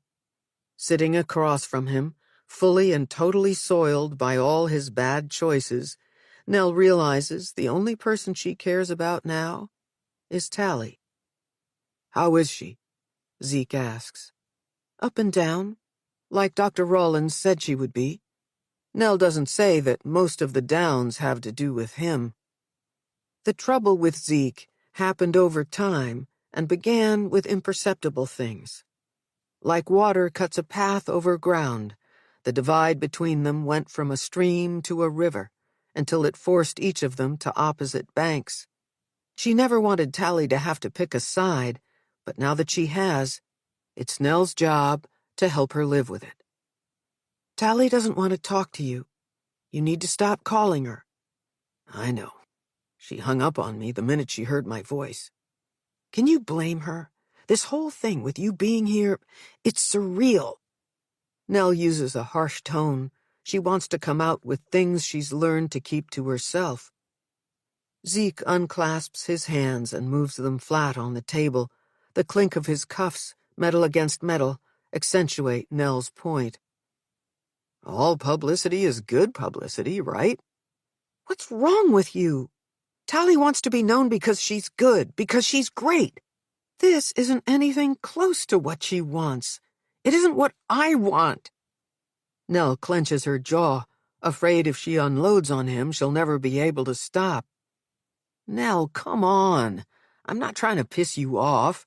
This isn't easy for me." "I'm glad you came," Zeke says.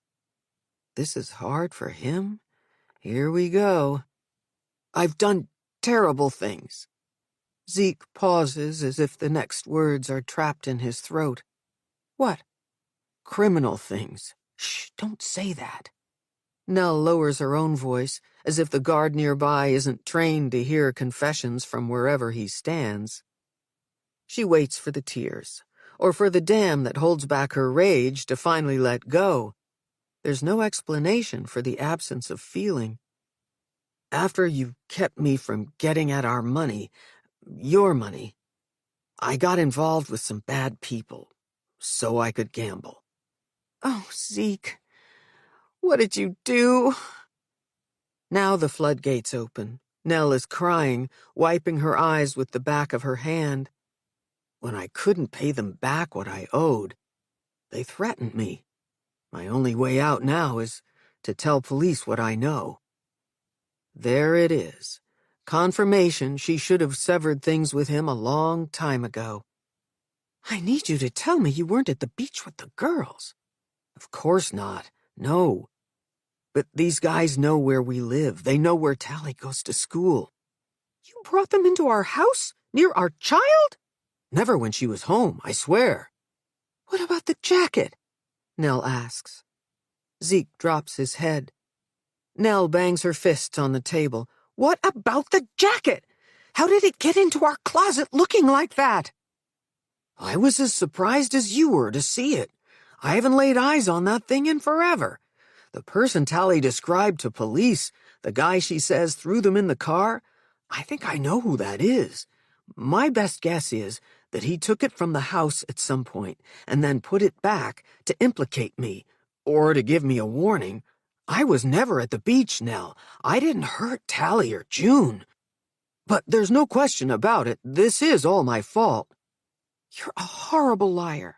You're making this up. This is an outrageous story, even coming from you. I am horrible, and I am a liar. Except it's the truth. We'll all be better off with me in here, or wherever else I land. I'm being interviewed this afternoon. If you implicate these men, you won't be safe even here. Have you talked to your lawyer? No, have you? Don't you dare put this on me. This is not my mess. It's never my mess. I know, but I need help. It's why I'm coming clean, to police, and to you. Zeke straightens his fingers out toward her, and she can feel the heat from his hands across the table. He's trying to hold her without touch. I love you, he says. I have always loved you. I screwed up big this time, but I never meant to hurt you or Tally. I didn't set out to do any of this damage to our family. We can get through this. I know we can. I'm going to ask to be somewhere near you and Tally as part of my plea deal. This is not happening. It's a relief for Nell to suddenly realize that just because she can stand by him doesn't mean she should. I could say I'm cutting you off for Tally's sake, because that's true. I am. She's been through enough because of you. But I won't pretend I'm not also doing it for me. I won't say I'm all right, or that I forgive you. You're on your own. The guard steps forward and says, Time's up. Say goodbye to the wife. Nell doesn't wait to hear another word from Zeke. She uses the last sturdy thing about her to get up and walk out. Chapter 17. An Impossible Cure. Moments after Sin ends the phone call with Fitz, agreeing to meet him for coffee, his sister materializes in her new Boston College office. Kira Jameson holds a colorful ceramic bowl filled with an elegant orchid. I'd say welcome to Campion Hall, Kira says, but your guilty face is throwing me. Please tell me you weren't talking to Noah. Kira's concern is touching, and her kindness the only constant in Sin's life right now. Don't worry, I want nothing to do with him. Sin steps around a stack of boxes to accept the gift. If you promise to keep it that way, Kira says, I could fix you up with someone much nicer. And who would that be? Like I don't already know. Kira throws her shoulders back in mock indignation. You forget I am Southie born and raised. Fitz isn't the only fine Irishman I can think of for you, although I will say he's the most talented, and you have to admit my brother is cute. In all seriousness, you didn't tell Fitz about Noah, did you? I might have. Kira pushes a pile of inter-office envelopes off to one side of a table to make room for the plant. How in the world did that come up? I thought you two looked kind of cozy the other night, and after you left, I might have told him that you weren't seeing anybody right now. Blame it on the bourbon. The story slipped out. Sin doesn't need to ask Kira which part. Anybody telling it would cut right to the sensational climax. The night everything fell apart, Sin had finished work before 7. Noah stayed behind to see one more patient. As he ushered an anxious 20-something into his office, he told Sin that if she could wait to eat, he'd grab some Thai takeout on his way home. Using his body to block his client's view, he'd kissed her and whispered, "Love you." At first, walking to their apartment 10 blocks east of the office brownstone, Sin looked forward to having a little time to herself. A comfy nightgown, curled up with a good book, sounded good to her. Except, the later it got without Noah at home, the more bent out of shape she became. When he didn't answer his phone, irritation turned to panic. Quickly dressing in jeans and a sweater, Sin retraced the route Noah would have taken to get home. The Thai place they frequented had closed already, and without anyone inside, there was no way to find out if he'd even made it that far. Sin started to run. At the office brownstone, she took the elevator to their suite. The simplest explanation was that a dog-tired Noah had lost track of time writing session notes. That had happened before, except those times he'd always answered his phone. The waiting room was empty, and though her office was dark, his was dimly lit. Now that she knew he was okay, Sin wasn't about to hold back. She'd lay into him for scaring her, for being so thoughtless. At first, it was impossible to make sense of what she was seeing. And then it wasn't. Noah and his 7 o'clock patient were wrapped in each other's arms, sound asleep on the floor. Her dress wrongly buttoned, the snap on his pants undone, and the zip of his fly at half-mast. "I'm sorry," Kira says, breaking into Sin's trance. "My ma always said this mouth of mine would be the death of me. Say something, please." "It's okay." She couldn't blame Kira for gossiping. She might be tempted to do it too if the whole thing weren't so tawdry, and if it wasn't her life. Sin shifts the piles of papers from one corner of the desk to the other, inadvertently uncovering the receipt from Castle Storage. The place in South Boston where all her office treasures sit in a heap, getting dusty in the dark. "It doesn't matter. I'm not with Noah now. And I'm not interested in your brother either. I'm going to concentrate on myself for a while." "Will you forgive me for squealing to fits if I help you get this place shipshape?" Kira asks. "My next class doesn't start for an hour." "There's nothing to forgive. Plus, I have a client coming. We're going to work on the office together." Sin's tack with her reunification clients is to put them to work, to see how each girl copes with doing ordinary things, bumping up against everyday demands and inevitable frustrations. "Tally Carrington's coming here? You know I can't talk about my clients." "I get it," Kira says, tidying papers on the desk, scanning the list of items Sin has placed in storage. "Even though we're friends and colleagues, you can't trust me now because I blabbed to my brother." "That's not it at all." "Yes, it is. You already told me you handed off all your other clients to different doctors. You're pissed at me. Go ahead. Let me have it." "I'm not angry. You're the only person who's been there for me. As far as friends go, beggars can't be choosers." Kira's joyful laugh rings out in the office. "You can be quite funny when you want to be." Sin shakes her head and exaggerates a smile.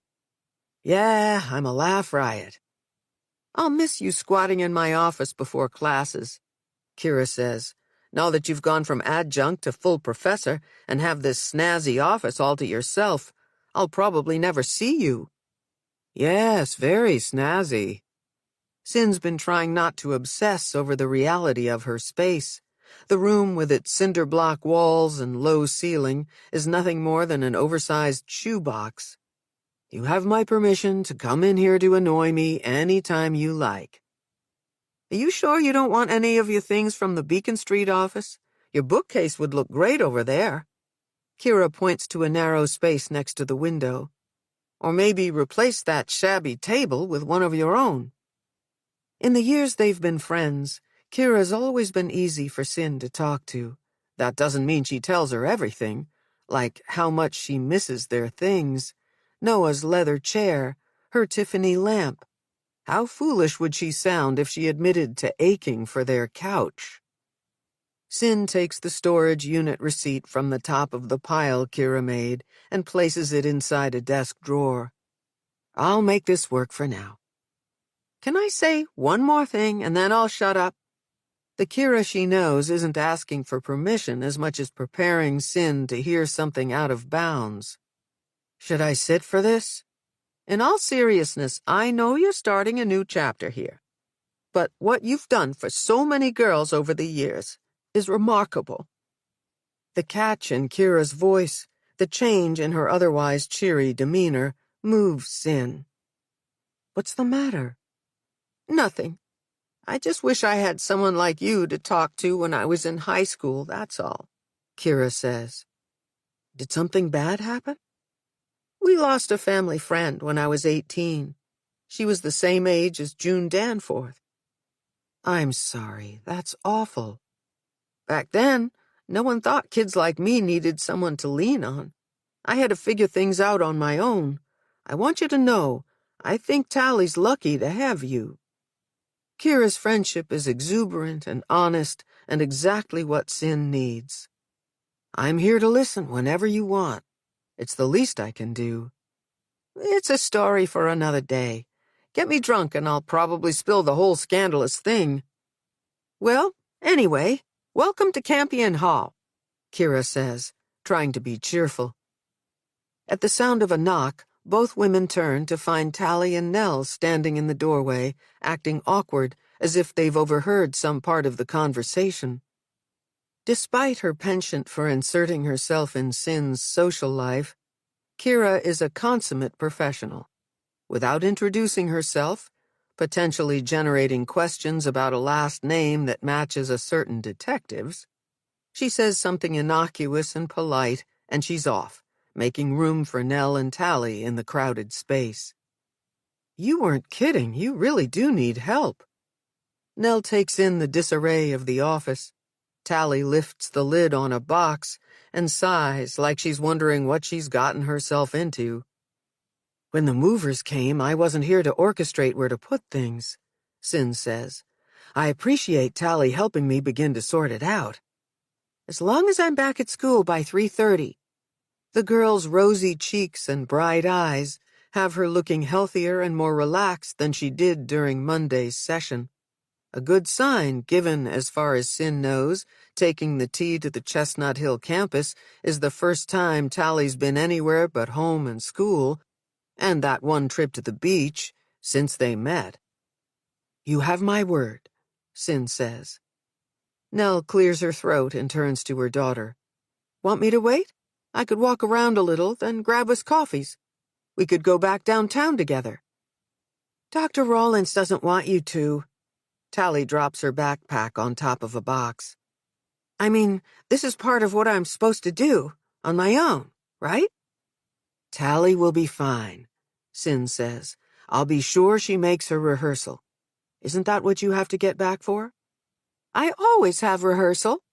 There's a lift in Tally's voice, a high note of pride she takes in stating this as fact.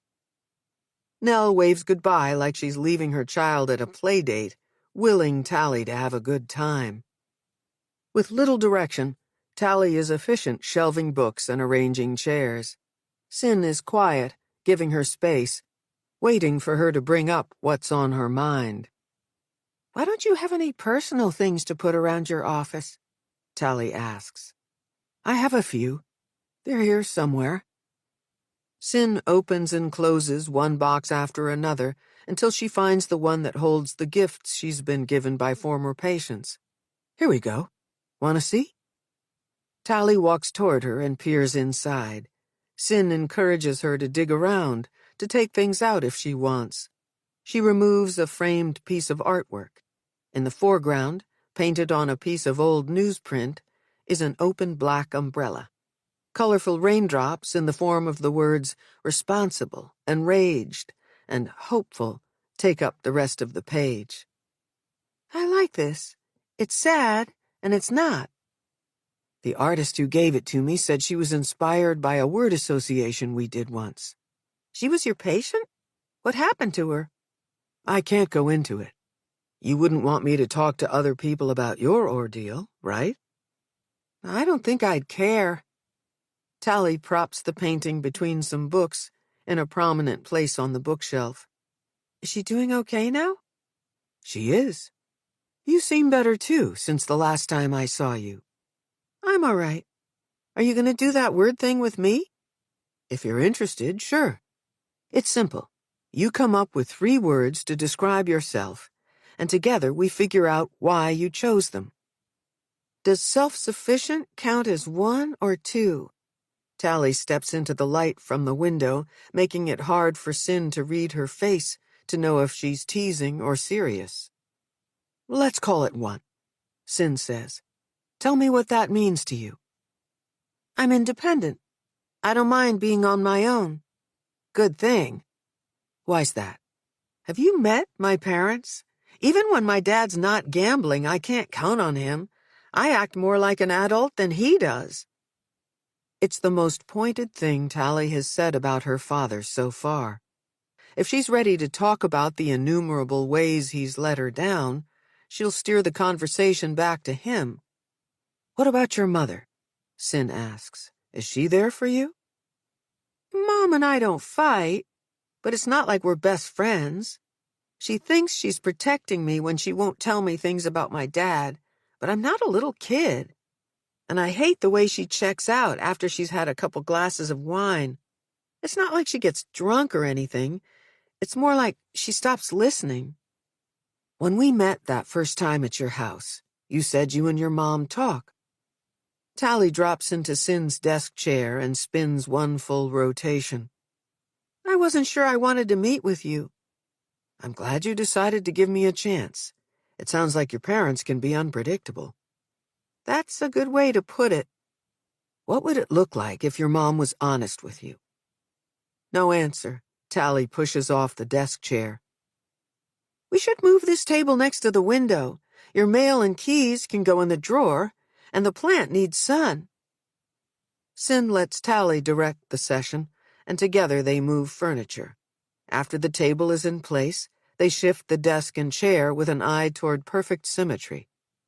Tally stands back to take in the changes. That's better. Have you thought of your second word?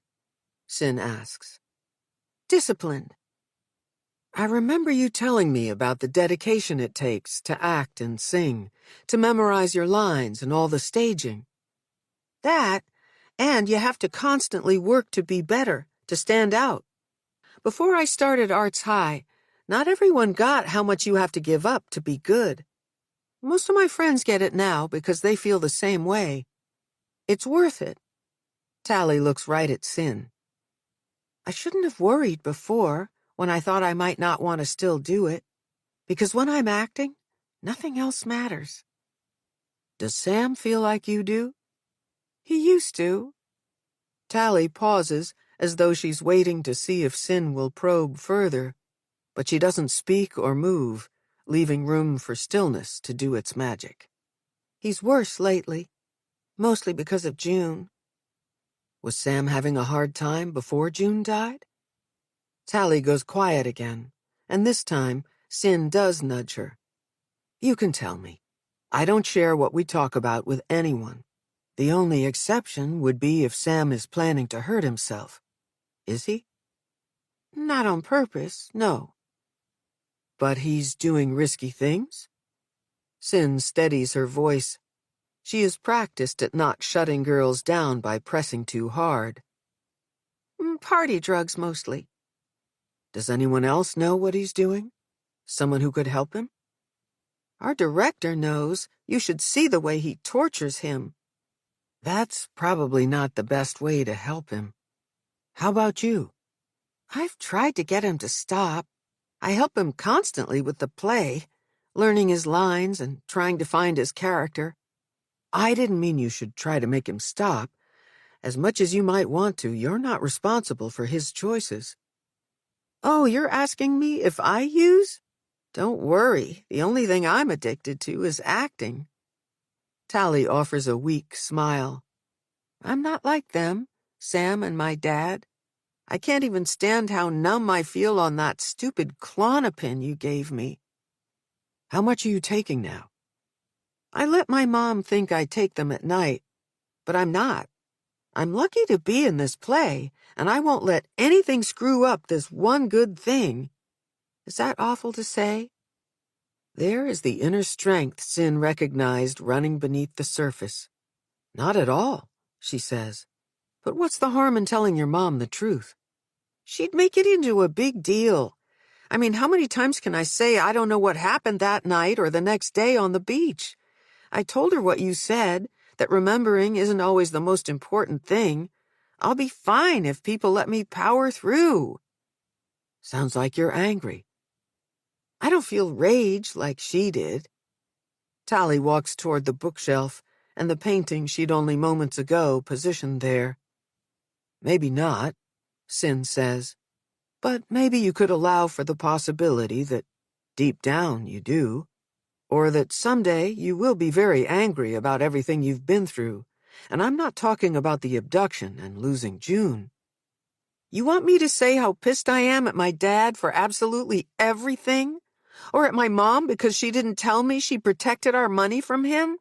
She could have saved me from all the times I worried we were about to go broke because of his crappy choices. Or maybe you want me to say how embarrassed I am that everyone knows my father's in fucking jail. I'm not here to make you say anything, unless you want to.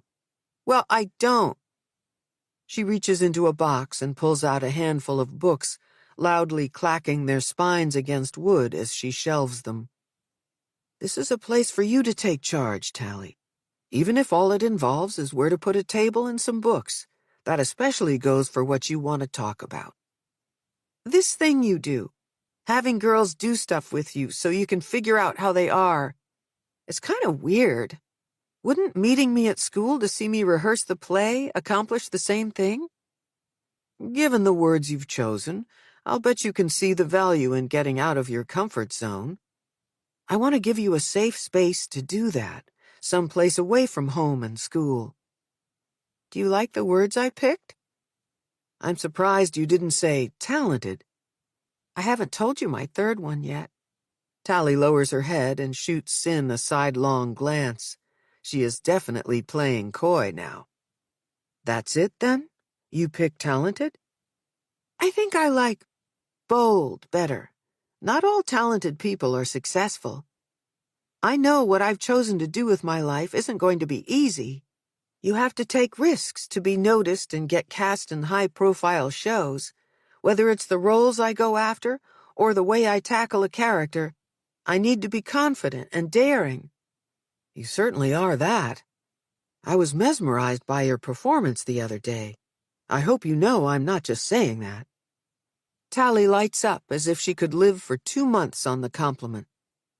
I think that's enough unpacking for today, Sin says. Let's get you back to school. You don't have to come with me. I promised your mother, and I have a meeting downtown anyway. Tally reaches into the bottom front pocket of her backpack. Do you have a T-Pass? I have an extra Charlie card if you need it. I'm all set, Sin says, producing one of her own from her purse. Side by side, they walk across campus, down the hill to the inbound stop, where they'll hop a trolley train to Back Bay. Within minutes of standing on the platform, one arrives, mostly filled with students jostling backpacks, like Tally. The Green Line is known for being fairly clean and mostly safe, but with never enough seats for its riders, it isn't easy to move into the car. Some people are notorious for exercising what little control they have in their lives by being non-budgers. Making an effort to stay together, Sin and Tally find a pole with space enough for 2. If my mom were here, and you did that word thing with her, I'm pretty sure one of hers would be uptight. She hates the T. Before Sin can lightheartedly ask Tally not to weaponize the exercise against unwitting family members, they're interrupted. Hey, you're that kid who got kidnapped. Natalie something? Tally Carrington. A group of teenagers, a boy and 3 girls, both younger and older than Tally, crowd around her. Protectively, Sin steps closer too, worried Tally will be overwhelmed by the attention. She waits and watches, gauging whether to ask them to give her some space. But Tally accommodates them. The vibe she gives off is friendly. A young woman too old to be wearing a headband bedecked with daisies and bows hangs on Tally's every word. It must have been the worst. Seriously. The boy in the group accentuates his disgust by repeatedly hoisting his messenger bag onto his hip. I miss June, Tally says, but I think she'd want me to keep acting, you know? Passengers in the seats around them begin to whisper. A woman standing next to Sin, patting the round ball of an infant kangarooed to her chest, leans in. Who is she? Right before entering the underground tunnel, the train comes to an abrupt stop, throwing Sin against the pole she's been gripping.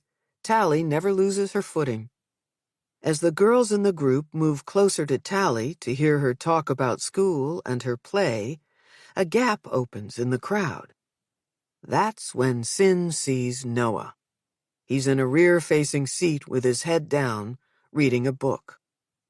Between the bumpy ride and the act of whipping her head, to the left to make sure Tally's okay, and to the right to get a closer look at Noah, Sin is dizzy. Noah is less commanding somehow, sitting there. His shoulders less broad, his posture less confident, his hair too long, with tiny black curls covering his ears.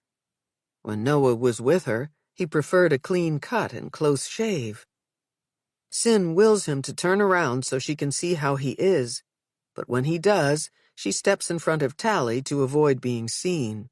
The longer Sin debates what she wants, the more her uneasiness progresses from cold sweat to tight chest. Meanwhile, Tally, in a gesture neither showy nor shy, digs into her backpack, pulling from it a handful of colorful flyers announcing Spring Awakening. She hands one out to each of the kids gathered around. We're totally gonna sell out. My director had to move the play from our school theater to Holden Hall next door. The girl with the headband pulls out a pen. Can you sign mine? Mine too, says the boy with the recalcitrant bag. Sin has an urgent need to get off the train right as it pulls into their stop, Copley Station. In slow motion, she watches Noah stand and turn and move toward the door closest to her. It isn't him. Stepping from the train, Sin is unsteady and sorrowful. Her mind is a trickster. All that talk about Noah with Kira must have evoked him. She's more out of sorts than the patient she's treating. Crisp fall air hits her face when she reaches the top of the escalator, and she's grateful for it.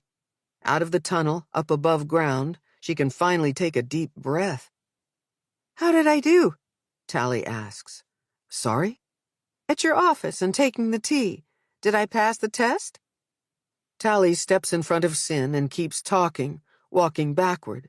The gesture is lively and warm, and something about it reminds Sin that what she mostly feels these days is lonely. Not everything is a test, Sin says, although, as in stones and in water, you are ceaselessly being changed. Hey! Tally smiles wide, immediately getting the reference. You read The Seagull. You inspired me. I have to say, I like it even more now than I did when I read it in college. When they reach the school, a much shyer Tally pulls a flyer from her backpack. Opening nights in a week. Maybe you could come. Without waiting for Sin to answer, Tally opens the stage door and disappears inside the theater. Chapter 18. True Love Lies. They're using the massive window next to Fitz's desk as the Danforth investigation board. Their motley crew doesn't rate enough to take over the conference room. With Zeke Carrington in custody, everyone but Fitz thinks this thing's in the bag. One side of the glass is covered in press and stick easel paper, blocking out all traces of sunlight. On it, Fitz is listing evidence they have and questions they don't have answers to. No surprise, early labs have Carrington's DNA on the jacket, along with a number of unidentified hair samples that forensics is still working on. They've confirmed June Danforth's blood on the sleeve.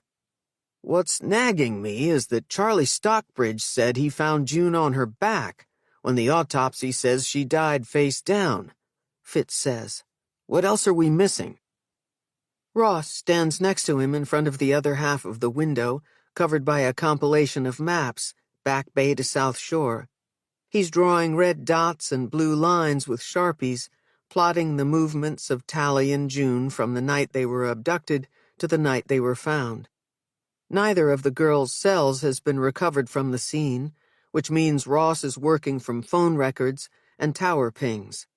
One map is a zoom-in view of the city around the school, the other, a close-up of the location around Waddy's Beach in Scituate. Each speck and dash bears a timestamp and coordinates signposting the story of two girls missing 2 days. Detective Doyle sits at his desk in front of a computer, slurping a milkshake and stacking pencils Jenga style. "Doyle, did you find anything that stands out on June's social footprint?" Fitz asks. "Can't say I have," he says. "Why is it taking so long to get the forensics report on her laptop?" "Good question." Ross suggests an addition to Fitz's list without looking away from his maps. "Do we really believe Carrington got rid of his laptop?" Fitz stands there, looking at all they've got besides his notebook with its missing posters, duplicate crime scene photographs, and handwritten memos. "I'd like to know if there's any evidence June did drugs," he says. "Is the reason Tally can't remember anything because she did drugs?" Fitz tosses a notepad on the desk in front of Doyle. "Make a list. I need you to follow up with forensics on June's laptop and her tox screen, and I need the paperwork to request access to Tally's medical records. I'll put in a call to the team working on what was found at the beach and re-question Sam Wallace." The cell phone on the desk lights up, turning Doyle's face a sickly shade of blue. He doesn't look up or say anything as he picks it up to take the call. "Hang on," he says. His knees and hips are so riddled with arthritis, it takes him a while to extricate himself from the desk chair. His agility, or lack of it, is a constant reminder of why the guy sits around marking time. Once he disappears around the corner, Ross puts a hand on Fitz's arm. "What's with the tunnel vision? You've got a bee in your bonnet over that kid." "I'm telling you, he's evasive and his story has holes. I think he knows something." Fitz has no plans to admit to Ross that Sam is tangled up in his mind with Connor, that his gut tells him there's more to it than just a resemblance to his brother. "Never decide in advance who's involved, or you'll miss who did it," Ross says. "You're one to talk. That's what you're doing, focusing on Carrington." "No, you little shit. Think about what was done and what anybody else had to gain by doing it. The evidence keeps rolling in, and it implicates Carrington." "Well, I'm not backing off until all our questions are answered." "When was the last time you read your damn messages or listened to your voicemail?" Ross asks. Fitz pulls out his phone and taps notifications. He's got 2 missed calls from the DA's office and a string of unread emails. "They want to move forward with obstruction and felony drug charges against Carrington," Ross says. "He's admitted to selling for 2 guys he owes money to. One of them claims Carrington's full of it, though. Says he's the one who's been taking their money but never coming through with the pills. The dealer matches the description of the kidnapper, and surprise, surprise, that guy can't furnish an alibi." "They're waiting on us before indicting him?" "Exactly. DA wants us to button this up and pass everything off to prosecutors tomorrow, Monday at the latest." Fitz checks the time, remembering his meeting with Sin. "I hate to do this, but I've got to go." "You better not be leaving me and Doyle to do the dirty work so you can feed your obsession with that kid." "I'm not. I'll be in first thing tomorrow to help pack it up." On the stairs, out of view from Ross, Fitz skims his unread email, stopping on one with the Danforth name and case number in the subject line. He opens it and reads, "Prelims on the pill bottle confirm it contains a mixture of drugs. Specifics of the toxicology are pending, but we put a rush on pulling prints. We'll try to call you by 5. Fitz clicks on the attached JPEG to find a close-up of the bottle found at the beach. Oxycodone, 80 milligrams, 100 tablets, no refills. The pharmacy that filled it and the patient name don't ring any bells.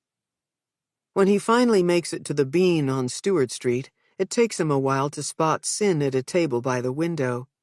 Seeing her there, all back to business, her hair pinned high and her suit buttoned up, Fitz realizes that he'd hoped to see her the way she looked that night at the Beehive, her hair brushing her shoulders, blouse open to reveal her slender neck, the way those damn heels accentuated the shape of her legs. Fitz makes some noise as he maneuvers between tables in this hipster spot. Kids from the high school and other artsy types sit drinking their high-priced coffees and eating their sandwiches without meat. She's a jumpy person, so Fitz is careful not to startle her. Sin has her back to him, facing the brick wall lined with the work of local artists. She's lost in an oil abstract of something that resembles either a field of poppies or a crime scene. Fitz wonders what she sees. "Hey," he says. Her hands cup a wide-bellied mug a little bit tighter. "There you are," Sin says. Fitz can't tell if she's happy he came or pissed that he's late. "Sorry, I got tied up with a case." Fitz motions to the waitress that he'll have a cup of coffee. "Thanks for meeting me." When he slides into the leather banquette across from Sin, his butt makes a loud squeaking sound. He's been here all of 2 minutes and he's already embarrassed himself. "You said you had questions about parents and teenagers." "I do. Not everything at that school is on the up and up." Fitz reaches into his pocket, pulls out his wallet, and slides a dollar bill across the table to her. "I'm not being cheap here.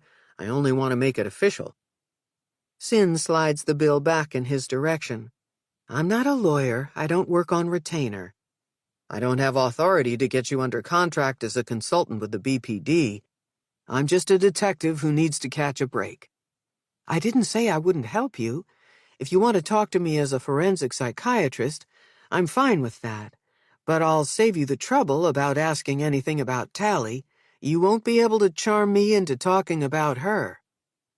"You'll let me pick your brain about my theories of the case, gratis?" "Consider it a professional courtesy." "Kira's right. You're a sweetheart." At the mention of Kira's name, Sin sits up straighter and looks away, the paintings on the wall a convenient escape. What the hell, Kira? What did you tell her? After the waitress drops off Fitz's coffee and refills Sin's mug, he gets to it. "How often do stage mothers cross the line into murder?" "Wow. When you say you have questions, you have questions. I assume you're talking about Sam's mother." "What makes you think I'm talking about Anna and not Nell?" "You told me the other day you think Sam knows something. And because, even to a lay observer, Anna shows all the classic signs of maternal narcissism, Nell does not." "You're telling me stage mother is a disease?" "Competition among parents is definitely a thing, but it's typically not diagnostic. The profile is exceedingly rare, and even then the majority of the time it doesn't involve murder. The media eats up the dramatic cases, like Wanda Webb Holloway, the cheerleader's mother who hired her brother-in-law to murder the rival's mother. Her twisted logic was that the girl would be so overcome with grief over her mother's death that she'd drop out of the competition. What happened? The brother-in-law couldn't go through with it in the end, and went to the police. Then there's the Ramsey case. A friend of mine from grad school lives near Boulder and was one of the investigating forensic psychiatrists. Patsy fit the stage mother archetype to a T, but there's a difference of opinion on whether or not that translated into murder. Would a kid protect his mother at all costs? Like some say Burke Ramsey did, or like Sam might be doing? Family bonds are like no other. People will hold on to all kinds of horrible secrets for the people they love. Now Fitz is the one who can't look her in the eyes. Okay, let's say Anna had the girls kidnapped. Fitz says. She wanted Sam to be the standout star. From what I hear, both Tally and June had potential to steal the show. The stakes on opening night for these kids, with talent scouts and Hollywood agents in the audience, are through the roof. Anna wanted Robin Chandler to get the part, a kid who's good, but not great. Maybe, like Wanda, she hired someone to kidnap the girls. She's got the money. If the thing went down before casting, once Tally and June were found, they'd be too distraught to be in the play. No harm, no foul, except June died. You think Sam is acting guilty because he knows his mother orchestrated this? And now she's forcing him to cover for her? That's one of my theories. What's the other one? The director bothers me too. What if Normand was trying to drum up attention for his play? What if he kidnapped the girls as a stunt and things went terribly wrong? Even if he had nothing to do with it, that part worked, Sin says. What do you mean? Tally says there's so much attention around the play that the director had to move it to a bigger theater, and it's still selling out. Really? I'm not breaching confidentiality. You could have found that out without my help. It's like Sin is weighing her potential conflicts of interest out loud. Fitz doesn't want her ruminating so long she stops helping him. Sam says the director made a point of sending him and the accompanist home early, leaving him alone with the girls. Wouldn't Tally and June have recognized their director if he was the one who abducted them? Sin asks. Not if he had someone else do it, or if he wore a hat or hood or something, and not if he drugged them before they left the school. Fitz takes out his flip pad and makes a note to ask forensics to compare Normand's DNA against what's on the jacket. More than ever, he needs to see the toxicology reports on June and Tally. After the girls left, Normand could have slipped out the ComAv exit, come at them from behind, and shoved them into a parked car without Tally or June knowing what hit them. It's the only side of the school without surveillance cameras. He would have known that. That sounds far-fetched, Sin says. Maybe, but Tally told us she didn't get a good look at the guy. All she said was that it was a man who pushed them into the car. After that, she can't remember anything. Fair enough. If I listen to my gut, what nags me most is Sam and his mother. My theory is no crazier than the one everybody else is working from. About Zeke, you mean? Or can't you tell me? No, I can. It'll be all over the news soon enough. Carrington confessed to doctor shopping for opioids and selling drugs to gamble. He gave up 2 dealers to prosecutors. They'll deny everything related to the girls, but the drug charges will stick. For a fraction of a second, Sin looks right at Fitz, then crosses her arms. You don't seem surprised that Zeke sells drugs, he says. I suppose if Tally told you, you wouldn't be able to say so. That's right, I wouldn't. But she didn't. It's because there's not a lot about what men do that can surprise me anymore. I know you can't divulge what she's told you, but you've been doing this work for a while. Am I wrong to be looking at Sam and what he might be able to tell me about his mother? I wouldn't dare weigh in on your job, but, in my professional opinion, there is reason to worry about Sam. All I will say is that sometimes appearances can be deceiving. Think about the last time you saw him. How did he seem to you? Irritable and agitated, distracted. He was sweating like crazy. Wait, Sam does drugs? You didn't hear it from me. But maybe those symptoms aren't signs of guilt. Fitz feels like an idiot. Did he concoct a story around a kid who's a pillhead? All of this because the cocky son of a bitch reminds him of his brother. When his phone vibrates, he pulls it out of his pocket to see who's calling. State Lab, he says to Sin. I've been waiting for this. A CSI tech Fitz has never met makes a good first impression. One set of prints on the pill bottle belongs to Zeke Carrington. The other sets remain unidentified, the guy says. The chemical residue inside contains a mix of opioids, ecstasy, and ketamine. You'll send all that to me in a report? Great. Fitz thanks the tech and ends the call. You don't look happy. Is it bad news? Sin leans toward him, her face inches from his. God, she is mesmerizing. Look, There are things I'd love to share with you, too. I get it, you can't, she says, trying to hide her disappointment. Fitz reaches out to take her hand. I'd like to see you again, though. Take you someplace nice. Sin draws back, adjusting the sleeves of her blouse. What, you don't like the place I picked? I'm talking about a real date. No work talk. I don't think so. If you're worried about that night at the Beehive, when I indulged in a little too much whiskey, well, given everything, I want you to know I don't usually drink like that. What do you mean, given everything? Kira probably told you. Our father was a mean drunk. Oh, yes, she did. Sin pulls her sweater tight around her. I'm not like him. I take whatever's bothering me out on pianos, not people. You seem like a nice guy, Fitz, but sorry, no. Why not? It's not a good time. I'm dealing with a lot right now. Sin unhooks her purse from the back of her chair and stands. I've got to go. Good luck with the case. Wait, that's it? I have more questions. Sin keeps walking. Next thing he knows, she's out of there, and he's sitting with his back against a wall. Chapter 19. Brief Encounter.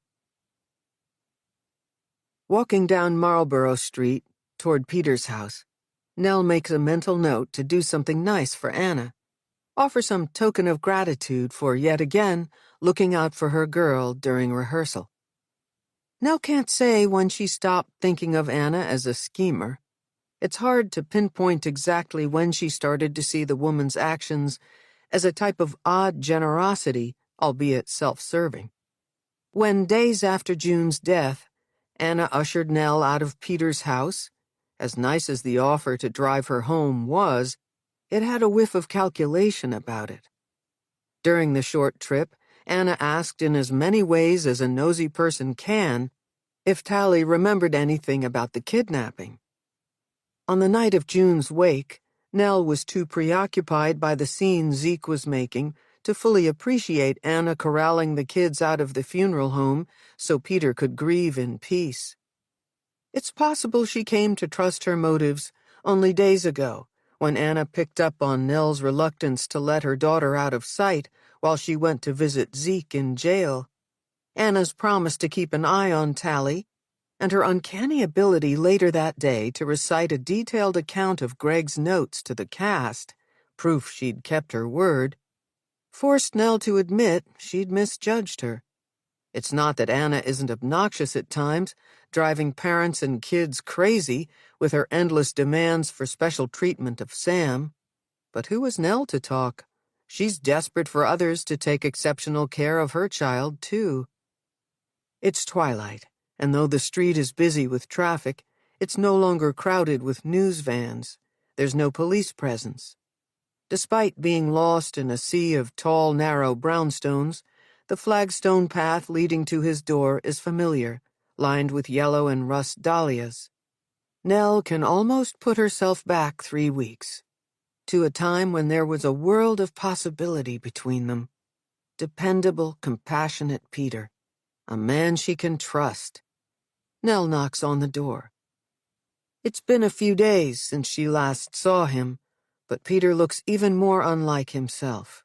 Hair tousled, days of stubble, and his shirt untucked and wrinkled. Only his voice, deep and steady, confirms it's him. Thanks for coming, he says, opening the door wide. Of course, I want to help.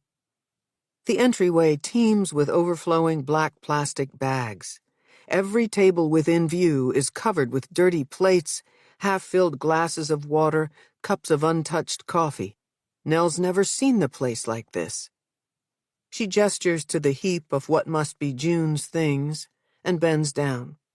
Mind? With a nod from Peter, she peeks inside the bags. Mostly they are filled with the detritus of life with a daughter. Pairs of sneakers in shades of pink and lime, lone gloves, sparkly headbands, outstretched scarves. The same board games that could be found in her own spare room at home, Clue, Risk, Life, pull at her heartstrings. I can't do her room by myself, Peter says. Maybe I can't do it at all. I'm glad you called me. We don't have to throw a single thing away if you don't want to. We can store it all for now. Then, if you change your mind, it'll all be right there. How does that sound? Good. That sounds good. Peter's hand is on her shoulder. The warmth and pressure of it sends a small shudder through her body. I think I have a bottle of that Shiraz you like, he says. Want a glass? Sure. Using one of May's pretty lacquer trays, Nell collects the plates and cups and glasses, and in 2 trips manages to get everything to the kitchen and into the dishwasher. Peter goes for the wine. The bottle he said he had is already open. He pours what's left of the red wine into 2 glasses and then stands motionless, seemingly unable to figure out where to put them in the face of a kitchen table overflowing with unopened bills and piles of condolence cards. June's laptop, covered in Flower Power stickers and indie band decals, sits squarely in the middle of the mess. I'll get that. Nell moves it aside, thinking she should come over more often. Peter needs her, and it feels good to be attentive to someone who deserves it. She sips the bold red, letting her mouth fill with the bitter taste of wild black fruit. Unearthing a notepad and a pen from under the laptop, Nell begins to make a list. Which rooms have you gone through already? There's nothing of June's in my room, the master bath, or my study. I checked. All I could bring myself to do was empty the back hall closet. That's a start. I can go through the other rooms, the den, the living room, her bathroom, on another day if you want.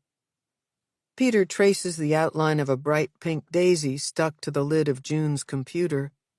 Her Facebook cover photo is that one of her with me and May in Jurong. Want to see it? Without waiting for an answer, he opens the laptop. How did you figure out her passwords? Nell asks. An image of Zeke's desk with its hidden drawer flashes through her mind. Tally told me. I texted her to see if she had any idea what June's might be. Turns out they used each other's laptops all the time. Nell didn't know they'd been texting. She isn't sure how to feel about Tally not mentioning it. He clicks the photo of him with his family. June must have been around 8 back then. It's one of the last pictures he has of May. Nell wonders how many times a day Peter does this, scroll down June's page. He points out the newest posts. Nearly all of them contain the letters R.I.P. Do you want to show me her room? What do you think you might want to do in there? Nell feels terrible that she can't keep looking at pictures of his daughter and his wife. How in the world is she going to help him clean that room? Peter pats her hand. You're good to me, Nell. I should have asked you by now. How's Tally? She doesn't move or say anything, willing him not to pull his hand away. But he does. It'll hurt me more if you tell me everything's perfect, Peter says. I know it's not. I know it won't ever be. For either of us. Nell takes another sip of wine and closes her eyes. Peter is the only person in her life she can be completely honest with, except this conversation is a minefield. The truth about Tally collides with Zeke, and the subject of her husband is without question undiscussable. Tally's different, less upbeat. She's not doing much schoolwork, that I know. She skips classes, and everything she does centers around that damn play. When I'm not with her, I'm anxious all the time, worried about where she is, even if she's down the hall in the theater. I can only handle being here now because Anna is being Anna, and for once her obsession with Arts High benefits me. Nell tries to smile. The topic of Anna used to serve as a wellspring of levity for them. Oddly enough, the woman acted as both point and counterpoint to the oppressiveness of their daughter's school. Maybe it won't always be so bad, Peter says as a kind of a wish. In some ways, we're closer. As Nell says this out loud, she realizes this is only partially true. Their relationship isn't better or worse because of what happened. It's merely altered. They talk about different things. Remember when Tally was little, and she used to make those faces whenever I'd hold her too long, or if I went overboard on rules before letting the girls out to play? Now she lets me hug her.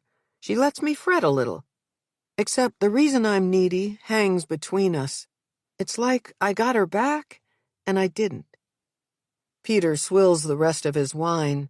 Devoid of emotion, he stands. Let's do the room. Oh, God, Nell says. I wasn't thinking. That's a terrible thing to say to you of all people.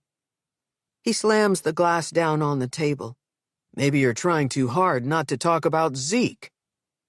Peter moves down the hall toward his daughter's room, and she follows. Outside his bedroom door, he stops abruptly, as if the laundry basket overflowing with sheets and towels is a fallen tree in the middle of a road. I managed to wash them, he says, but I didn't have the energy to fold them or put them back on the bed. Here, let me. Nell takes the basket into Peter's room and rests it on one of the side-by-side chairs near the window. Peter stands by his bureau, its surface cluttered with his keyring and wallet, strewn with the ties he wore to the wake and funeral. May's jewelry box anchors the disorder, sitting where it's always been. Nell remembers the lotus pin, the lovely piece placed in and out of that jewelry box so many times, first by May and then by her daughter, a treasure never again to sit inside the velvet drawer. Peter stares at her staring at him. She breaks their awkward connection by making the bed. As the smell of laundry fragrance fills the air, she smooths out the fitted king sheet and turns back the top one. Before she can plump the pillows or adjust the duvet, Peter sits on the edge of the bed, and wrinkles arc out from the impression his body makes. He's in a trance. Nell sits next to him and places her hand on his knee. I'm worried about you. At first, Peter doesn't move or speak. Seconds feel like minutes until she is brave enough to lace her hand in his, sending a tingle up her arm. The last time they were alone, days before half the school's mothers were parked in his kitchen, their bodies were close, and Peter had kissed her. It was the beginning of something, and her longing for him was urgent. It still is. Nell turns to him to caress his face, and he leans into her hand, briefly closing his eyes. I saw a future for us, he says. You and me and the girls. I truly loved May. But I was ready to love again. Because of you. We can still be together. Nell squeezes his hand for assurance, a promise that things will get better. Dealing with May's death was agony. I missed her with every part of me. And I thought rallying for June would be the hardest thing I would ever have to do. But this is different. I'm destroyed over losing her. You won't ever get over it, but I can be here for you. I'll love you. I wish it were that easy. I do. I just can't get past Zeke's involvement. He put our girls in harm's way. We were friends. We took trips together, for heaven's sake. I trusted him. Peter stands like he did in the kitchen. His ability to harness what's left of his energy seems only to come when he's disgusted. No one knows better than Nell the perils of placing faith in Zeke. The last trip the two families took together to Paradise Island had been perfection. Despite trays of tropical drinks everywhere they went and resort casinos around every bend, Zeke drank temperately, and he completely resisted his compulsion to gamble. Nell was flying high. Even Peter and May agreed she should be hopeful that his troubles were in the past. 2 weeks later, in the dead of a Boston winter, he relapsed. Zeke lost more than the balance of their savings in a single night, leaving her no choice but to sell Parker's cottage. All Nell wants now is to be fully free of Zeke, though no part of her wants him to be guilty. No matter how we feel about him, Nell says, we need each other now. I can't. Peter is pacing. I don't know. I'll give you all the time you need. But no one can help you through this like I can. I know grief too. We have history.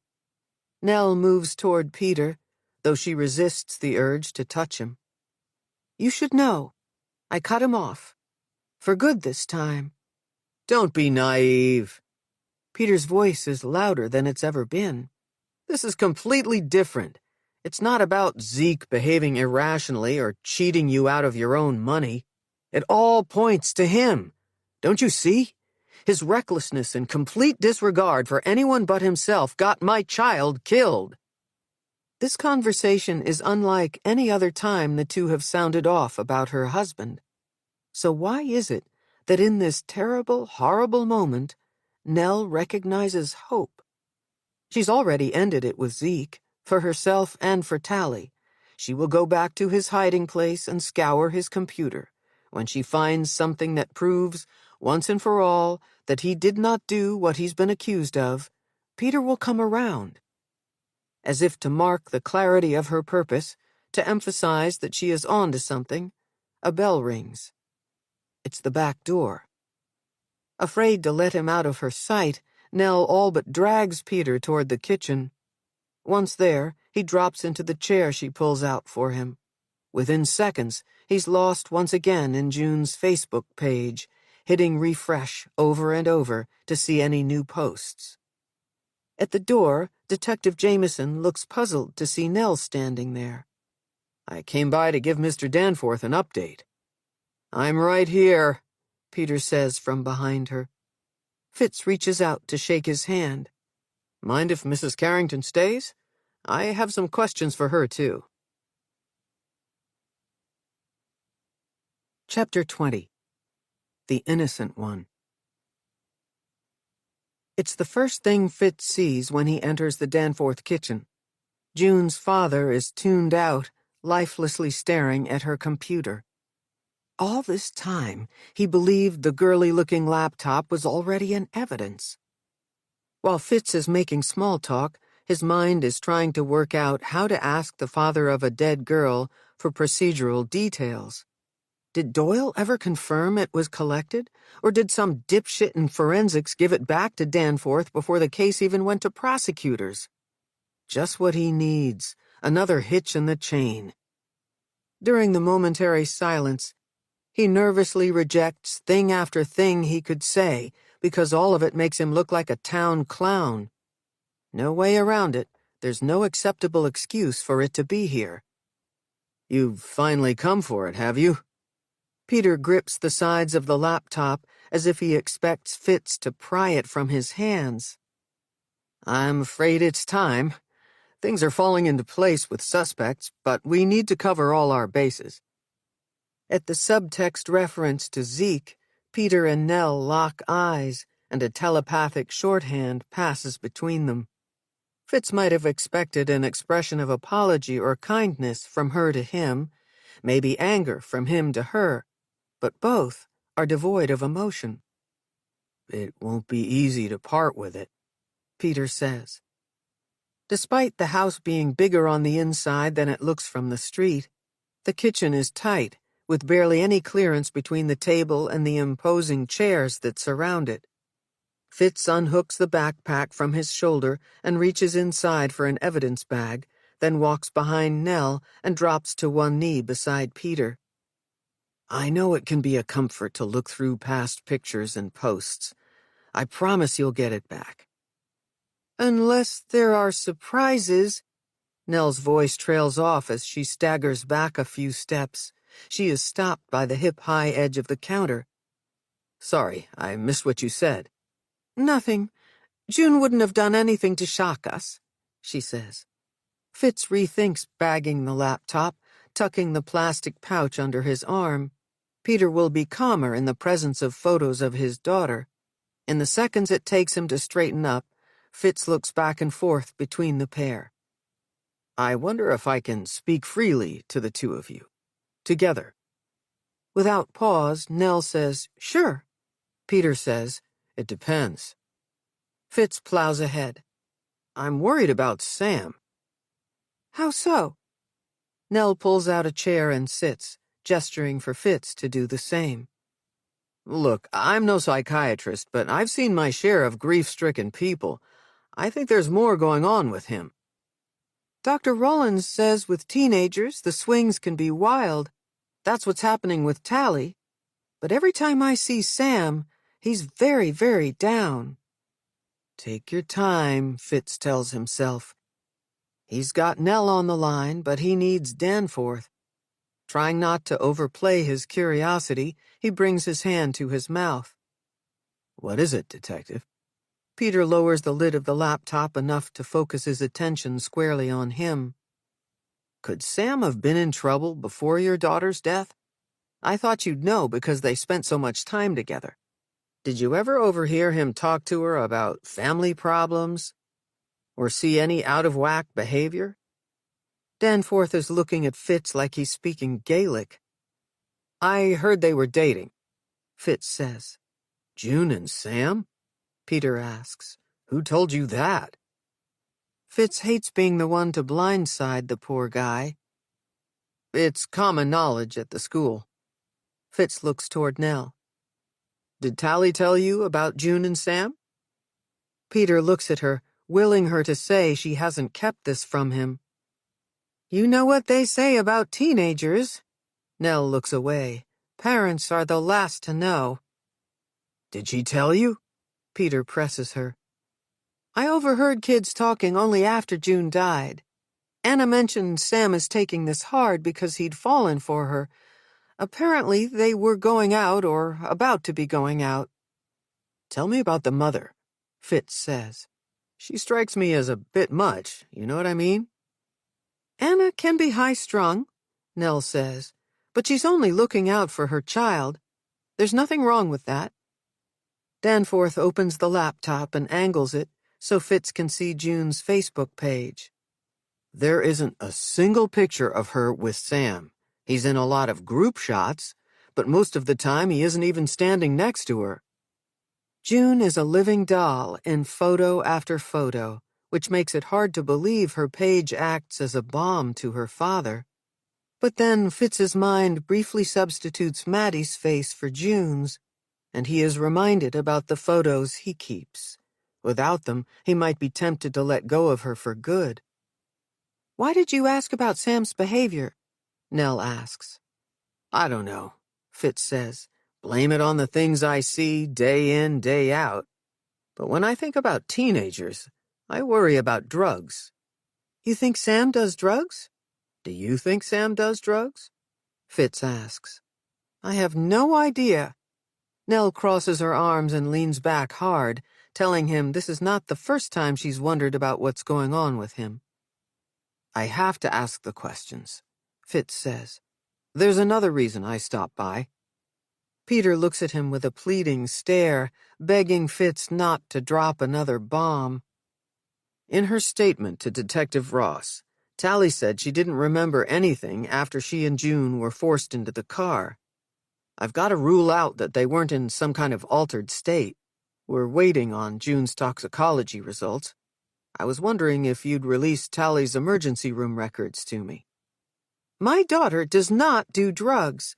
Except for the medication Dr. Rollins prescribed for her, she doesn't even drink." "I'm not accusing your kids of anything, but if their lab work is positive for things like sedatives or, say, Rohypnol, we need to know." "If you're not saying the girls took something on their own, are you suggesting someone could have given it to them without them knowing?" Like someone slapped Peter awake, he is wholly out of his stupor, making connections Fitz didn't think he was capable of making. "Let's take this one step at a time," he says. "I'd like to see June's results and Tally's before I put any more puzzle pieces on the table." "I'm sure Nell will give you permission to see Tally's records." Peter speaks as if she isn't sitting right there. "We need answers." "Absolutely," she says, moving her chair back, readying to stand. Good, good. Fitz reaches into his backpack for the release form, sliding it across the table along with a pen before Nell can change her mind. Then he taps the side of the laptop. I'm afraid I need to take this now. Peter kisses his fingers, then presses them to the most colorful image of his daughter on the screen. Nell wipes quickly under each eye before rising from her chair. One more thing. Your husband told us he disposed of his laptop. Any idea where he might have chucked it? You haven't seen it, have you? Rigidly, Nell stands there, silent. Fitz can almost hear her internal debate over whether or not to plead the fifth or assert spousal privilege. In that moment, he knows she has it. Nell, did you hear him? Peter asks. Do you know where it is? Nodding heavily, she says, No, but I'll talk to him, and I'll turn the house upside down when I get home. With reverence, Fitz closes June's laptop, slips it into the evidence bag, and marks it with her name. Peter watches intently as it disappears inside his backpack. The three of them say their goodbyes, and in minutes Fitz is back on the street. It's windy outside, and the air feels good against his face. He decides to leave his car parked where it is and walk the few blocks to the school. Without thinking twice, he tightens the strap on his pack. There's something comforting about the weight of evidence on his body. Maybe it's because he knows he can remove it whenever he wants. Pass it off to another cop, or forensics, something Fitz has never been able to do with what he knows about Maddie. A few days after she died, before cops moved on from questioning his brother, Fitz tried to get everything off his chest. His first mistake was confiding in Kira. Close in age, Kira and Fitz grew up like bookends. Saturday morning in the house on M Street, Ma would hand them a stack of hardbacks and park them in the same chair, a wide-seated rocker with gray fabric dotted with little brown houses. She'd tell them to take turns reading aloud. Without really needing to, she'd order them to behave. When Ma circled back to her ironing or went upstairs to change the baby's diaper, they'd sneak cups of juice into the den, resting the tumblers on the wooden arms of the chair. Pretending to drink the way Da did, they never got in trouble for watching forbidden cartoons or for deepening the pale white rings on the furniture. Kira and Fitz so enjoyed the warmth of their sides touching that for years before meals they would push two kitchen chairs together to form a bench, claiming they were making space for baby Connor's high chair and later his big boy booster seat. Back then, Fitz's wild Irish twin was everything you'd want a sister to be, and right from the start, Con was odd man out. It didn't help when Fitz and Kira abandoned him for school, even landing in the same first-grade class. Kira was fierce and fiery in the way she stood up to the kids who made fun of Fitz for his music, but she knew when to leave him alone, too, when to let him fight some of his battles without her. Except for when Fitz played piano, he was his most confident when Kira was around. He hated that the older Connor got, and the more outrageous he acted, especially once he hit high school, the more protective Kira was of him. Increasingly, Fitz was on his own. Less than 2 weeks after Maddie's funeral, Fitz put together a plan. He'd skip school and show up at the Townsend's house to spill his guts about what his brother had done and confess his own role in lying about it to Maddie's parents. Fitz figured no one would notice him hanging back from the pack of Southie kids who took Telegraph Hill to the high school like they did every morning. But the wider the distance got between them, the more often Kira looked over her shoulder. Fitz knew something was up when she grabbed Connor by the arm and whispered something to him. His brother shot him a menacing look, then took off toward the front of the high school. Kira stopped right where she was and waited for him. "You okay, Fitzy?" she asked when he caught up. "You don't look good." He hadn't expected Kira's kindness to hit him hard. Blame it on the lack of sleep, his Catholic guilt, or missing Maddie, but in that moment, Fitz was so messed up he didn't know whether to shove his sister away or pull her into a hug. Kira moved to his side and put her hand on his back. He said he had nothing to do with it. If you don't think Connor did anything terrible, why did you ask him? Kira shook her head. After he met with police, you two were acting awful to each other. I figured something else was going on. Did he tell you he was there, and that he kept that little detail from police? Look, Fitz, whatever happened on Castle Island had to be an accident. You don't believe that. You and I both know Connor is not a good person. He can be awful to us and his friends, but he'd never do anything to hurt someone. Not like that. Easy for you to say. I saw him right after. Now I'm stuck with his horrible secret. She was my friend, Kira. I can't do this. Fitz walked away from her, heading in the direction of Emerson Street. Where are you going? Mr. and Mrs. Townsend deserve to know what happened to their kid. Fitz, stop. Please, listen to me first. If you want to go there after you hear me out, I'll go with you. The street was too crowded to keep going at it out in the open. Without saying anything, Fitz and Kira picked up the pace, turned onto East Broadway, and made their way to a favored bench inside Medal of Honor Park.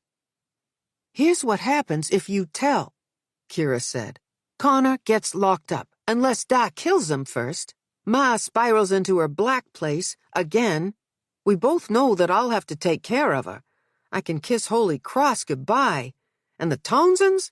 They're gonna grieve either way.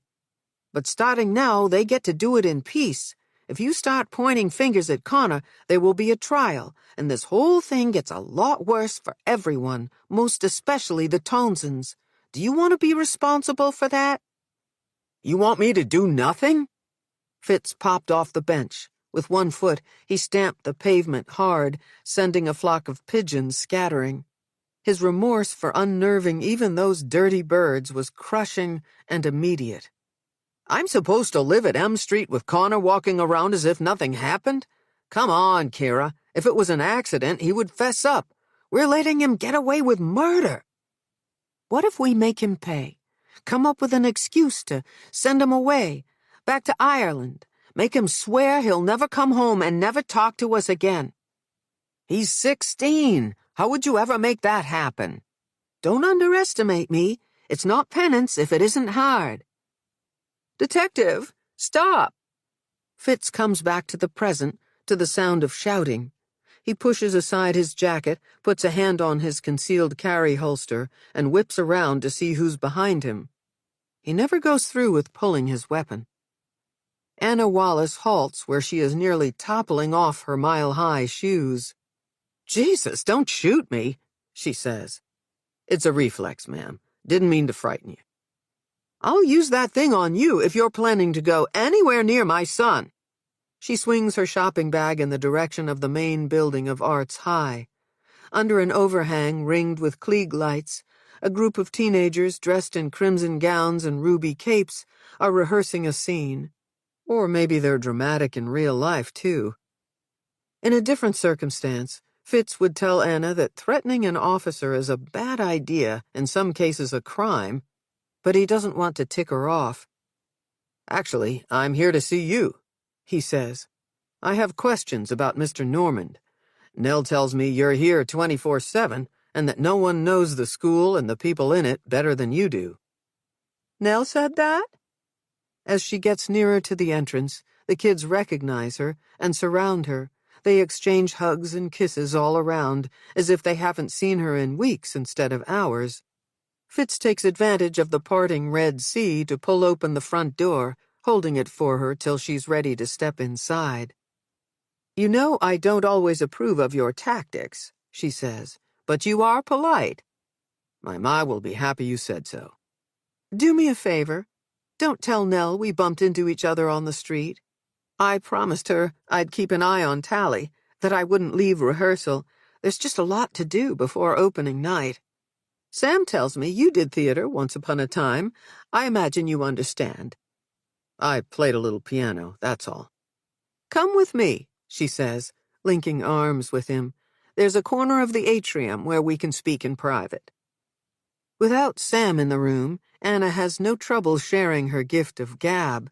She dives headlong into the case against Zeke. I'm not surprised he's in deep, deep trouble. His ruin has been brewing for years. Poor Nell. And Tally, I feel so bad for her, though I hate to be the one to say it, because no one would ever want this to be true. But this could have a strangely positive impact on her career. You can't get noticed if you haven't been seen. The alcove Anna leads him to is perfect for spying on kids coming and going from practice studios and classrooms, while also letting any lingerers stay mostly out of sight. In one smooth motion, she drops onto the couch and crosses her legs. Her showiness and the shortness of her skirt suddenly has Fitz rethinking being alone with her. Instead of sitting across from Anna, he parks himself on the high arm of a chair. Seems the consensus around here is that Normand is... Fitz pauses. An ass? Anna smiles, pretty as you please. The problem is he's contemptible, but also a genius. If you come to the play, you'll see what I mean. He doesn't strike me as terribly compassionate. How was he the day after the girls went missing? Did he get involved in the search? I can honestly say I don't know. I was focused on the children. It was pandemonium around here the day after we got the news the girls disappeared. Right from the start, I had a horrible feeling something awful happened. I positioned myself in the theater so that anyone who couldn't handle being in class would have somewhere to go. Some of their friends sat in the audience in a stupor, texting and crying. For the ones who needed to keep busy, I put them to work organizing the costume closet and tidying backstage. Nell's right. The school sure is fortunate to have you.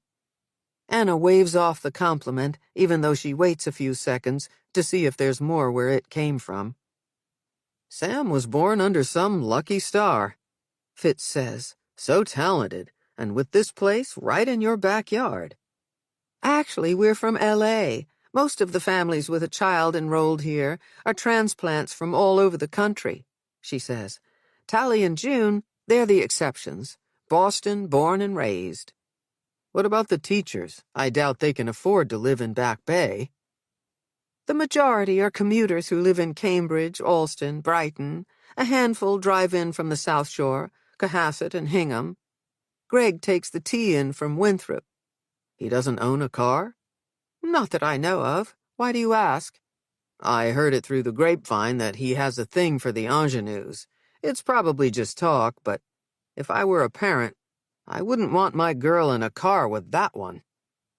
I'd be pushing for the school to let him go if I had a daughter. There are many more inspiring directors who'd give anything to work with these kids, on their craft. Anna raises a quizzical brow. Are you saying he's more than a flirt? Fitz asks. He likes one sweet cherry in particular, but you didn't hear it from me. I'm not one to gossip. Anna runs 2 fingers over her lips the way Ma used to when she was telling Fitz and Kira to zip it and stop tattling on Connor. You wouldn't be dishing dirt, Fitz says. You'd be helping with a criminal investigation. He barely finishes his sentence when Anna abruptly looks away. She's up off the couch rearranging her skirt in the time it takes Sam to crest the atrium stairs. Either she's guilty of something, or she felt her son's presence before she saw him. Well, I hope I've been helpful. Must go now. Costume fitting, she says, raising her shopping bag. No worries. Thanks for taking the time. Maybe we can connect again?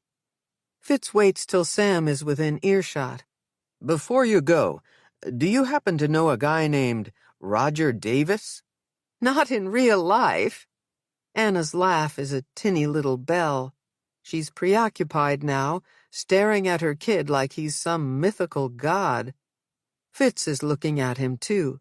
His pupils are pinpoints, and there's sweat on his brow. Sam played the part of Roger in Rent. Brilliantly, didn't you, honey? If Anna is wrapped up in this, she's a much better actor than her kid. The simplest explanation for the color draining from Sam's face is that his mother embarrassed the shit out of him. What Fitz chooses to believe is that the kid is thrown off because Roger Davis is the fake patient name listed on the pill bottle found at the Scituate beach. Feet away from the body of June Danforth, the leading man's alleged girlfriend. Act 3. That the powerful play goes on, and you will contribute a verse. Walt Whitman, O Me, O Life, Leaves of Grass. Chapter 21. Little Fears. Unaccustomed to the knocks and whispers Campion Hall makes late at night, Sin is on edge. Her classes have been prepped, course texts ordered, the orchid watered. There's nothing left to do but wait for him. All her energy goes to listening for Detective Mick Doyle's footsteps on the stairs. But it's the shrill whine of the elevator that startles her. She's over the threshold of her office before he makes it down the hall. "Thanks for meeting me." Sin watches him amble toward her, and it's easy to imagine his bones crumbling to dust with each step. His arthritis. Of course he skipped the stairs. "No problem. Like I told you, I was going to be in the neighborhood. Took my granddaughter to Legal Seafoods for a well-deserved study break." "Is she liking BC? The nursing program here is pretty tough." Sin rarely enjoys making pleasantries, but Mick deserves every ounce of her patience. 10 years ago, on her first reunification case, this man set the bar for how compassionate cops should deal with traumatized kids. Mick Doyle is a pleasant reminder that there are some detectives far and away better than that horrible Dave Ross, who was on duty the night Tally came into the emergency room. "Sorry I couldn't talk when you called," Mick says. "The less said at work these days, the better. Retirement can't come soon enough." "Make sure I get an invitation to your party, okay?" "You bet. And bring a guest, or whatever it is you call it nowadays." "No +1 for me, Mick. Noah ruined me for a while." Mick collapses into one of her guest chairs, a sleek modern thing perfect for students, not built for a big guy like him. Long and narrow, she wonders how in the world he'll get out of it when the time comes. She sits beside him. "I have a favor to ask," Sin says. "I'm coming to you because it's something I know you can find out, and you won't judge me. I need to know where he is." "Aw, little lady." Mick reaches out to pat her arm. "After all the cases we've worked together, I consider us friends. You know that. So, I'm gonna come right out and ask, why are you doing this to yourself? You gotta move on. Find one of the good guys." "The other day, I thought I saw Noah on the tee. I lost it, and I was with a client. I'm tired of waiting to be blindsided." There was a time not long ago when Sin put confidence in her instincts. She built a life around her ability to tune into the emotional subtleties others miss. Then Noah cheated and lied, crashed her practice, and flatlined her bank account, all while she was supposedly awake. Once, she had been a woman of unwavering resilience, but Noah took that from her too. The cord he left tied around her heart is tangled. Unknowingly, and even from a distance, he can yank it at any time. "I kind of figured when you called that you'd want to know where he landed," Mick says.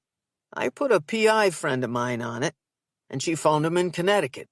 Said he's living with his sister, not working, awaiting trial. And, if you're looking for a bit of sweet revenge, my friend says McDreamy looks like shit." "It's not that I want him to be ruined," Sin says. "If I'm honest, I don't know what I want where Noah's concerned." Mick looks down at his swollen hands, splaying them, then forming fists, trying to work out the aches with movement. "Why does it feel like there's more?" Sin asks. "Not about Noah," he says. "Look, I'm only saying this so you can call to mind what you already know." As Sin suspected, Mick had purposely cut their phone call short, using the proximity of his granddaughter at BC as an excuse to meet her in person. You're not the only one who's misjudged a person. No matter how hard you try, you can't get inside someone else's head, even if you're the psychiatrist. All you've got to go on is your instinct. Think of all the girls you've helped, and how they came to you because they got it wrong with someone, maybe more than once. You would never tell one of them not to trust anyone again. Are you sure you want to retire? Sin asks. I see a future for you in counseling. No. You're the expert. I'm just an old man who wants you to know we've all done it. Guessed wrong. Trick is to take people as they are, even if you get punched in the gut a time or two, 'cause it beats the alternative. I'd hate to see you choose bitterness.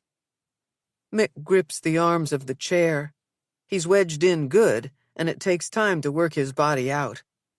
Before taking a single step, he arches his back and stretches his legs. In the dim light of the office, the pain on his face is thrown into sharp relief. Do you still see her? Mick points to the raindrop art piece displayed on Sin's bookcase, the one Tally thoughtfully placed there. I get a Christmas card every year, but I'm not Allie's therapist anymore. Is she making do? It strikes Sin then, the way Mick asks about the girl, now a woman, who brought them together all those years ago. Making do. Maybe that's all anyone ever does. We try to make do. She's a social worker in an after-school program for homeless children. She has a beautiful 2-year-old son. Glad to hear it. No doubt she got through that horror show because of you. Speaking of survivors, how's the Carrington kid doing? Tally's only at the beginning of treatment, and it'll surely be complicated by whatever's going on with her father. I'm afraid it's about to get worse. Carrington failed his first polygraph spectacularly. On a second sweep of the crime scene, we found an oxy pill bottle with his fingerprints all over it. Poor Tally. And Nell.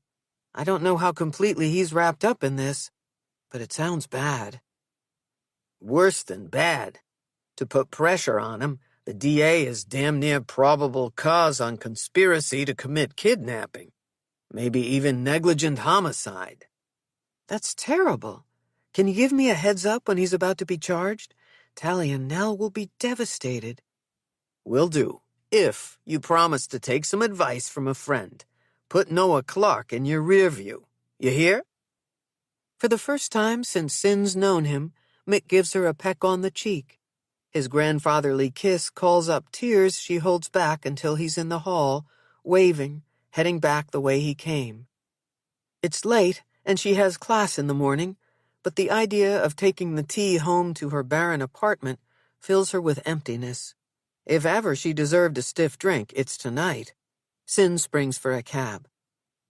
The Beehive on a Monday is as she expected to find it. A handful of singles line the bar. A lone bartender stands behind it. Fitz is at the piano, his back to the door. Sin orders her liquid courage in the form of Scotch neat and takes a table behind him. There's something indecent about scrutinizing him when he hasn't noticed she is here. The first time she heard him play, over a week ago, there was no denying his talent. After he got over Kira's tricking him to perform, the pieces he chose were flashy, almost bawdy. He was showing off for her. Tonight, watching his hands let loose an almost violent explosion of motion, Fitz is a different musician. Moody and reckless, he's focused only on the keys and the dark music he can seduce from the instrument. He transitions piece to piece unendingly, each one full of the whorls and ridges of regret. When Sin takes the last sip of her drink, she considers leaving, imagining future Mondays, one scotch and one set, without Fitz ever knowing she's been there. The bartender comes toward her, holding a glass of something whiskey brown in one hand and a bottle of Chivas in the other. On his way to her table, the man catches Fitz's eye by raising the glass and cocking his head in Sin's direction. The music stops. Annoyed, Fitz swings his body over the side of the piano bench. Then, from across the room, she sees him smile. Before Sin can refuse the bartender or cover the rim, he's completed a heavy pour of her scotch and put the whiskey glass on the table for Fitz. "Kira's friend," he says. "Rounds on me." "Hey, there you are." Fitz says this as if he'd been expecting her to show. Like he knew, despite her refusal to go out with him, Sin would change her mind. He rests those hands on the back of the chair facing her. "Hard day. Not many places open this late in my neighborhood," she says. He laughs a little. "Oh, okay." Sin takes the first sip of her second drink. The smooth burn at the back of her throat urges her not to make this complicated. "You play better on Mondays." "What can I say? These are my people." Fitz opens his arms like he's referring to a crowd, but he never takes his eyes off her. "Mind if I sit?" "No, please." "Anything on your mind?" "Everything and nothing," she says. "Sounds about right. If we wanted to sleepwalk through life, we definitely should have picked different professions." "Why didn't you study music? You're amazing." Fitz looks into his drink for a second. He hasn't taken a sip. "I gotta say, I never know exactly how much Kira's already told you about me and what you might not know." "Tell me whatever you want, just make it the truth." Sin comes off sounding harsher than she meant to. "I got into Juilliard. After a friend of mine died, I ended up not going. I've been playing here Mondays ever since." Sin doesn't tell him she already knows about the girl who died when he and Kira were in high school. It could be the scotch or the story, probably both, but she doesn't overthink it. "I'm sorry."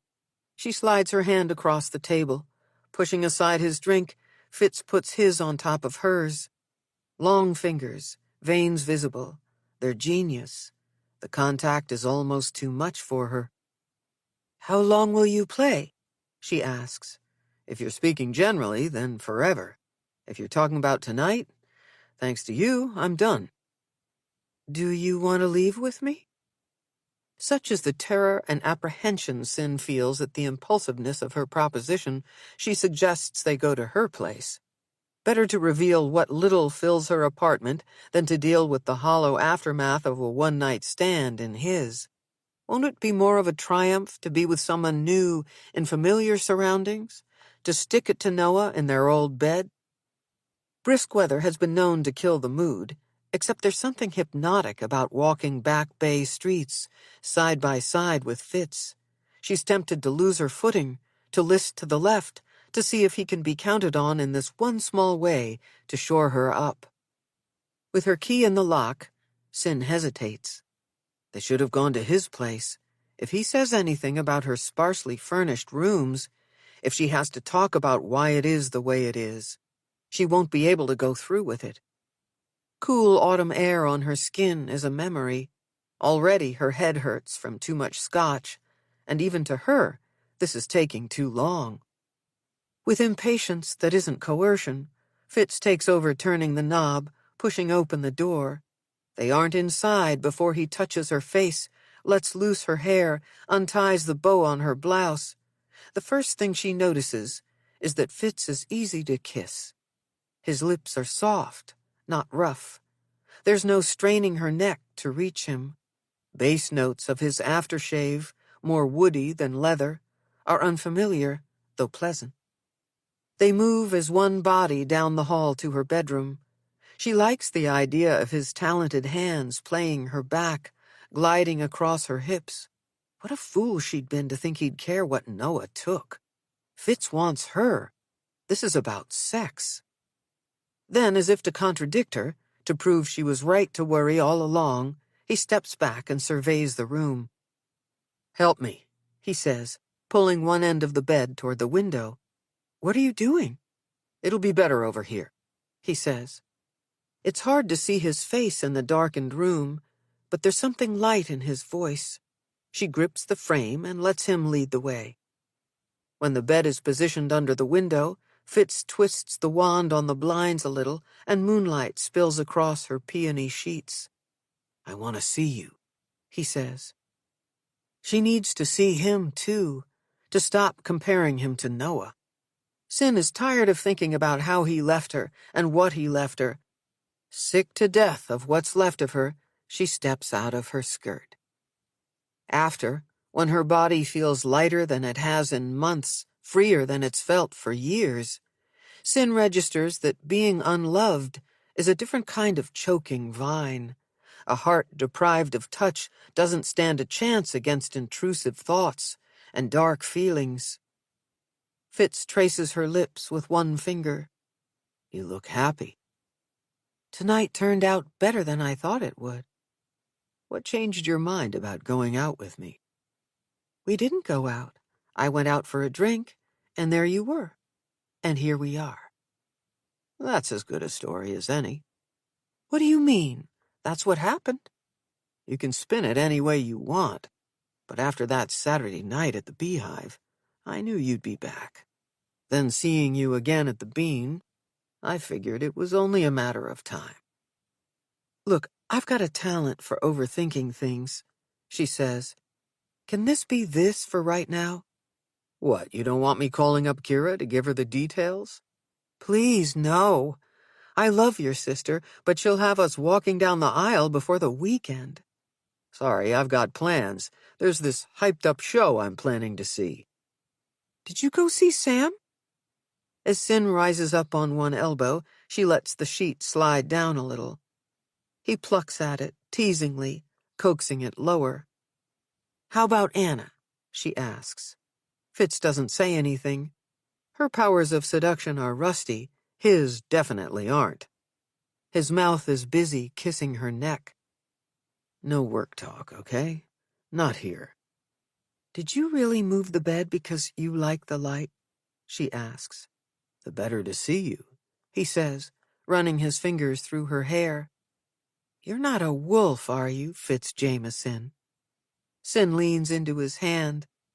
"Because of a certain someone, I imagine you know a lot about my past, too."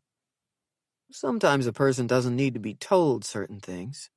I figured I could make this easier for you, that's all." If only starting over was as simple as rearranging or replacing some furniture. "Tonight you moved your bed. Who knows, tomorrow you could buy yourself a couch."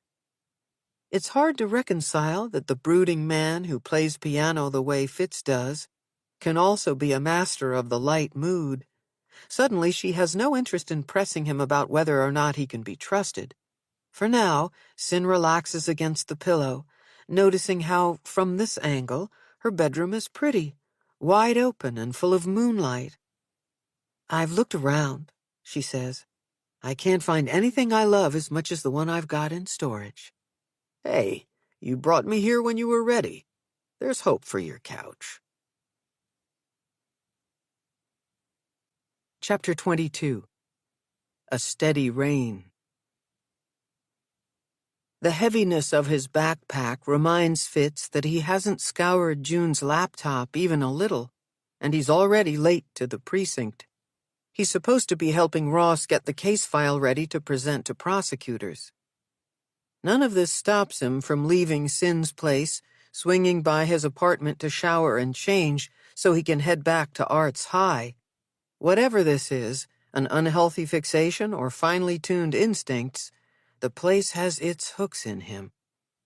The receptionist barely looks up when he flashes his badge. She taps the visitor's log and he signs in. First stop, Nell's office. Twice in the last few days, he stopped by the house to press her about Zeke's computer, but no one was home. Now her door is closed, and there's no light sneaking through the slits in the blinds. He knocks anyway. When no one answers, he starts walking in the direction of the theater. Time to pin down Normand. Once and for all, Fitz has to rule him in or consider him out. He needs to find out who Anna was referring to when she said the director had his eyes on one girl in particular. Whoever it is, if she's a minor, Fitz might arrest Normand, just because he can. He'll consider the morning a raging success if he can corner Sam again without his mother putting in an appearance. The closer he gets to the theater, the quieter it is in the hallway. He puts his ear to the door. No voices, no movement. He steps inside. The lampstand and bare bulb center stage confirm he's alone in the black box. Fitz scans row after row till his eyes hit the pit and the piano. The ebony grand has seen his share of abuse. Even in shadow, he can see the dings and divots that mar its body and legs. The action and the case take a beating in a place like this. Obsessive conservatory types, like Fitz used to be, pound on these beauties for no less than 10 hours at a stretch. He tries to remember if this one's soundboard produces good tone in spite of its heavy use. The only time he's heard it played, during Tally and Sam's rehearsal, he hadn't been giving the piano its due. The dozens of spiral smudges left visible on the fallboard would be a detective's dream if the instrument were involved in a crime, and Fitz wasn't tempted to add his own fingerprints to the mix. He should get to work. Instead, he exposes the keys. Without taking the bench or breaking the line between elbows and wrists, he lets his hands dazzle. Broken chord after broken chord, in this school where anything is possible, he loses himself to the music. "Who's there?" It isn't until the girl materializes from behind the curtain that Fitz stops playing. Tally's dark hair fades into the black backdrop, and the ghost light casts her face in otherworldly shadow. "It's Detective Jameson. Sorry, I got a little carried away." "Oh, hi. Sam told me you played, but I didn't think you'd be good." The kid pulls no punches, and her delivery is refreshing. She's sarcastic and magnetic at the same time. "I do okay. Hey, where is everybody?" She clutches a familiar notebook to her chest. It's the one Norman threw on the stage to accentuate how pissed off he was at her for needing a session with Sin during rehearsal. "We have academics in the morning," she says. "Run-throughs in the afternoon. I'm rereading yesterday's cast notes." "Who knows you bailed on class?" "Leads can get away with anything the closer it is to opening night." "What about Sam? Is he here?" Tally comes to the edge of the stage and sits, letting her long legs dangle over the proscenium. That's when Fitz notices she's got one of the director's signature pencils, bite marks and all, threaded through her hair and tucked behind one ear. Another reminder he needs to follow up on Norman's DNA. "His mom is running lines with him." Tally gestures backstage, toward the warren of hidden rooms where Fitz interviewed Sam a couple of weeks ago. "Those two are weirdly inseparable. That must have driven June crazy." "She and Sam took it as a challenge. Sneaking around, stealing time together without his mom knowing. It wasn't easy because she's always lurking. It was pretty funny, until she found out, I guess." "What did she do?" "I heard she went ballistic. Right here on stage. Screamed at Sam for lying to her, in front of everybody." Tally pauses, placing the notebook beside her. "I wasn't in school that day." Fitz moves away from the piano and toward her. "I've never had the chance to say. I'm sorry about June. I know she was your friend. It has to be hard. Dr. Rollins will probably have my head for asking, but how are you handling everything?" Tally's legs are restless. She taps her heels, one and then the other, against the side of the stage. "I'm not sure. Acting helps. The way you play piano, you probably know what it's like. When I'm in the zone, it gives me a break from being me. Ask me again when the show's over." "There will always be more plays, if that's what you want." It's the first time Fitz has seen sadness wash over her face. Her own emotion, not the by proxy kind she borrows from characters. "I didn't mean to bring it all back. I lost a friend when I was your age, under super strange circumstances. I just want to say, it gets better." If he wasn't trying to get her to talk, Fitz would have said things don't get better as much as they become a terrible kind of normal. Yeah, but was your dad in jail and all your friends acting weird around you? Tally gathers her hair in both hands, twisting and twisting the mass of black curls. When she lets go, her hair falls down her back, landing exactly where it was before she touched it. You've got me beat there.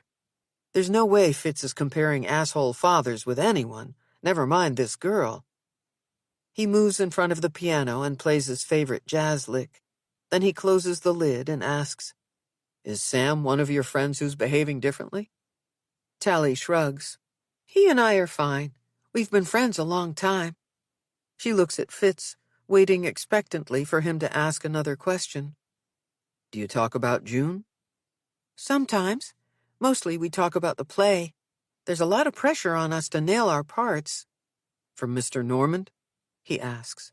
I need to talk to him. You wouldn't know where he is, would you? In his office. But you probably shouldn't bother him. He's with someone. He's not doing anything I wouldn't do, right? Fitz fakes a laugh. Tally is silent, but it's clear she knows what he's asking. She flips open the notebook next to her on the stage, letting the pages flutter. After they settle in a way he can read them, she angles the point of the pencil under one character's name, Ilse Neumann.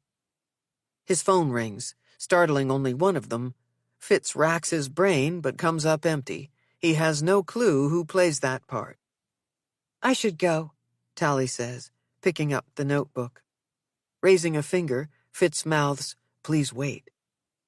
It's Kira. In the time it takes him to tell his sister to hang on, Tally disappears through the wings. Drop everything, Kira says. It's Ma. Getting to M Street from Exeter is a clusterfuck. Now, no matter where he stands on the porch, raindrops escape the leaky gutter, hitting him on the head and trickling inside his collar, down his back. Come on, Kira, hurry up. Are you kidding me? From the minute she opens the door, she's giving him face. It takes you forever to get here. I finally have her settled, and now you're laying on the doorbell? I was at the school, and my car's at the Beehive. I left Ma's house keys at home because I didn't think I'd need them today. She okay? Fitz pushes his way into the house and closes the door. Why did you leave your car over on Tremont? How did you get home last night? Jesus, Fitz is only seconds into his first contact with his sister since being with Sin, and already her senses are tingling. Damned if he'll be the one to tell her. What's with Ma? Kira brushes the rain off his shoulders and backpack. I only called you because I couldn't calm her down. I thought I might have to resort to calling an ambulance. She's fine now, sleeping. You can leave. What the hell, Kira? I came all the way over here for nothing? His sister pulls him by the elbow into the front parlor. Be quiet. If you wake her or go ballistic on me, I'll kill you. Can everyone stop using that word? The large room is crowded with odds and ends of furniture collected from generations of Jamesons who've lived in the three-decker. Brother and sister sit side by side on the old couch. The cushions have so much butt memory that no matter where you park yourself, you end up tilting to the middle. I want to tell you, and I don't, she says. Go ahead. I won't be an ass. Fitz braces himself. Ma and Kira can only be losing it simultaneously over one person. He called shit-faced, said he's in trouble and needs money. It isn't Sunday. I take it you weren't here? The deal 16-year-old Connor had no choice but to take was to move in with relatives in Ireland and stay lost for good.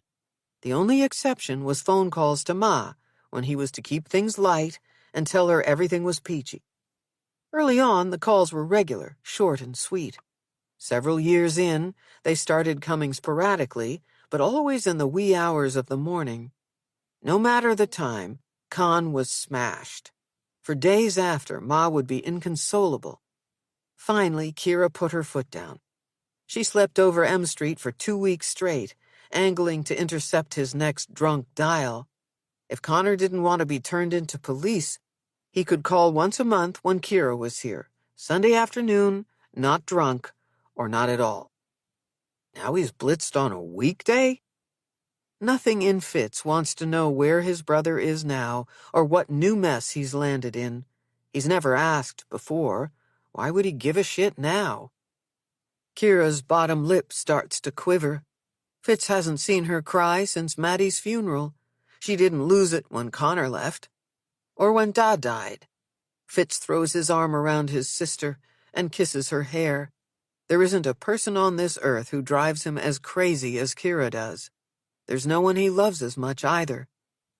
"There's absolutely no reason for him to stop doing this," she says. "He knows I'll never turn him in." "He doesn't know you won't. He's a prick. Like always, he wants what he wants when he wants it." Kira squeezes his arm till it hurts. "Tell me you won't ever do it, Fitz. Turn him in. It will kill her. You know that." This time his sister uses that word on purpose. He shakes her off. "You said Ma's good now. We'll think of something. Don't you have a class to teach? The psychology of maniacal siblings or something?" Kira rubs his arm by way of apology. "It's 200 freshmen in an intro class. I can call and cancel. Before I left the office, I told Sin to warn the dean I might have to. The kids will love me for it." "No, you go. I can stay till you get back." Fitz yanks his backpack free of his shoulders and drops it at his feet. "Won't you get in trouble with Ross the boss?" "I told you, he's not my boss. And I've got work I can do from here." "Okay, if you're sure."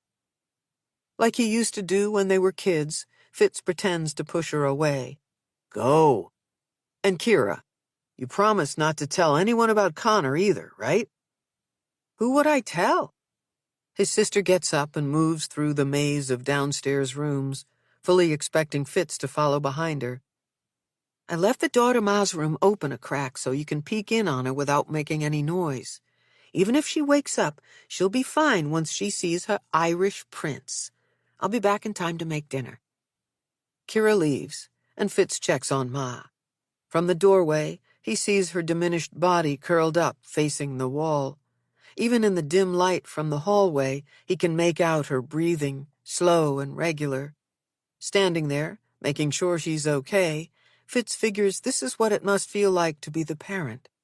If you're capable of being the parent. If it wasn't for this fragile woman, Fitz believes he would have come clean about Connor. That's the story he tells himself.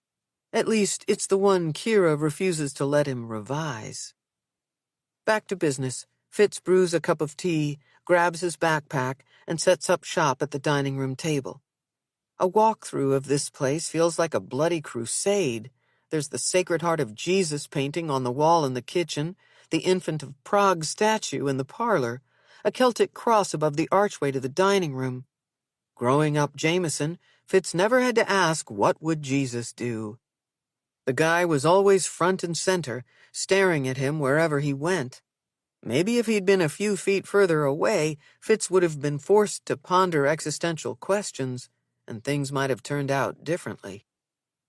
When June's laptop refreshes, he clicks on Facebook and picks up where Peter left off, scrolling status updates, reading posts. The pictures he comes across are mostly selfies. The poses exaggerated freeze frames Fitz wouldn't have been caught dead doing when he was her age. The ones of her with other people all seem to be taken with her in motion, dancing here, leaping there. The kid's vivacity practically bursts through the screen. He doesn't know how her father can endlessly do this. At times, Fitz has to look away. It doesn't help much to stare out the window watching the drizzle become a downpour either. Thanks to Connor, since Maddie died, the mood of this house on the inside is a magnet for the gathering storm clouds on the outside. He can't remember a time when he's visited M Street when it hasn't been raining. He returns to the screen. In a stroke of luck not usually found in the Jameson household, Fitz lands on a photo that's a game changer. Maybe, like he'd hoped, his redemption turns on lively June, because there she is with Tally in the costume closet. It could be their smiles or the presence of pretty outfits and stage makeup, but these girls with their faces cheek to cheek already look like stars. That isn't what's slamming him, though. Normand is there, too, in the background, holding court with a group of teenagers. He's showing off what he's wearing, a faux fur bomber that's either an exact replica of Carrington's one-of-a-kind jacket, or it's the same one Fitz found in his coat closet with flecks of June's blood on both sleeves. Chapter 23. Fame. Nell is dragged from sleep by a rumble of voices, deep, high, and terse. Above her racing heartbeat, a voice calls out, "Tally!" As she wills the life to come back into her limbs, she realizes this shrill one belongs to her. The pins and needles in her legs can't stop her. Nell runs toward Tally's room, using the wall as a prop.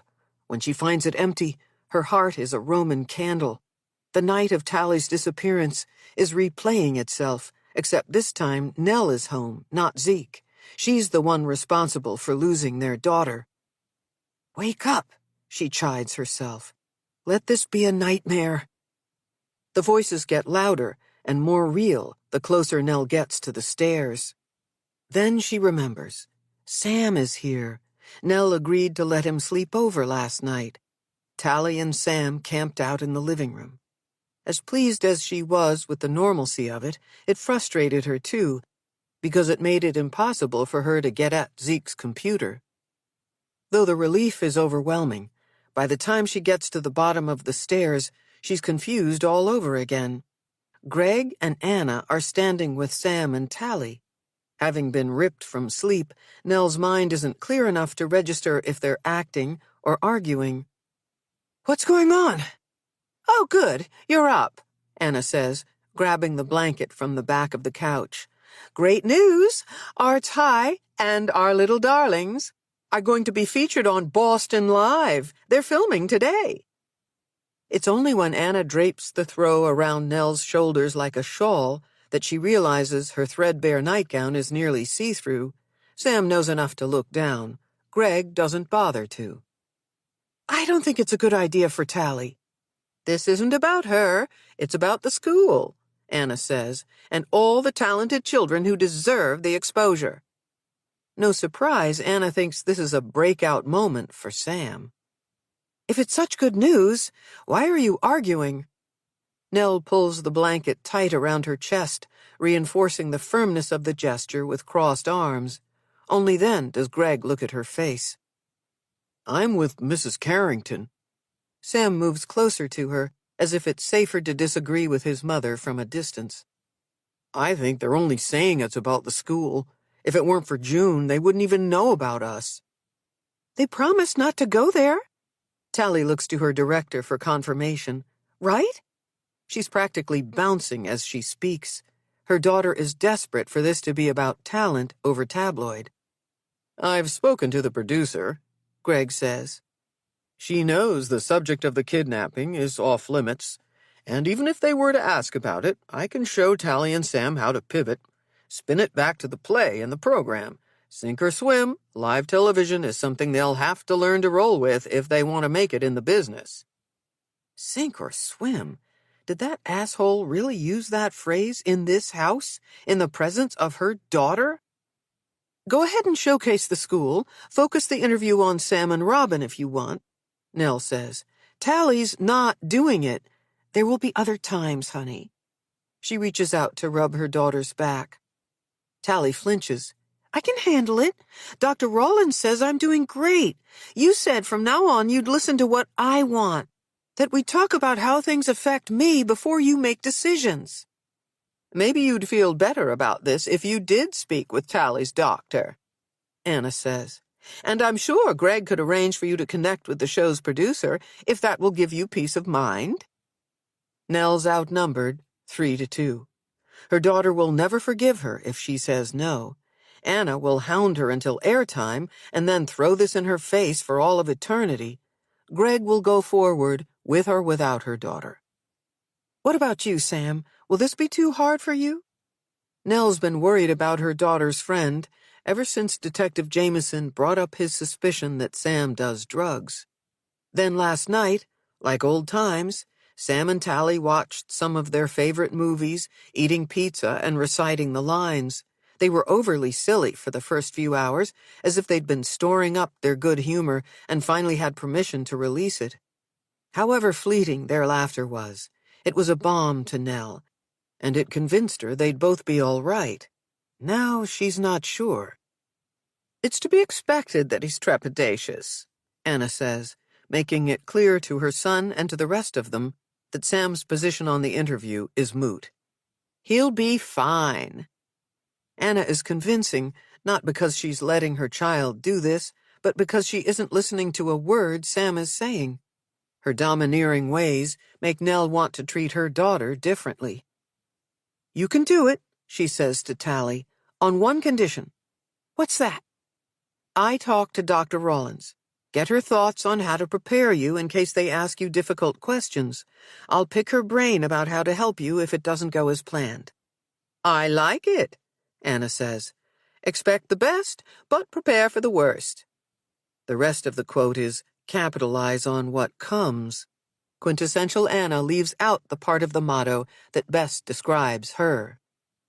Nell ushers all four of them out of her house, and despite the fact that they're going to Arts High together, she makes Tally promise to text her when she gets there. At this point, her girl will agree to anything. Feigning trouble with Zeke, though it's never a lie to say Zeke and trouble go together, Nell calls in sick. Again, worrying about losing her job is something for another day. She looks through her phone contacts to find Dr. Rawlins's listing. Scrolling past the number for the call service, she hits the private one the doctor gave her after that disastrous trip to the beach. Nell doesn't say much before Tally's psychiatrist invites her in for a session to sort through the television appearance. The Boston College office looks miles better than it did the last time Nell saw it. Without the stacks of boxes and cluttered tabletops, the unassuming space is a respite. Maybe Nell should ask if she can see Dr. Rollins more regularly. "I'm glad you didn't mind coming to Chestnut Hill," she says. "Have a seat." "Thanks for squeezing me in. I think you're right. There's more to this than we could get into on the phone. Media requests are inevitable in situations like yours. Fill me in." "Turning down all the national stuff was easy," Nell says. "Mostly I ignored producers' emails and didn't return phone calls. This is local,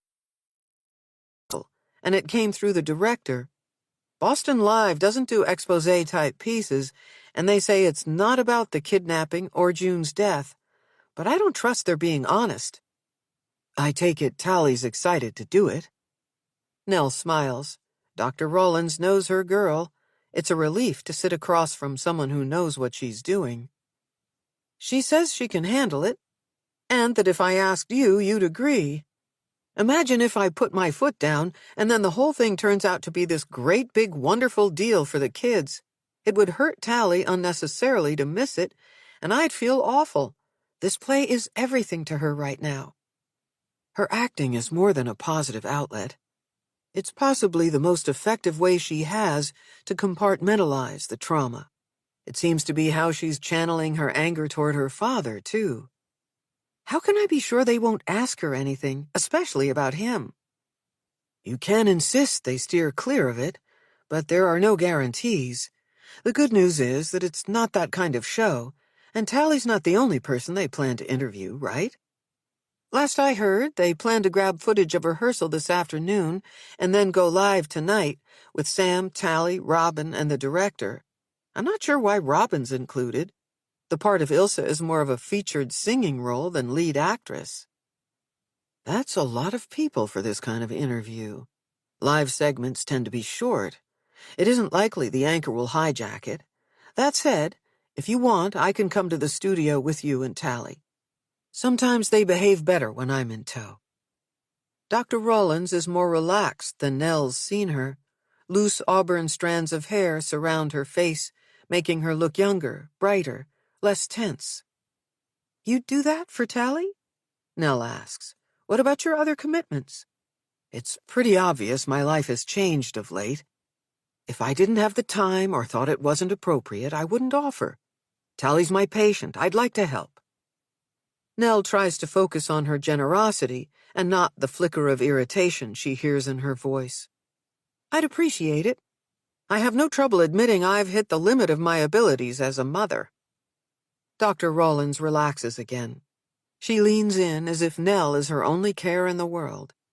Is this a new feeling? Everything's magnified lately, but I think I've always felt out of my depth to some degree.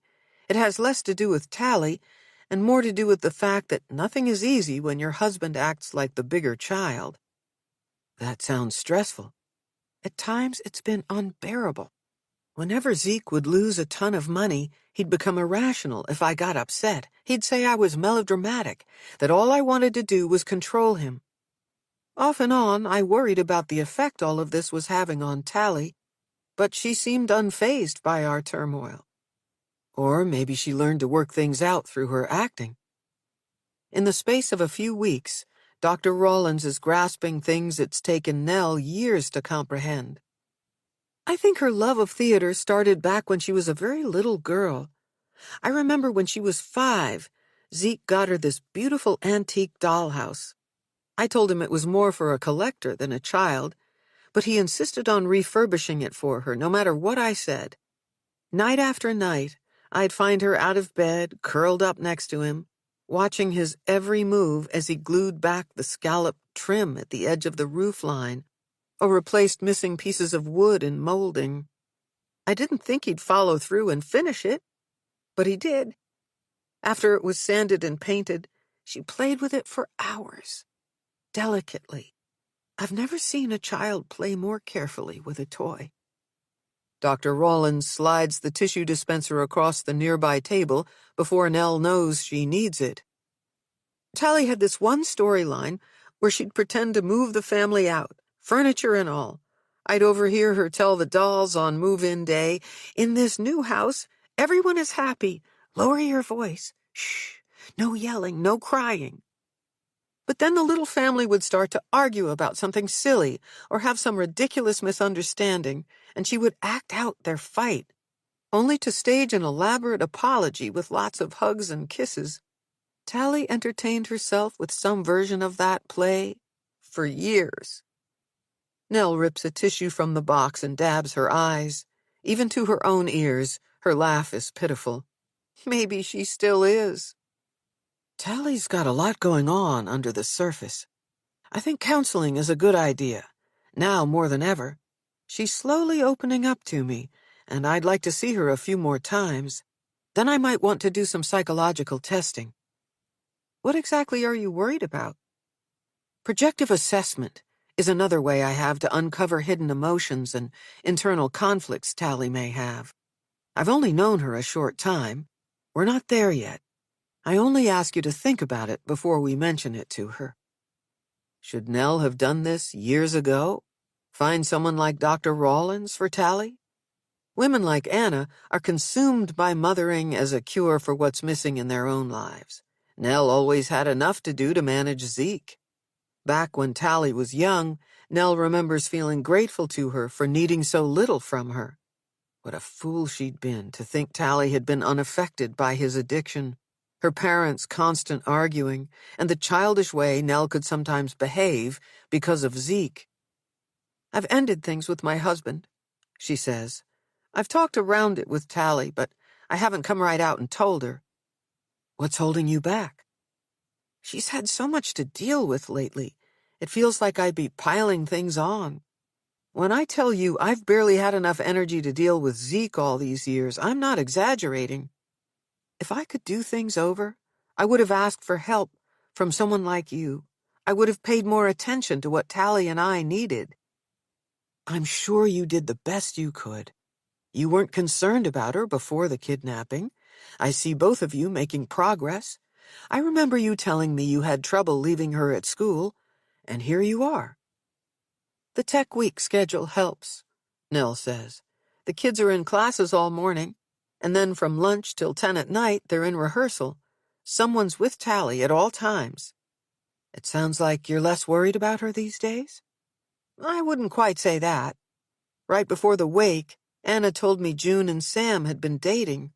I work at the school and I didn't know. June's own father didn't know. Then the other day, Detective Jameson asked Peter and me if the girls ever used drugs. He thinks Sam's into pills. It's all so overwhelming to think I missed things. Do you ever feel that kind of panic? Like there's this big, horrible thing right in front of you and you can't see it? The look on Dr. Rawlins's face is pure recognition. The tautness of her jaw looks almost painful. You would tell me if Tally's doing anything I should know about, right? Nell asks. What has Tally told you about using drugs, or about what Sam might be doing? Except for what you prescribed, and her telling me she isn't drinking. I haven't asked her straight out. I'm trying to respect her privacy. I don't want to be the way I was with Zeke, with her. And I won't be the kind of mother who sneaks around or goes through her child's things. I'm not Anna. There might be something between hovering and trusting Tally to make good decisions on her own you could consider. Maybe you'd like to meet again, and we can dig a little deeper into that. It's Nell's cue that the session is over. They book another appointment, and she collects her things and looks around the office one more time. Nell is calmed by the ordinariness of the space. How the lack of anything overly decorative leaves room for her to pay attention to herself for once. Everything seems simpler here, clearer. I'll see you tonight at the studio? Be sure to tell Tally I'm coming, she says. I don't want to blindside her. Nell stops at the threshold. Dr. Rawlins, she's okay, right? Tally's going to get through this. If I didn't think she could handle the interview, I'd speak up, she says, and please call me Sin. At the top of the stairs, Nell considers dashing back to the office to tell Sin she wasn't talking about tonight. She should have been clearer and pressed her more forcefully about when she thought Tally might fully open up to her. Then, like clockwork, Nell's phone rings. What did she say? Tally asks. Can I do it? She thinks you'll do great. I invited her to come with us. Is that okay? That's fine. And Mom, do you have time to stop at Chestnut Hill Mall? There's this peasant dress at Anthropology. It has a Wendla vibe without overshadowing my costumes. Mrs. Wallace said she'd buy it for me. Isn't that nice? Of course I can pick it up for you, but we don't need Anna to pay for it. I'll get it and bring it to you around 6. That'll give you plenty of time to change before we head over to the studio. WFXT is a state-of-the-art glass and chrome newsroom. Their gaggle of studio virgins walks through the place with their mouths in various degrees of open. The producer is a pip of a thing, blonde and bubbly. She ushers them around the anchor desk, past the giant weather map, and when the group lands in the green room, she drops the bomb. The B-roll we took at the school has plenty of the director. We only plan to interview the kids. Nell wishes she could enjoy Greg getting bumped off camera, but she's panicked he won't be with Tally to steer the interview in the right direction. Don't worry, Mom, the producer says. I saw them perform today. They'll be great. In a flurry of activity, the 3 actors are prepped on the mechanics of a 2-shot live interview and mic'd up. The rest of their group is parked at a distant desk the producer promises won't be on camera. The anchor is nowhere to be found until the kids are positioned on stools that have been lined up on the metal landing under a galaxy of lights. With her viciously high heels and impossibly tight dress, the woman manages to slide onto her stool as the stage manager counts down 3, 2, 1, and a finger wag that takes the place of the word live. Nell is comfortable at first, telling herself it's a 4-minute segment, even without Greg, given the lead-in and the closer, and needing to pay attention to 3 kids. How much damage can the woman do? Plus, in the pre-interview, Anna angled for the anchor to start with Sam. My character has a close relationship with his mother, he says, but during the play he realizes that not everything he's been taught is right. He starts to question things. He's a critical guy. Bordering on arrogant, wouldn't you say? Tally lightens the mood of Sam's answer, and the anchor laughs. Sam keeps going as if he'd better get those talking points in or his real mother will have his head. I have a desire for control. As I discover this, my explosive temper begins to frighten me. So, as you can imagine, Tally says, my character is attracted to him. The anchor laughs again and swings her body in Tally's direction. Nell's daughter is as natural on camera as she is on stage. Nell is in awe of how commanding Tally is, especially since she's never done this before. Keeping in mind that Boston Live is a family show, the anchor says, what can you say about the mature nature of the play? It's not that we're doing anything that shocking, Tally says. We're just brutally honest about what it's like to be a teenager, trying to direct our own course, despite the opinions and mistakes the people around us make. We're trying to love ourselves, even if that's a hard thing to do. What kind of trust has to be established between actors to work through the more intimate scenes? Suddenly, it's as if the conversation is between the anchor and Tally. Anna sighs, and though it's impossible for Tally to have heard her from this distance, she knows enough to include the others, or at least Sam. We've been friends a long time, and we've been through a lot together. Tally reaches over to take Sam's hand. As if they've rehearsed it, they lace them together and squeeze tight. We have each other's backs. We protect each other, emotionally. Unfazed by being left out, Robin sits perfectly still with a frozen pink smile plastered to her face. This has to be a hard time for you specifically, Tally. I'm sure our viewers remember you were one of the girls kidnapped from the school. How are you coping with the death of your friend June and your father's alleged role in all of this? Nell doesn't know whether to keep watching the monitor or rush the landing to pull her daughter from the interview. Make it stop, she whispers. Sin whispers back, she's got this. Slipping her hand from Sam's, Tally folds hers onto her lap. She looks demurely at the anchor. I won't say it's easy. I try to stay in the moment, appreciating the people who love me and experiences like this one, being here with you. Disarmed by Nell's daughter's vulnerability, the woman who speaks for a living is nearly speechless. Would you like us to sing a little something? Tally asks, filling the void. As she scooches forward on her stool, Sam leans back hard. Oh dear, Melchior's gone a bit pale, the anchor says. How about you? But before the girl can respond, Tally is singing.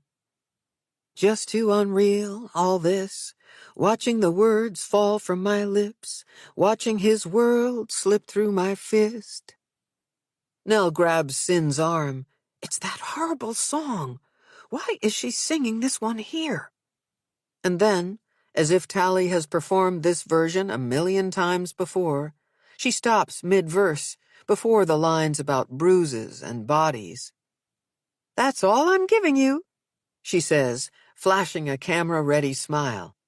For more, you'll have to come see us on stage. The anchor turns to the center camera. Sounds like it's a show that shouldn't be missed. Chapter 24. Proof. Fitz hates to use Ma's downward spiral as an excuse to keep working a nearly closed case, but he will if he has to. It's not a lie to say she's out of commission, even though the situation is under control and Kira's on watch. His plan is to hike the back stairs of the precinct, grab a copy of Charlie Stockbridge's statement, and then head down to Situate to ask the old man some new questions, all before Ross can grill him about what he's up to. So that's exactly who he bumps into. Where the hell have you been? I've got a whole family song and dance I'm sure you don't want to hear. As Fitz drops his backpack on the desk, June's laptop hits it hard. Here's the thing, he says. All along, my guts told me Sam knows something that he's covering for someone. Turns out I'm right. We need to keep working the case. Convince me. Fitz lays out what he knows about the director and Sam, and how they might be mixed up in this. Zeke Carrington's prints are on the prescription bottle found at the scene. He's admitted to dealing, I think at the school. The fake patient name is a made-up character the kid played, expertly, if you listen to his mother. I've seen Sam recently, and I think he's into opioids. So what? The kid's a pillhead and he gets his stash, or at least he did, from his friend's dad, Ross says. Fitz unzips his backpack and opens June's laptop. Anna says she picked Sam up after the audition that night. We have witnesses who saw him get into her car. But here's the thing. Norman directed that other play, and he could have picked that fake name. And look at this. He's wearing Carrington's jacket. Fitz clicks on the picture and zooms in on the director to prove to Ross he's right. On a hunch, during one of my early visits to the school, I picked up something with Norman's DNA on it. Forensics is running the unidentified hair and fibers found on the jacket against it as we speak. Okay, the kid and the director get their drugs from Zeke, and they're tangled up in ways that go beyond the typical teacher-student relationship, even for that school. Ross says, "Why should we care?" Sam could have figured out that Normand was involved when Tally and June went missing, or possibly after the fact. I don't know yet. Maybe Normand wanted to amp up publicity for the play, and things went sideways. It's common knowledge he's intimately involved with at least one student. He's not a good guy. Why would the kid cover for him? Have you met his mother? She's a barracuda. He's screwed if she finds out he does drugs. Speaking of mothers, I got permission from Nell to pull Tally's emergency room records to check her labs. I plan to pick them up now. June's tox is due back any minute. If both girls had drugs in their system, that would explain why Tally can only remember being in the car and then much later at the beach. I'm heading to Scituate. June and Tally were gone for over 40 hours. Where were they all that time? I think if I can look at the Glades property with this theory in mind and talk to the caretaker, things might come into sharper focus. Charlie Stockbridge, as forgetful as he is, knows the place inside and out. Fine, go, Ross says. Take Doyle. I can't stand watching him become part of his chair. I have zero interest in taking that drive. I'll stay here and push prosecutors off another day. As Fitz heads back through the cubicles, he's trying to come up with reasons to go it alone. Doyle in tow isn't exactly how he envisioned this. Both men sigh the whole way from precinct to parking lot, but for different reasons. By the time Doyle finally makes it to the car, Fitz feels bad for him. All he's got the energy to do is lean on the passenger side door and fan himself. At the point that Fitz resigns himself to a day played in slow motion, Doyle asks to be dropped off at the hospital. I'll pick up Tally's ER records, he says, then cab it home and do follow-up calls from there. Turns out it's pretty easy to ditch Doyle. Arthritis and long walks on the beach don't exactly go together. When it takes forever to drive from Boston to Scituate, Fitz gets why Ross and Doyle bailed on coming with him.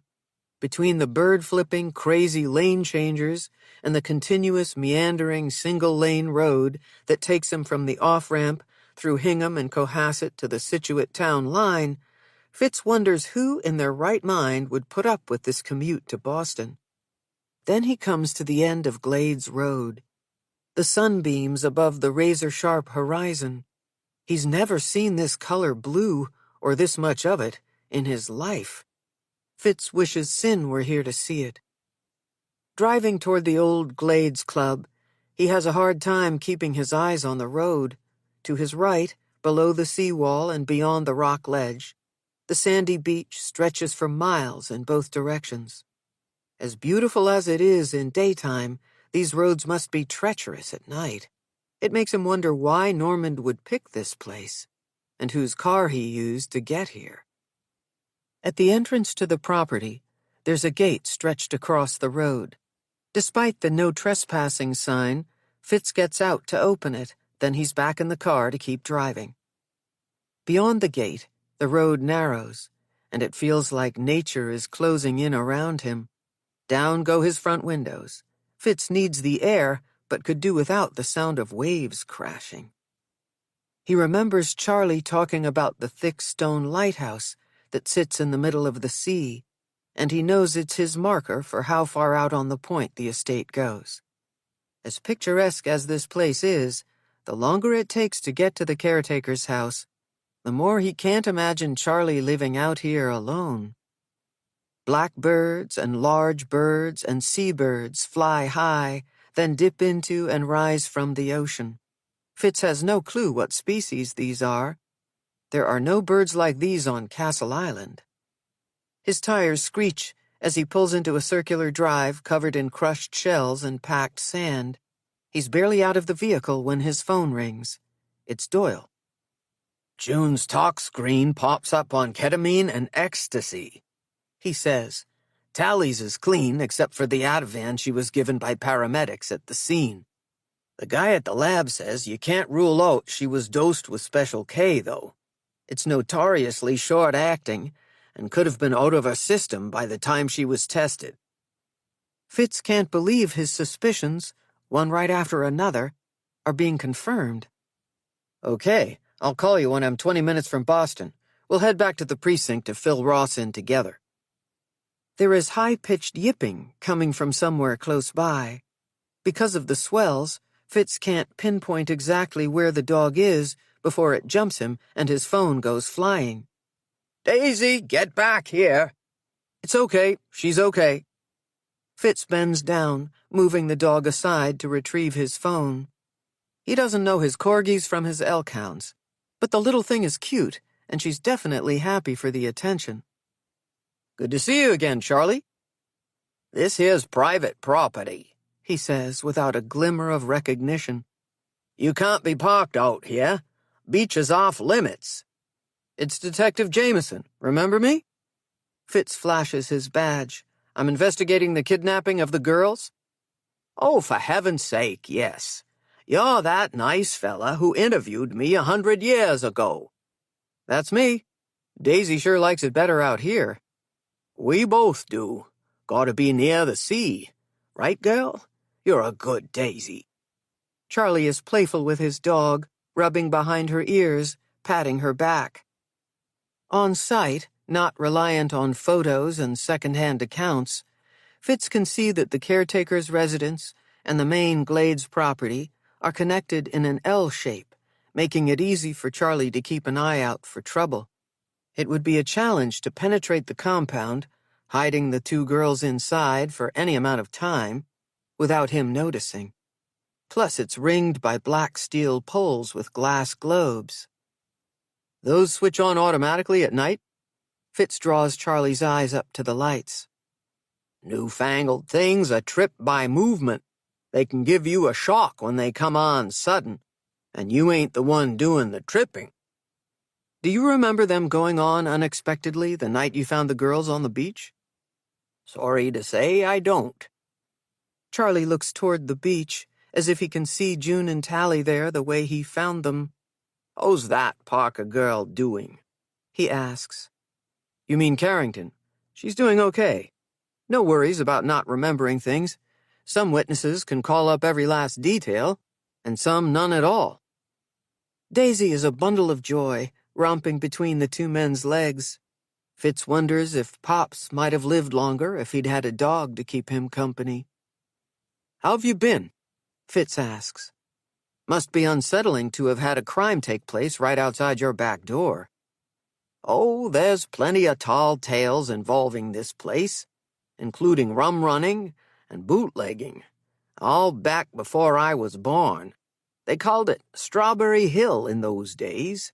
Wasn't till the rich crowd took over that the name was changed to the Glades. Lots of military history here, too."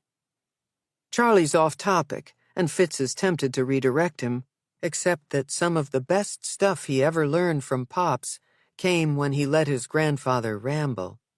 "Did you see the observation tower on your way in?" Charlie points to the woods opposite the water. "Back in my day, I'd climb that beauty once a week at least. The view of the sea from the top is like nothing you've ever seen." "Could you climb it now, if you wanted to?" "No, sir. Entrance has been cemented shut since the 60s.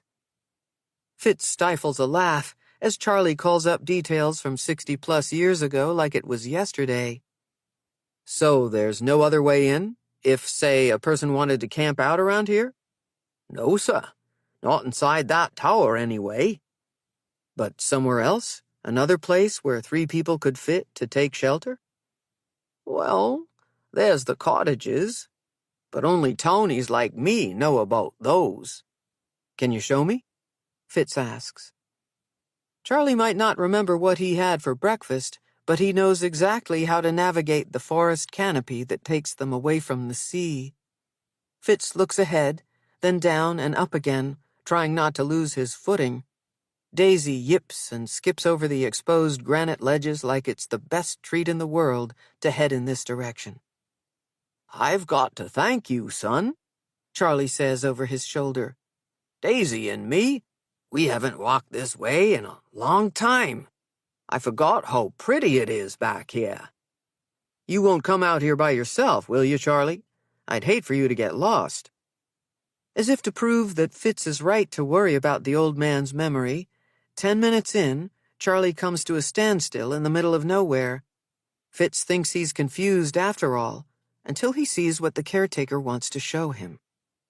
The reinforced shells Charlie calls the cottages are anything but. They're disguised remnants of 2 other military towers, with wooden roofs, false siding, and cracked and blackened windows. It's no wonder there's no mention of these structures in the crime scene report. The concrete pylons couldn't be camouflaged any better if someone had staged it. Fitz pulls out his phone, and it takes 3 taps of the icon before the flashlight comes on. Inside the smallest structure, there's broken glass all over the concrete floor, and barely room for 1 person, never mind 3. It's when he flashes the light inside the second shelter that his blood runs cold. Pick up Daisy, now. Fitz doesn't mean to scare Charlie, but he can't have the dog corrupting the crime scene. Even through the dirty window, with what amounts to a penlight, he can clearly make out pieces of discarded duct tape and a spray of rust-colored splatters all over the slab. Blood. No leaves, no shards of glass, room enough for 3. Anxious or oblivious, Charlie collects his dog and starts rambling again, throwing around words like barracks and northeast elevations. Fitz needs a forensics team down here ASAP. Let's back it up, Charlie. Move away from the cottages, okay? He takes hold of the old man by the elbow and guides him in the direction of the ocean. I've been meaning to ask you, Charlie says, how's that Parker girl doing? Her name is Carrington. As much as Charlie has been invaluable to Fitz, he's becoming a distraction. Between the sound of the waves crashing against rock and Daisy's yapping, Fitz can't hear himself think. Marion Parker was a looker, Charlie says. Quite a sense of humor, too. We used to tease each other about who had the more memorable lighthouse, my Minot light or her Situate lighthouse. I was changing channels last night, and I saw the girl on TV. I said, right out loud, well, I'll be. All dolled up, she's the spitting image of her great-gran when she was young. Wait, are you saying the girl you found alive on the beach has relatives in this town? Not no more. Marion passed away years back. Her daughter was gone already by then. Bless her soul, Lucy died in a terrible wreck, leaving her girl to come live with Marion. The granddaughter inherited the Sunset Road cottage. Word has it she couldn't hold on to it, thanks to the husband. Charlie lowers his voice as if someone there might hear him gossip. Money troubles, if you know what I mean. Sold it not 1 year later. Did your friend Marion ever bring her out to the Glades? Her granddaughter and maybe her great-granddaughter? They might have walked around here. She could have shared the history of the place with them, like you did for me? I can't recall specifics, but I imagine so. Tally's family has some kind of connection to this town. Being taken here may not be that random. Fitz goes through what he knows and how his evidence syncs up or doesn't to this new revelation. As Fitz mulls it all over, He's suddenly struck by a lack of evidence where he should expect to find it. While June's blood and hair were found on the jacket, Tally's were not, and the jacket supposedly belongs to her father. Tally's prints are not on the bottle, and neither are June's, even though her tox lit up on ketamine.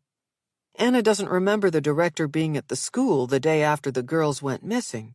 Did Normand parse out the drugs, bring Tally and June here, and then leave them alone at the Glades? Or were they willing to be left in the cottages? Charlie lets Daisy jump from his arms, and the dog scampers off in the direction of the sea. He follows behind his dog like it's another one of their walks. How many times did Charlie tell Fitz that he walks Daisy at the same time every day, at dawn and dusk? If the girls were being held on the property for 2 days, they may have figured that out. They could have placed themselves by the shore at the right time to be found. Except one of them couldn't weather the wind and tide. Maybe Tally's the one involved with the director, and she pointed to someone else to throw Fitz off. If Normand wanted publicity for the play and came up with this plan, and then June died, he'd need to cover it up. Maybe he threatened to expose Tally if she didn't stay quiet, and Sam's protecting her. Is Zeke? Fitz pulls out his phone. He's not sure he'll be able to convince Sin to share what she knows about the girl, but he needs to at least try. To refresh his phone, he hits the home button, but thanks to Daisy and the drop, it won't turn on. Chapter 25. A Father's Secret. Sin waits in the lobby of Suffolk County, Nashua Street. This isn't her first time in jail. Zeke Carrington isn't the only alleged perpetrator to request a visit from her so he can recount his version of events involving one of her clients. Sadly, he's not the only father either. This place isn't Federal Prison Camp Yankton, the minimum security club Fed, where entitled men, who, even while incarcerated, take great care of their appearance and behave in ways that are overtly charming and inappropriately seductive. White-collar types, with plenty of money to make even the most incriminating evidence disappear or at least seem less damning. This Boston jail is not the eccentric Hazleton Penitentiary, nor is it the aggressive bully Rikers Island, where fiery language and blatant violence have been known to send a seasoned counselor to bed for days after traveling with women who think they're ready to confront their attackers. What this jail is an imposter. It's the centerpiece of Nashua Street Park, a showy facade with wide paths along the river's edge and raised lawns filled with flowers designed to distract. The beauty allows walkers and bikers and women pushing strollers to ignore the people locked up inside a few feet away. To the incarcerated ones lucky enough to get called to the visitor's room, a glimpse of that park through a window is either a taunt or a totem. Cuffed and shackled, awaiting trial or sentencing, whether they admit it or not, inmates at Nashua Street know their odds of getting out of the trouble they're in. Men like these know exactly what they did or did not do to land here. Every facility has tedious check-in procedures, and this one is no exception. After Sin finally gets through security and puts her things in a locker, she's brought to a meeting room to wait for Zeke. Minutes later, when he's ushered in by a guard, the first emotion that finds her is sadness for Tally for all she's been through because of him. This, despite how diminished Zeke looks, the dark circles under his eyes, his otherwise pale skin, his feral hair. "Thanks for coming," he says. "I wasn't sure you'd stick by what you said about talking to me now that I'm in here." His handcuffs clang the table, competing with the sound of the chair legs, scraping the floor. "No problem. But after this visit, I'll need to refer you to someone else. There are good clinicians here." It's not unusual for Sin to hear someone out, even the person implicated in the crime against her patient. But if she's honest, she isn't sure she should have agreed to meet him. "How's Tally?" he asks. "Busy. Her play opens tonight. She was on Boston Live last night. You'd never know she was nervous. Sin brushes the hair from her face to cover her embarrassment. Why is she talking to him about Tally like this? "You're acting like Nell right now," he says. "I wasn't asking about my kid's schedule." "You're right. That was insensitive. I came here to listen." "Well then, let's get to it." Zeke's cadence is slow, and his mannerisms sluggish. Unlike the other times Sin has met with him, always with Nell, he's more subdued than manic. "You probably know by now that I sold drugs to get money to gamble. I didn't use pills myself until the night of the vigil, and then again at June's wake." Sin angles her body toward the door. She had hoped Zeke would be forthcoming, but now that he is, she wishes he'd stop. "I dealt mostly in opioids. I used character names from some of Tally's plays. Sick, huh?" A flush creeps across Sin's cheeks. "Did you sell drugs at her school?" Zeke sits rigid now, and he won't look at her. "Did you give drugs to Sam?" Sin asks, raising her voice. "I supplied lots of people at that school. There's a pocket in the bottom of Tally's backpack she never uses. The bag is otherwise a mess, so I knew she'd never find the stuff in there." Zeke takes his time to lay out what he did. No excuses, not much emotion either. "When the kids are rehearsing, they leave their stuff all over the auditorium or in the costume closet. The people I hooked up knew where to look." It's getting harder for Sin to hide her outrage at the selfish things people do to hurt each other. "You used your child to deliver drugs to teenagers at a school?" "Absolutely not. I used the bag, not my daughter." "Were you involved in the abduction?" "No. God, no." "Your pill bottle was found on the beach." "Police found it in Tally's backpack, or that one fell out. I don't know exactly what happened." When Zeke goes to scratch his neck, both hands come together, and the sound of metal leaving the table makes the simple gesture jarring. "Did you ever give drugs to Tally?" Sin asks. "No. If there's one thing I taught her, it was to steer clear of addictive things. You could say I was the best kind of bad role model." "What about June?" "No, not June. She would never take drugs." His conviction would be comical if it weren't so misguided. People will surprise you. No one can be absolutely certain of the things someone might do. "I've known June from the day she was born," he says. "Always a cautious kid. More of an observer than a doer. That's why her talent came as such a surprise to all of us.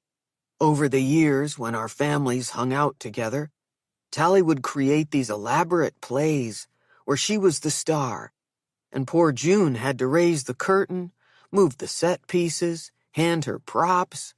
She didn't start acting until middle school. But man, once on stage, she was fearless. When she got accepted to PAHS, I teased Tally. I told her she'd finally rubbed off on June." Sin recognizes in Zeke the same ability Noah had for covering his lies with an elaborate story, except when Zeke talks about Tally, the corners of his mouth turn down, and Sin has the strong sense that if he starts to cry, he won't be able to stop. Something about his remorse is sincere. "Do you think people can change?" Zeke asks. "I was an okay kid, and I'd like to think that at least some of the time I was a good father. Do you think someone can be good but make bad decisions? Or if someone does bad things, they've been bad all along?" How many times has Sin asked herself some version of this question? Was Noah the kind, funny, competent man she fell in love with, who got lost along the way? Or a selfish person who was always capable of taking advantage of other people and betraying her? "Things that happen in our lives can change us," she says.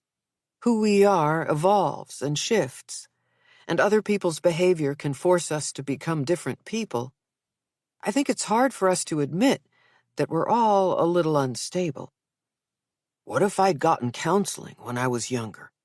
Zeke asks. If I go now, will it make any difference? I'd like to think so, Sin says. Will you do me a favor? Meet with Tally for a long time, no matter what she says. Can you promise me that? I wish I could, but Tally gets to make her own choices. You mean there aren't any circumstances where you can make someone get help? Not unless the person is a danger to themselves or others. Are you worried Tally will hurt herself? No. I don't know. I do think Nell assumes she's strong, without questioning it. I know I did. Tally's always been able to rise to any kind of challenge, but I, put her through a lot. After everything that's happened, can she be doing that great? It's hard to know. Our minds shoehorn the people we love into an idea of who we want them to be. We create the illusion. Just because Tally appears capable and resilient doesn't mean that deep down she's not struggling. This is exactly how Sin missed Noah's lies. She wrote the narrative. She chalked his detached behavior up to being tired and overworked because that's what she wanted the distance to mean. You should be concerned about Tally, Sin says. I'm not at all sure she'll accept support from you, but you're her father, and it's your responsibility to at least keep trying to offer it. What I will do is encourage Nell to keep bringing her to see me. I'll give Tally the same message. Zeke's eyes lock onto hers. His hands go white from clasping them too tight. If you were concerned, really worried about them, you'd tell me, right? You would do something. Sin adopts the firm voice and confident posture she uses when she needs people to come clean about harm risk. If you think I need to know something to help Tally, I want you to tell me. Now. Zeke leans back in his chair. Never mind. I'm being paranoid. Too much time in here with nothing to do but think. Nell and Tally are better off with me out of the way, that's for sure. They'll be fine. Their time is up, and Zeke is led out of the room by the guard. Sin stops at the locker to retrieve her things. Her mind races in fits and starts, doubling back over her conversation with Zeke. She remembers Fitz saying that none of the girls' belongings were found at the scene, not their phones or their backpacks. And the one Tally brings into her sessions is well worn and monogrammed. The extra Charlie card she offered Sin the other day came from the bottom front pocket. There's a riptide that hides below the surface of every unsuspecting couple or family, and Sin wonders if she's finally getting clarity on the schism in this one, a fracture older and deeper than she ever imagined. Outside, she gives in to the urge to dial Fitz so she can talk through what happened with Zeke. Call it instinct or prescience, but a terrible feeling washes over her when he doesn't pick up. It's dusk, and the night air is cool. Even free of the jail's confined spaces, it's as if she's trapped in a room without windows. Suddenly, she's overwhelmed with urgency to get to the school, to ask new and different questions, to see for herself that Tally is indeed the capable, confident girl she portrays herself to be. Chapter 26. Cruel Intentions. The first pour is pure need and urgency. Remove the wrapper, uncork the bottle, find a clean glass, a pretty one, if it won't slow her down. Like so many times before, the initial swirls and sips of something red from a deep bowl are paired with a suspicion of lies. Then the Shiraz becomes a pause, giving her a chance to block her husband's actions of their shockwaves, at least for a night. Nell closes Zeke's laptop that sits atop the kitchen counter next to the spray of roses and succulents in plum, cream, and green. The abundant bouquet from Peter to Tally came with a simple card that said, "With love." She should feel better than she does after scouring the computer yet again and not finding anything to tie Zeke to what happened to Tally in June. That was the dream, wasn't it? For once to seek and not find any wrongdoing. In the past, as exhausting as it was, Nell would persevere until she got her hands-on evidence of his deception, always good at catching Zeke in his lies, with proof she could confront him. Like all his other stories, this latest one doesn't ring true, but in a completely different way, it nags her. If he isn't involved, why is he saying he is? Nell carries the laptop to the den and secures it back in the hidden compartment under the desktop, wondering if or when she'll have to hand it over to Detective Jameson. Tonight, she can't deal with it. Back to the kitchen for round 2. The second glass of wine is the best glass of wine. By the time she's through with it, the hard edges of worry will be blunted, and her laundry list of fears will be transformed into hazy nuisances, or not-so-bad possibilities, all of which can be tackled another day. For now, she'll focus on the feathery texture of accent grasses, layering the showstopper arrangement Peter sent. It's a luxury to be staring at more than one bloom. As much as she wants to linger on thoughts of him, tonight is Tally's night. It helps Nell to hear her music blaring overhead and the undertone of her daughter singing. The sounds of her safe at home, dashing about her bedroom, getting ready for opening night. Nell's had her share of bad luck. No matter what happens with Peter, her good luck is right upstairs. Maybe it won't be so hard for her to make small talk with the other parents in the lobby of the Holden Theater before the show, or pretend people aren't staring, talking behind her back, wondering why she married Zeke in the first place, a question she's no longer able to answer should anyone dare ask. All she has to do is survive till intermission, when they'll be buzzing about Tally, the other person who defines her. That's when it will be easier to stand tall. Tally is shouting now. How does she expect Nell to make out what she's saying from one floor away? Wine in hand, she heads toward the stairs. Tally's on the landing, looking impossibly young and beautiful, and pissed off. "Have you seen my dance flats? I know I wore them home from dress last night." "They must be here, then. I'll help you look." Nell climbs the stairs and finds Tally's room looking like a twister passed through the open window. She didn't think her daughter owned this many pairs of jeans and tank tops. The only clothes not all over the bed and floor or spilling from bureau drawers is the outfit Nell bought her to wear on TV. The care Tally took to hang the peasant dress with tassels on a hook over the closet door reminds Nell of June's room and the way she kept her things neat and tidy. Nell places her glass on the only empty space she can find, on Tally's nightstand. Nell picks up a damp towel and uncovers a pair of ballet slippers. "Are these the ones?" Tally bats the shoes from her hand. "I said dance flats! They're black!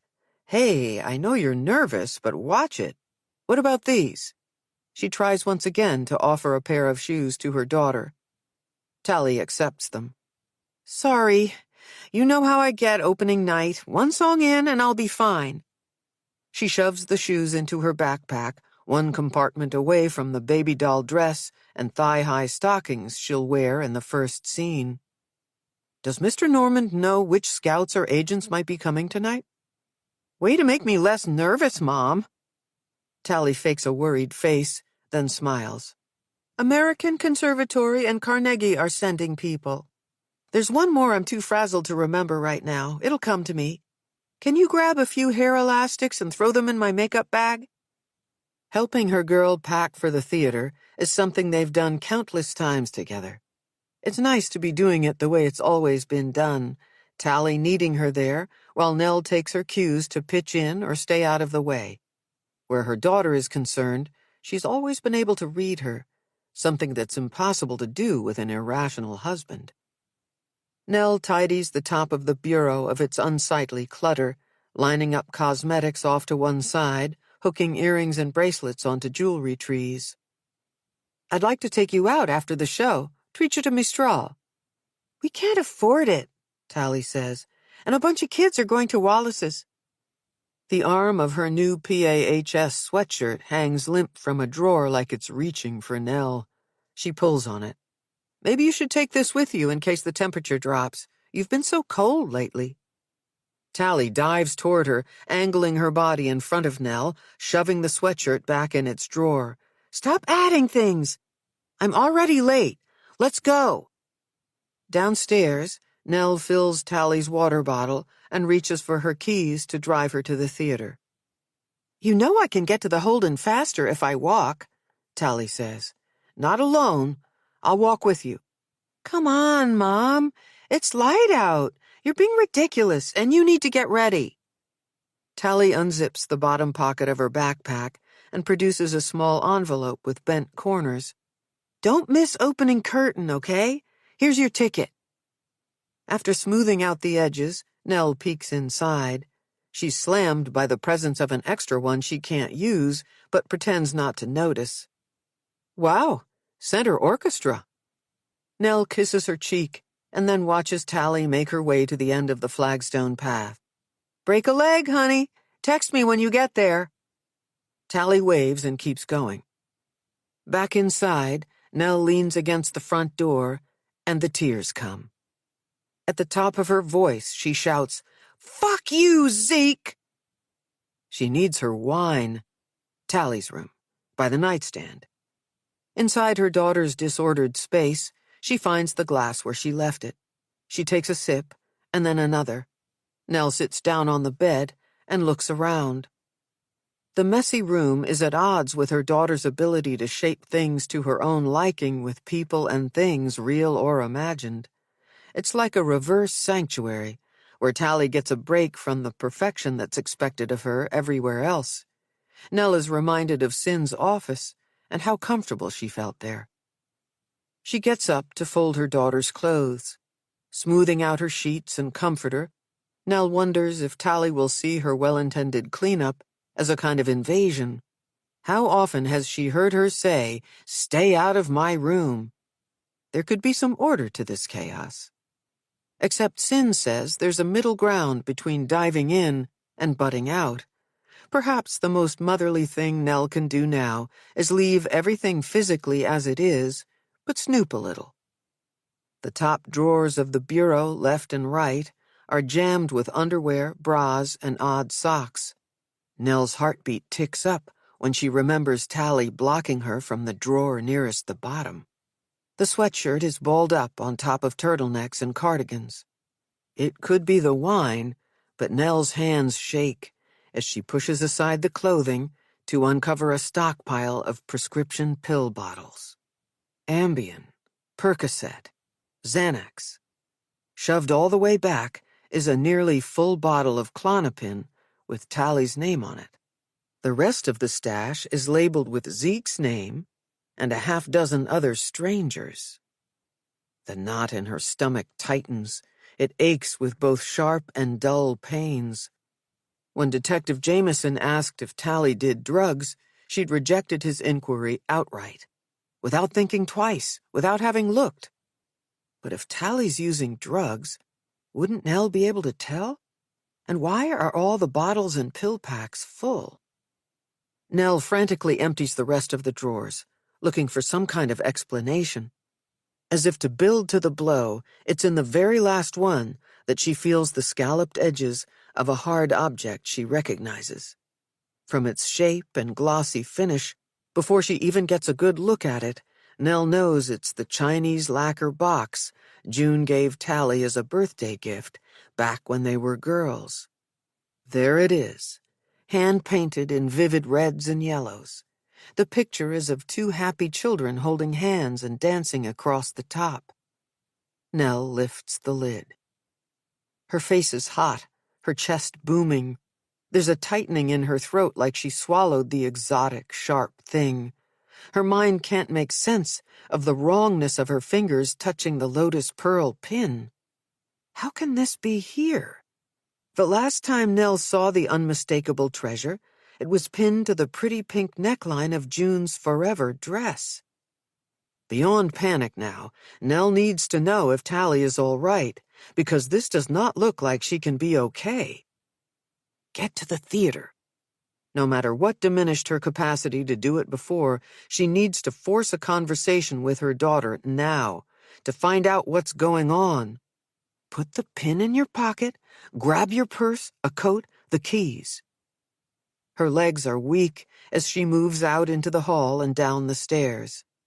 Despite the urgency, her mind registers, her body responds in slow motion. All she wants to do is down the rest of the wine, crawl into bed, and close her eyes, as if sleep would come, as if her mind could ever stop inventing horrible reasons for this pin and those drugs being inside her daughter's room. Tally will have a reasonable explanation for having the pin. Maybe Peter gave it to her, and neither of them thought to tell her. Oh, God, if Tally unpinned it from June's dress at the funeral home and then hid it in her room, it has to be because of emotional trauma or suffocating grief or something else Sin suspects is wrong with her. If Zeke asked her to hide the drugs, that could be why Tally's angry with him. Nell wouldn't put it past him, but that's low, even for him. Outside in chilled air, she's able to move faster. It isn't until Nell gets to Newbury Street that she realizes it's because she's unencumbered. No coat, no phone. Nell's out of breath by the time she lands in front of the stage entrance of the Holden. Thanks to a group of stage crew smokers, she slips in through the propped-open door. Backstage is humming, and because she needs to stay calm for Tally's sake, she slows her walk and scans the place discreetly, all the while praying she won't run into Anna. Robin is off by herself, marking a dance routine. "Have you seen Tally?" Nell asks. "She took the underpass back to school. I feel bad she's freaking out. She can't find her shoes for the opening number." Nell shakes her head at the memory of her daughter packing her backpack. Robin reads Nell's disbelief as disagreement. "She left a while ago with Sam." The quarter-mile stretch of tunnel connecting the Holden to the high school is dimly lit and dank. She would have avoided the closed-in space with its low ceilings and narrow paths if it weren't the fastest way to get there. The only sound comes from the echo of Nell's footfalls against concrete. The school theater is empty, lit only by the ghost light. All of tonight's action is taking place next door. If Tally is here, she's backstage. Bypassing the roped-off passageway that leads to the catwalk, Nell climbs the stairs, presses the wall in exactly the right place, and the hidden door opens. When she turns into the hallway, the only light comes from the dressing room at the end of the corridor. After a few steps, she hears their voices. "You don't have to," Tally says. "I'll tell Normand. We can figure everything else out after the show. Calm down." Inside the dressing room, nightlight floods in from the buildings that surround the alley. Sam has his back against the wall, and he's guzzling from Tally's water bottle. They're in full makeup and costume, and her daughter is standing in front of Sam, urging him to drink. "Tell him what?" Nell asks. "Why are you two over here?" "He doesn't feel good." Tally looks surprised to see her, and she's talking too fast. "We don't think he can go on. We're trying to figure out what to do." "Is it nerves, Sam? Or did you take something?" Nell looks at him, but he won't look at her. Sam hands the water bottle to Tally and drops onto the only seating in the room, an oversized upholstered piano bench. With his head in his hands, he says, "I can't do this. You have to tell her." "It's not a big deal. He took one too many Xanax. Norman can step in for one night." Sam lies down on the bench, curling into a ball. His costume, dress shorts, suspenders, and wool socks, make him look like a little boy. Whatever he's muttering, Nell can only make out, "My mother's gonna kill me." "Sam can stay here," Tally says. Turning toward her mother, she outlines the next set of directives. "You and I will go back to the Holden. I'll tell Normand he needs to go on in Sam's place. and you can find Anna to send her over here. Tally tries to pull her toward the hall by her elbow, but Nell is immovable. Come on, Tally says. They're probably freaking out, not knowing where we are. Are you on anything? Who gave the pills to Sam? No, Dad's the one. Dad, why are all those bottles in your drawer? You went through my stuff? I can't believe it. Why would you do that? Tally looks over at Sam as if he's the keeper of the explanation. Did your father ask you to hide them? Nell lifts Tally's face by the chin, trying to look straight into her eyes. Answer me. No, I found them. They're Dad's. Tally backs away from her. Before Nell can register what she's doing, Tally has opened the door to the fire escape and stepped onto the balcony platform. Without pause, Nell follows her. Come inside. You're scaring me.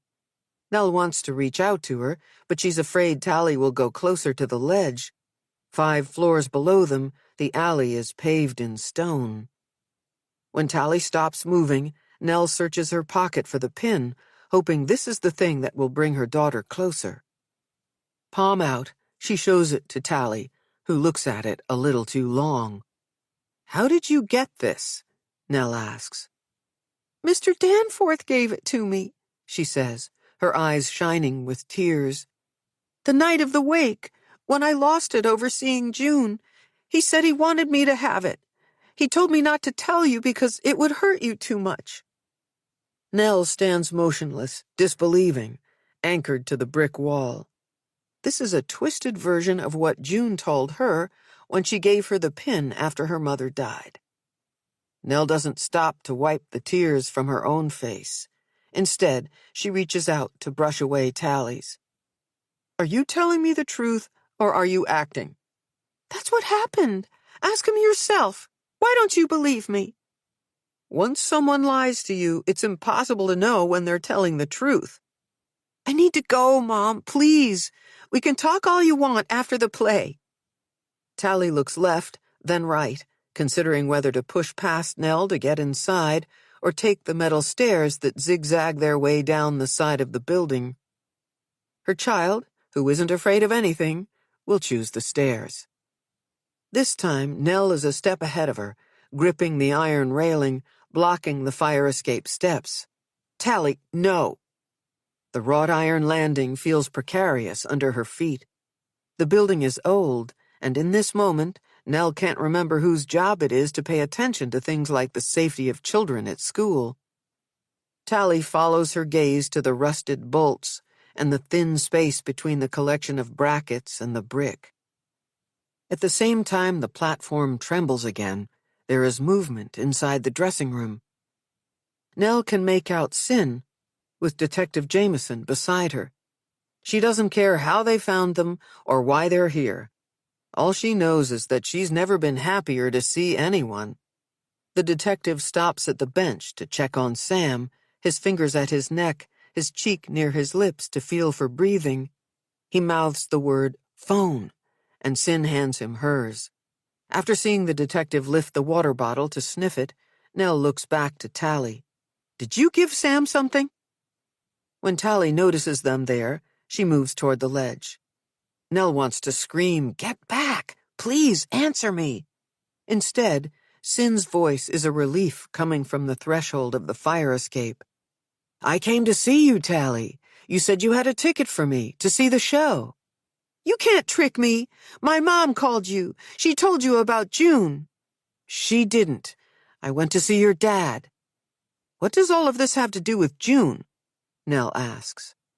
Gracefully, Sin raises one hand, a subtle gesture telling Nell to let her do the talking.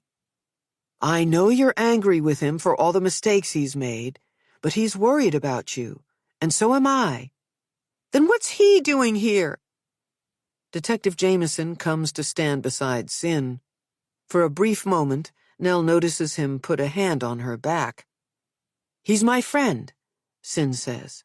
I asked him to come. She steps out onto the fire escape. I'm going to come closer, okay? We can sit right here and talk. The wrought iron groans at the idea of more weight on the balcony. It's unstable, the detective says, grabbing hold of Sin's arm. Both of you, please come inside, Sin says, retreating to the threshold. Her voice is firm yet kind, and Nell is desperate for Tally to respond to it. She won't move unless her daughter does. When Tally takes her hands off the railing, Nell realizes she thinks they're exaggerating the risk to get her back into the dressing room.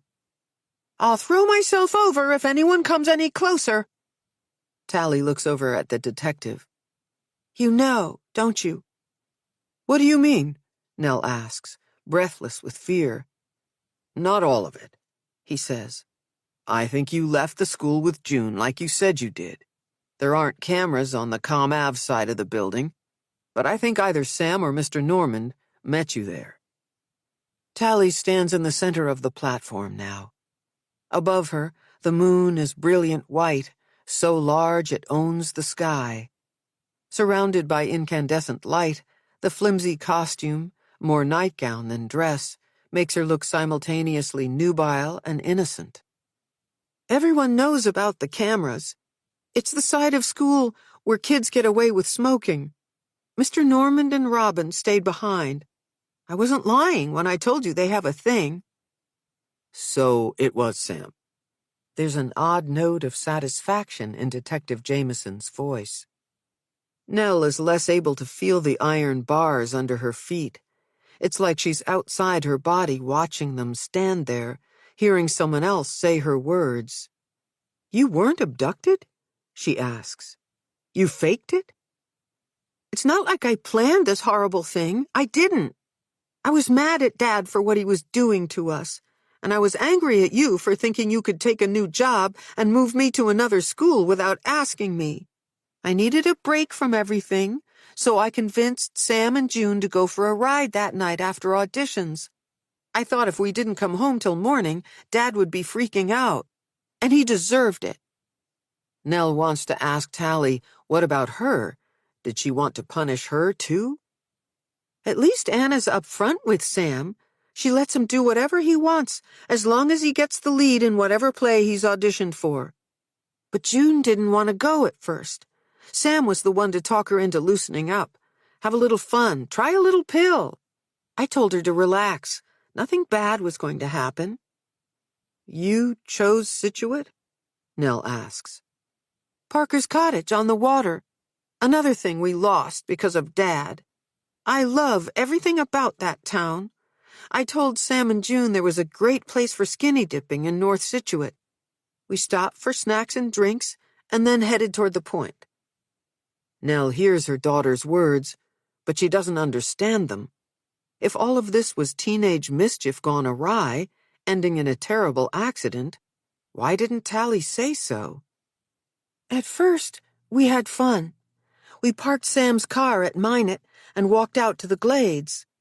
It was deserted. We ran around for a while, laughing and joking around. June was pretty out of it, and she couldn't stop falling down. When she kept wanting to call her father, I took her phone. Sam was high, too. In the beginning, he thought everything she did was funny. He'd help June up, then chase her some more. I hadn't told them yet, but the whole time we were out there, I was looking for a place we could spend the night. Then June got all panicky and paranoid, and she kept asking to go home. Sam sided with her, saying we had to leave. I warned him that we'd all be in a lot more trouble if we dropped her off at her house like that. Everyone looks toward Sam now, who's unmoving on the bench. Detective Jameson holds up the phone to Tally. I'm going to call 911 for him, okay? When Tally nods, he taps the screen and puts the phone in front of his face, though he doesn't speak. Nell swears he already made this call, and she wonders if maybe he's filming. All at once, her daughter looks transformed. Like a character delivering a monologue she's rehearsed so many times her performance is flawless. Nell doesn't expect her to keep spilling the story unprompted, but in this detached way, she does. If Nell weren't in her own fugue state, she'd be begging Tally to stop. Except, as unbearable as it is to listen, there will never be a good time to hear the rest. When I remembered the tower cottages Great Nana showed us a few times, I knew they must still be there. I told June it would be a good place to lie down for a while. Sam and I got her there, but by then he figured out I wanted to stay the night. He tried to convince me to leave. He said June would be fine by the time we got back to Boston. I told him no, go without us. The story would be even better if we pretended to be kidnapped. 2 girls abducted to a beach town? There'd be tons of media coverage. And even if he and June got the leads in the play, we could all be stars. Sam said he wanted no part in it. I was still pissed at him for keeping things from me. We were friends, and he'd lied to me. I told him I'd tell his mother he got drugs from Dad. That was all it took. He got us the waters and snacks from the car and left us there. I wasn't worried at first because I was sure someone would find us by using the GPS on our phones. I don't believe you could hurt June, Nell says. Not on purpose. You didn't mean to. I don't know when exactly, but sometime after Sam took off, being there by myself with June passed out, it all started to feel unreal, like I was acting in a play. This is my fault, Nell says. Honey, I'm sorry. Sin takes off her jacket and holds it out to Tally, trying to entice her closer. The only thing keeping the girl warm are the black thigh-high stockings. It's cold, Sin says. Come inside, and you can tell us the rest. I'll help you through this, I promise. Only an inch or two from the ledge, Tally kneels and grabs the railing, suddenly looking like a small child refusing to leave the playground. No, it's Dad's fault. One day I was happy, loving school and my life, and the next day I'm watching Sam pull a pack of pills from the bottom of my backpack, coming clean to me about how my father moves drugs through our school, using me to hook people up. Why didn't you tell me any of this? Nell asks. I would have made him leave. You have to know, I would have turned him in myself. The look in Tally's eyes tells her everything. Her daughter doesn't believe she would have done that. The night you were away, Dad figured out that I had been holding back the pills to punish him. We had a huge fight. He told me I had no idea what I'd done. I didn't care. I had my own stuff to worry about. My first audition hadn't gone well, and June had nailed hers. I could see Normand looking at her like she could carry the show. Everyone knew he was going to give Robin the only other big part. If I choked at the callback, I'd end up with nothing. Dad never even asked me about it. He was too busy trying to clean up his mess. He didn't even notice me leave the house. Your father believes what happened to you and June is because of his dealing? Fitz asks Tally this unimaginable question quietly, tenderly. As her daughter nods, Nell realizes she has never looked so devoid of emotion. Did June go along with what you were planning? Fitz asks. Not really. She slept through the first night because it was warm enough inside the shelter. Everything would have been fine if you'd found us the next day. The more time went by, the colder it got, and the harder it was to keep her under control. She woke up yelling, begging to leave. She kept saying her father would forgive her. I didn't know what to do. I kept feeding her pills to keep her calm and to give me more time to figure out what to do.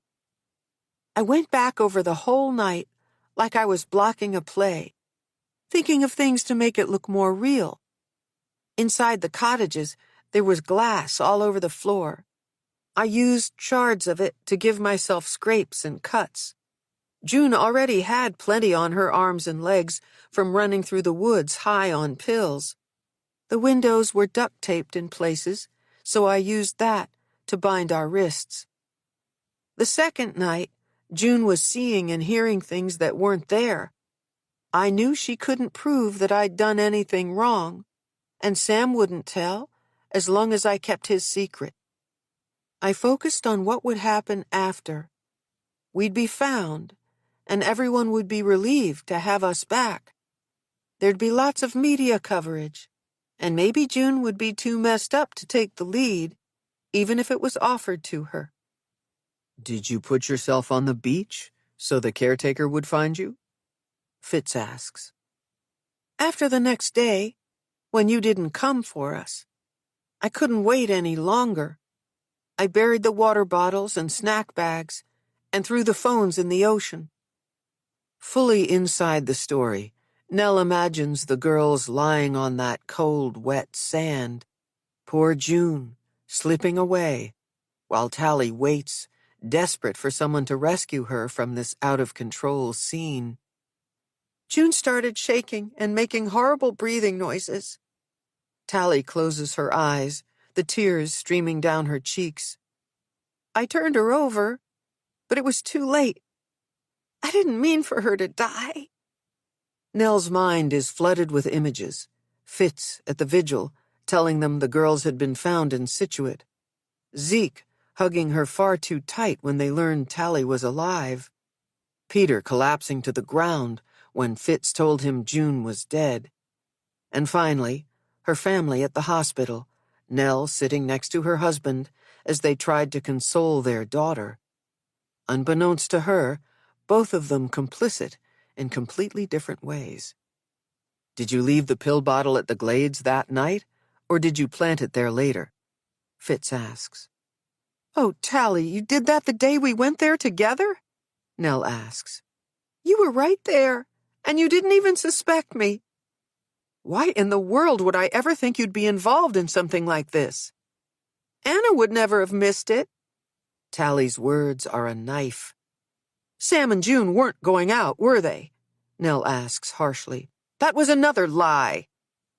We needed a way to explain why he was such a mess. After June died, Anna started getting suspicious. I think she knew Sam took her car out again after she drove him home from the audition. He was freaking out that his fingerprints could be on the bottle, and he was wearing Dad's jacket that night. It was still in his room. Sam had the jacket this whole time? Nell asks. That jacket had been in the costume closet since I borrowed it for some show. Sam just happened to wear it that night. I told him all he had to do was put it back. Practically everybody in that school had worn it at one time or another, except he was afraid someone would see him. I promised him that all the evidence on the beach was mixed up and confusing. No one would put any of this together. Is that how you convinced him to let your father take the blame, because he was wearing the jacket? No one needs convincing that my father is a bad person. Sam agreed to put it in our closet. Then after he did and Dad got arrested, he started to crumble. He was going to tell his mother everything. Tally stands, though her hands are fused to the railing. Please, Mom, I don't care what happens to me later, but you have to let me go now. It's almost curtain up. When I'm on stage, I don't have any problems. It's like nothing feels real unless it's scripted. When it came to her daughter, Nell always felt like things would break in her favor. Everything her girl was made up for all that Zeke wasn't. But she's not making any sense. After telling this unbelievable story, Tally wants to go on as if nothing happened? Something is dreadfully wrong with her, and Nell doesn't know whether to turn her own daughter over to the detective or let Sin take her to the hospital. It's as if Tally has read her mind. I'm not sick, Mom. Dad is. Think of all the horrible things he's done to you, and to me. I deserve this one good thing. For a split second, Nell sees herself taking charge, ending this nightmare by lifting her arms, extending them out, giving Tally a forceful push, and then following her off the edge into oblivion. She pictures the fall, the crashing. Except from this height, their deaths are not certain. I didn't mind being in the news for the kidnapping, or even for all that stuff with Dad, she says. All I did was look out for myself, and now everyone's going to hate me. It's too late to change what you did, but you have control over how you handle things now, Sin says. I'll be famous for all the wrong reasons. When Tally rubs her eyes with the backs of her hands, Detective Jameson gets down on his stomach and inches out onto the platform. He's going to reach for her. Trust me, he says. No matter what you've done, your family will always love you. Despite his attempt to spread his weight evenly, the iron squeals like an angry child. Or is that Nell's heart finally bursting free of her chest? How long the fire escape will hold them, she can't say. When the detective has no choice but to back up, Nell decides to end this one way or the other. Closing the distance between them, another few inches and she'll be near enough to pry every one of Tally's fingers off the railing until she has her daughter in her arms. But Tally's grip is a vice. "Let go!" she shouts. "Tally, wait," Fitz says. "Dr. Rawlins and I won't stop you if you come in through this door. Please." "You'll let me go to the hold-in?" There's a duet of yeses, his and Sin's. When Tally lets go, Nell breathes for what seems like the first time since she moved toward the metal staircase. "I totally get that I have to pay for what I did," Tally says, her bright eyes dancing. "After tonight, okay? One more show." Nell sees Dr. Rawlins and Detective Jameson exchange calculating looks. They're lying. Sin's face says Tally is ill. His says her daughter is a criminal. A distant siren sings out both realities. Then Nell looks at her child and hears herself say, "No." "No what?" Tally asks. "They're saying I can perform." Nell steps in front of her. "This is the end of the lies. No more pretending. We go in and face this together, or we stay right here until this entire balcony gives way. I'll even jump to make it come down faster if that's what you want." "Mom, no!" "We've all been reckless. What your father did was unconscionable, and as masterful as he is at deceiving me, I missed it, and I own that. It's inexcusable that I didn't see you were in trouble. But you did a terrible thing, Tally. You have to take responsibility for it." There's much more Nell wants to tell her. That she is a mirror of her mother, fragile and fierce. That, although she doesn't know how, they will find a way through this. They will do it together. But Nell does not express these things. Instead, with a note of calm in her voice, she simply says, "We're going inside." She reaches out to her daughter, and for all the panic in Tally's eyes, her small hand, though alarmingly cold, relaxes in hers. Nell isn't surprised by this. Her approach to the world has always been through saving someone.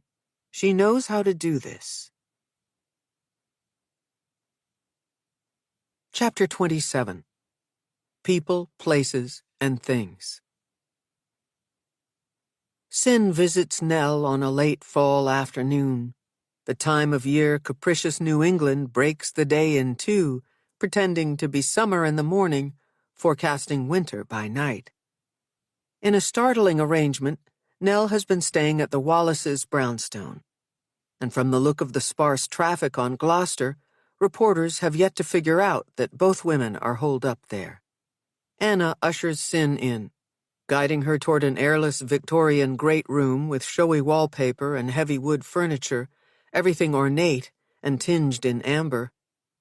It's hard to imagine Nell comfortable here, this place so unlike her cozy home. But then Sin imagines Nell can no longer find respite anywhere, given her child and her husband are across town, locked up in the same county jail. "I'll tell her you're here," Anna says, without offering to take her coat or rid her of the box she carries. This being Anna's home, if this were a different time, Sin would have expected her to be in full-on hostess mode. Yet today, she wears dark sweatpants and a pilly gray sweater, and the tiny lines around her eyes give away that she's not sleeping. Subtle changes are more noticeable in otherwise happy people. "Wait," Sin says. "How's Sam?" "We've agreed to 90 days inpatient treatment in exchange for probation. Anna says. Sam's going to tons of meetings. He likes his doctor a lot. I'm glad. How about you? What's there to say? Anna looks down and notices a small hole in her sweater near the cuff of her sleeve. She covers it with her hand. Imagine me without words, she says with a half-suppressed laugh. She goes to leave. Sin checks the bottom of the box for dampness. When she finds the cardboard dry, she places it on the floor, drops her bag in a chair, and wrestles free of her coat. When Anna returns, it's oddly disorienting to see her and Nell together. Whenever Anna's name has come up in their previous conversations, Nell's never made a secret of her dislike of her. Don't be silly, Anna says to Nell. It's all been arranged. It's the least I can do. Anna excuses herself, but the look on Nell's face tells Sin she doesn't trust she isn't around the corner eavesdropping. Sin slides closed the pocket doors separating the great room from the foyer, leaving them alone finally. In the weeks since what would have been opening night, they've spoken often by phone, but this is the first time Sin has seen Nell since Tally was taken into police custody. The jeans and smock top she's seen her wear before hang a little freer from her frame. I don't have the energy to fight Anna over paying my bills, Nell says, including my health insurance and Tally's legal... Nell holds on to the back of a chair and closes her eyes tight for a second, as if this is something she does now to brace herself against waves of overwhelming emotion.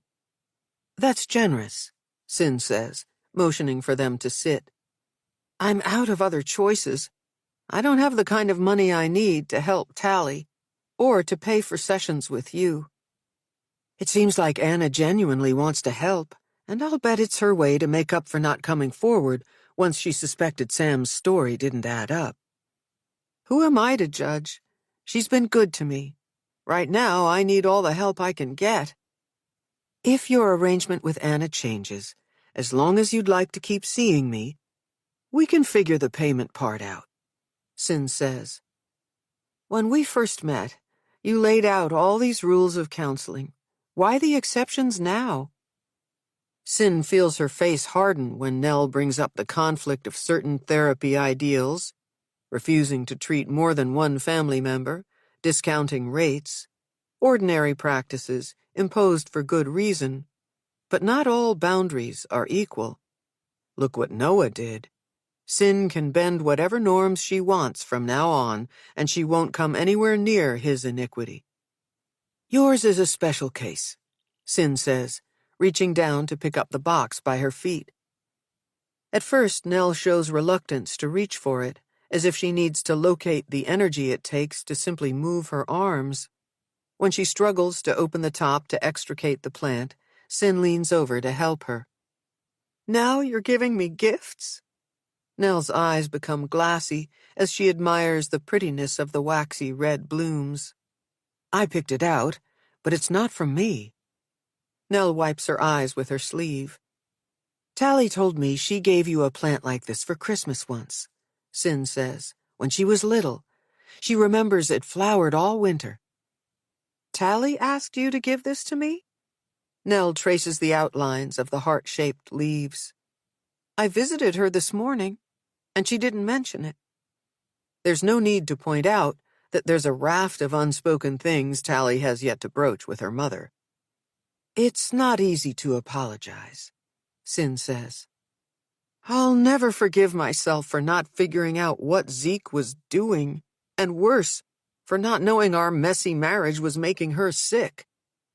Sin understands the desire to rearrange the past in order to answer the question, am I complicit? You can only operate on what people decide to reveal to you, Sin says. Zeke showed you what he wanted you to see. Tally, too. And you know family stress isn't the only thing that contributed to what happened. Once in a while, when I'm with Anna or talking with you, I believe that you can't possibly know someone's in trouble until they're visibly in trouble. Nell leans in to smell the flowering plant, and Sin is reminded of the care she took with a little clutch of buttercups set on the kitchen table during her first visit to the Carringtons' house. Tally's offering to her mother, though wholly inadequate, is somehow perfect. Most of the time I blame myself for not realizing something was wrong with her, Nell says. A better mother would have known. You would have. You're giving me too much credit, Sin says. As Tally's counselor, time and distance let me see her issues run deeper than any one influence. Before anyone is a mother or a partner, she's a woman doing her best to cope with her own preoccupations. We can't know how I would have handled things if she were my daughter. You don't have to tell me if you don't want to, Nell says. But do you ever want to have kids? You want me to talk about myself now? Sin lightens her tone to be sure Nell knows she is teasing. I think I've made enough therapy exceptions for one session. They talk more about Tally, specifically Sin's plans for her treatment. Nell stays calm in this dark place, and Sin ends the session feeling hopeful she can shoulder what comes next. After they agree on another time to meet and say their goodbyes, Sin walks in the direction of her apartment. Not for the first time, she thinks about the question of children. Mostly, she's grateful she hasn't already made this decision. The relationship between Nell and Zeke is as irrevocable as hers with Noah, but they still have to be Tally's parents. It's the first time in a while that thinking about Noah doesn't hurt in some deep-down way. As she registers this, Sin recognizes Fitz sitting on the stoop outside her building. She sees him before he sees her and thinks, this is how it could be. I could feel happy to be home. Fitz is leaning forward, elbows on knees, content to watch the people and cars fly by. By the time he notices her, she is close enough to hear him say, "Oh, good." Fitz pats the space next to him. "It's nice out. You okay to sit for a bit?" Sin puts her bag down and angles her body to face him. She finds it easy to read his mood. With him, she feels like she's in the presence of something good happening. "I thought we agreed to meet later at the Beehive," she says. "You said you were going to see Nell today. I took off a little early because I thought it might be hard." "That's nice of you." Sin touches his arm impulsively. He covers her hand with his. "It was difficult, and it wasn't," she says. "The whole thing is tragic, and Nell and Tally have a long way to go toward healing, but at least they're opening up to me. I heard Tally's lawyer is going to use her age and mental state as mitigating factors to try to reduce her sentence." "She is. I'm going to be deposed next week. Even though I've been upfront about having to say Tally's responsible, not everyone with a dissociative disorder commits a crime." "You told Nell and Tally that?" "I did," Sin says. "Whether it helps her or not, they want me to do it." "Even if it does, involuntary manslaughter plus obstruction, tried as an adult, I'd say she could be going to prison for in the neighborhood of 2 to 4 years. Zeke's a totally different story. He's upward of 5, even with the plea." The detective speak Fitz uses does nothing to mask the sense Sin gets that he's here with something more personal to tell her. But just because she can play the counselor doesn't mean she should. She sits in silence. "Mind if I confess something?" he asks. Sin expects to feel blindsided by that word, given her tendency to attach gravity even to the things she has predicted. Instead, she breathes. "You were right about Sam," Fitz says. "I shouldn't have come down so hard on him." "It's big of you to admit that," she says. "Though, in a way, your intuition was right. He wasn't there when June died, but he helped Tally cover it up, and he didn't come forward after the fact, either." "True, but I feel bad that it got a lot messier for Peter Danforth. If I had handled things differently with Sam, I might have figured out what happened to June much sooner." "It was never going to be anything but awful for Peter, no matter the details. June was his child. Forgiving Tally and Sam won't be easy, if it's even possible." Fitz gets that look again, like there's something else he wants to say. Someday, Sin will ask him about his life before they met, about the events surrounding his friend's death when loss brought him low. She will do this knowing full well that only he can choose what to share, what to show. For now, she doesn't push. After all, there are things she may never tell him, experiences that will remain forever hers. "You ever going to invite me in?" Fitz stands, and his dark mood vanishes as quickly as it appeared. When Fitz and Sin stand outside her apartment door, he asks with a gesture if he can have her key to unlock it. "It doesn't look any different from the last time you were here," she says. "But that doesn't mean I'm not making progress." "Let me guess. You've quit the search for the perfect couch, and screw past history, you're sticking with the one you love." "How did you know?" They look at each other and say in unison, "Kira." Both of them laugh. "I didn't exactly phrase it that way," Sin says, "but close enough." Fitz pushes open the door, and they walk into the living room. The couch from her old office takes center stage. "How did she do this?" Sin asks. "I only mentioned it yesterday." Then Sin remembers the afternoon Kira watched her bury the Castle Island storage receipt in her desk. She might have had some help. Sin makes her way around the couch and drops onto it with a bit of a bounce.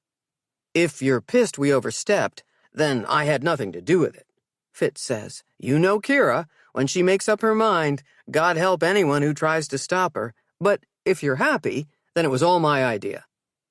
"I'm happy to have it back." "Some things don't belong locked in the past," Fitz says. "I'm starting to think not much does." What she should have said is that she's happy because he's here and because it's been so long since someone did such a kind thing for her. Except she's caught between two dangers.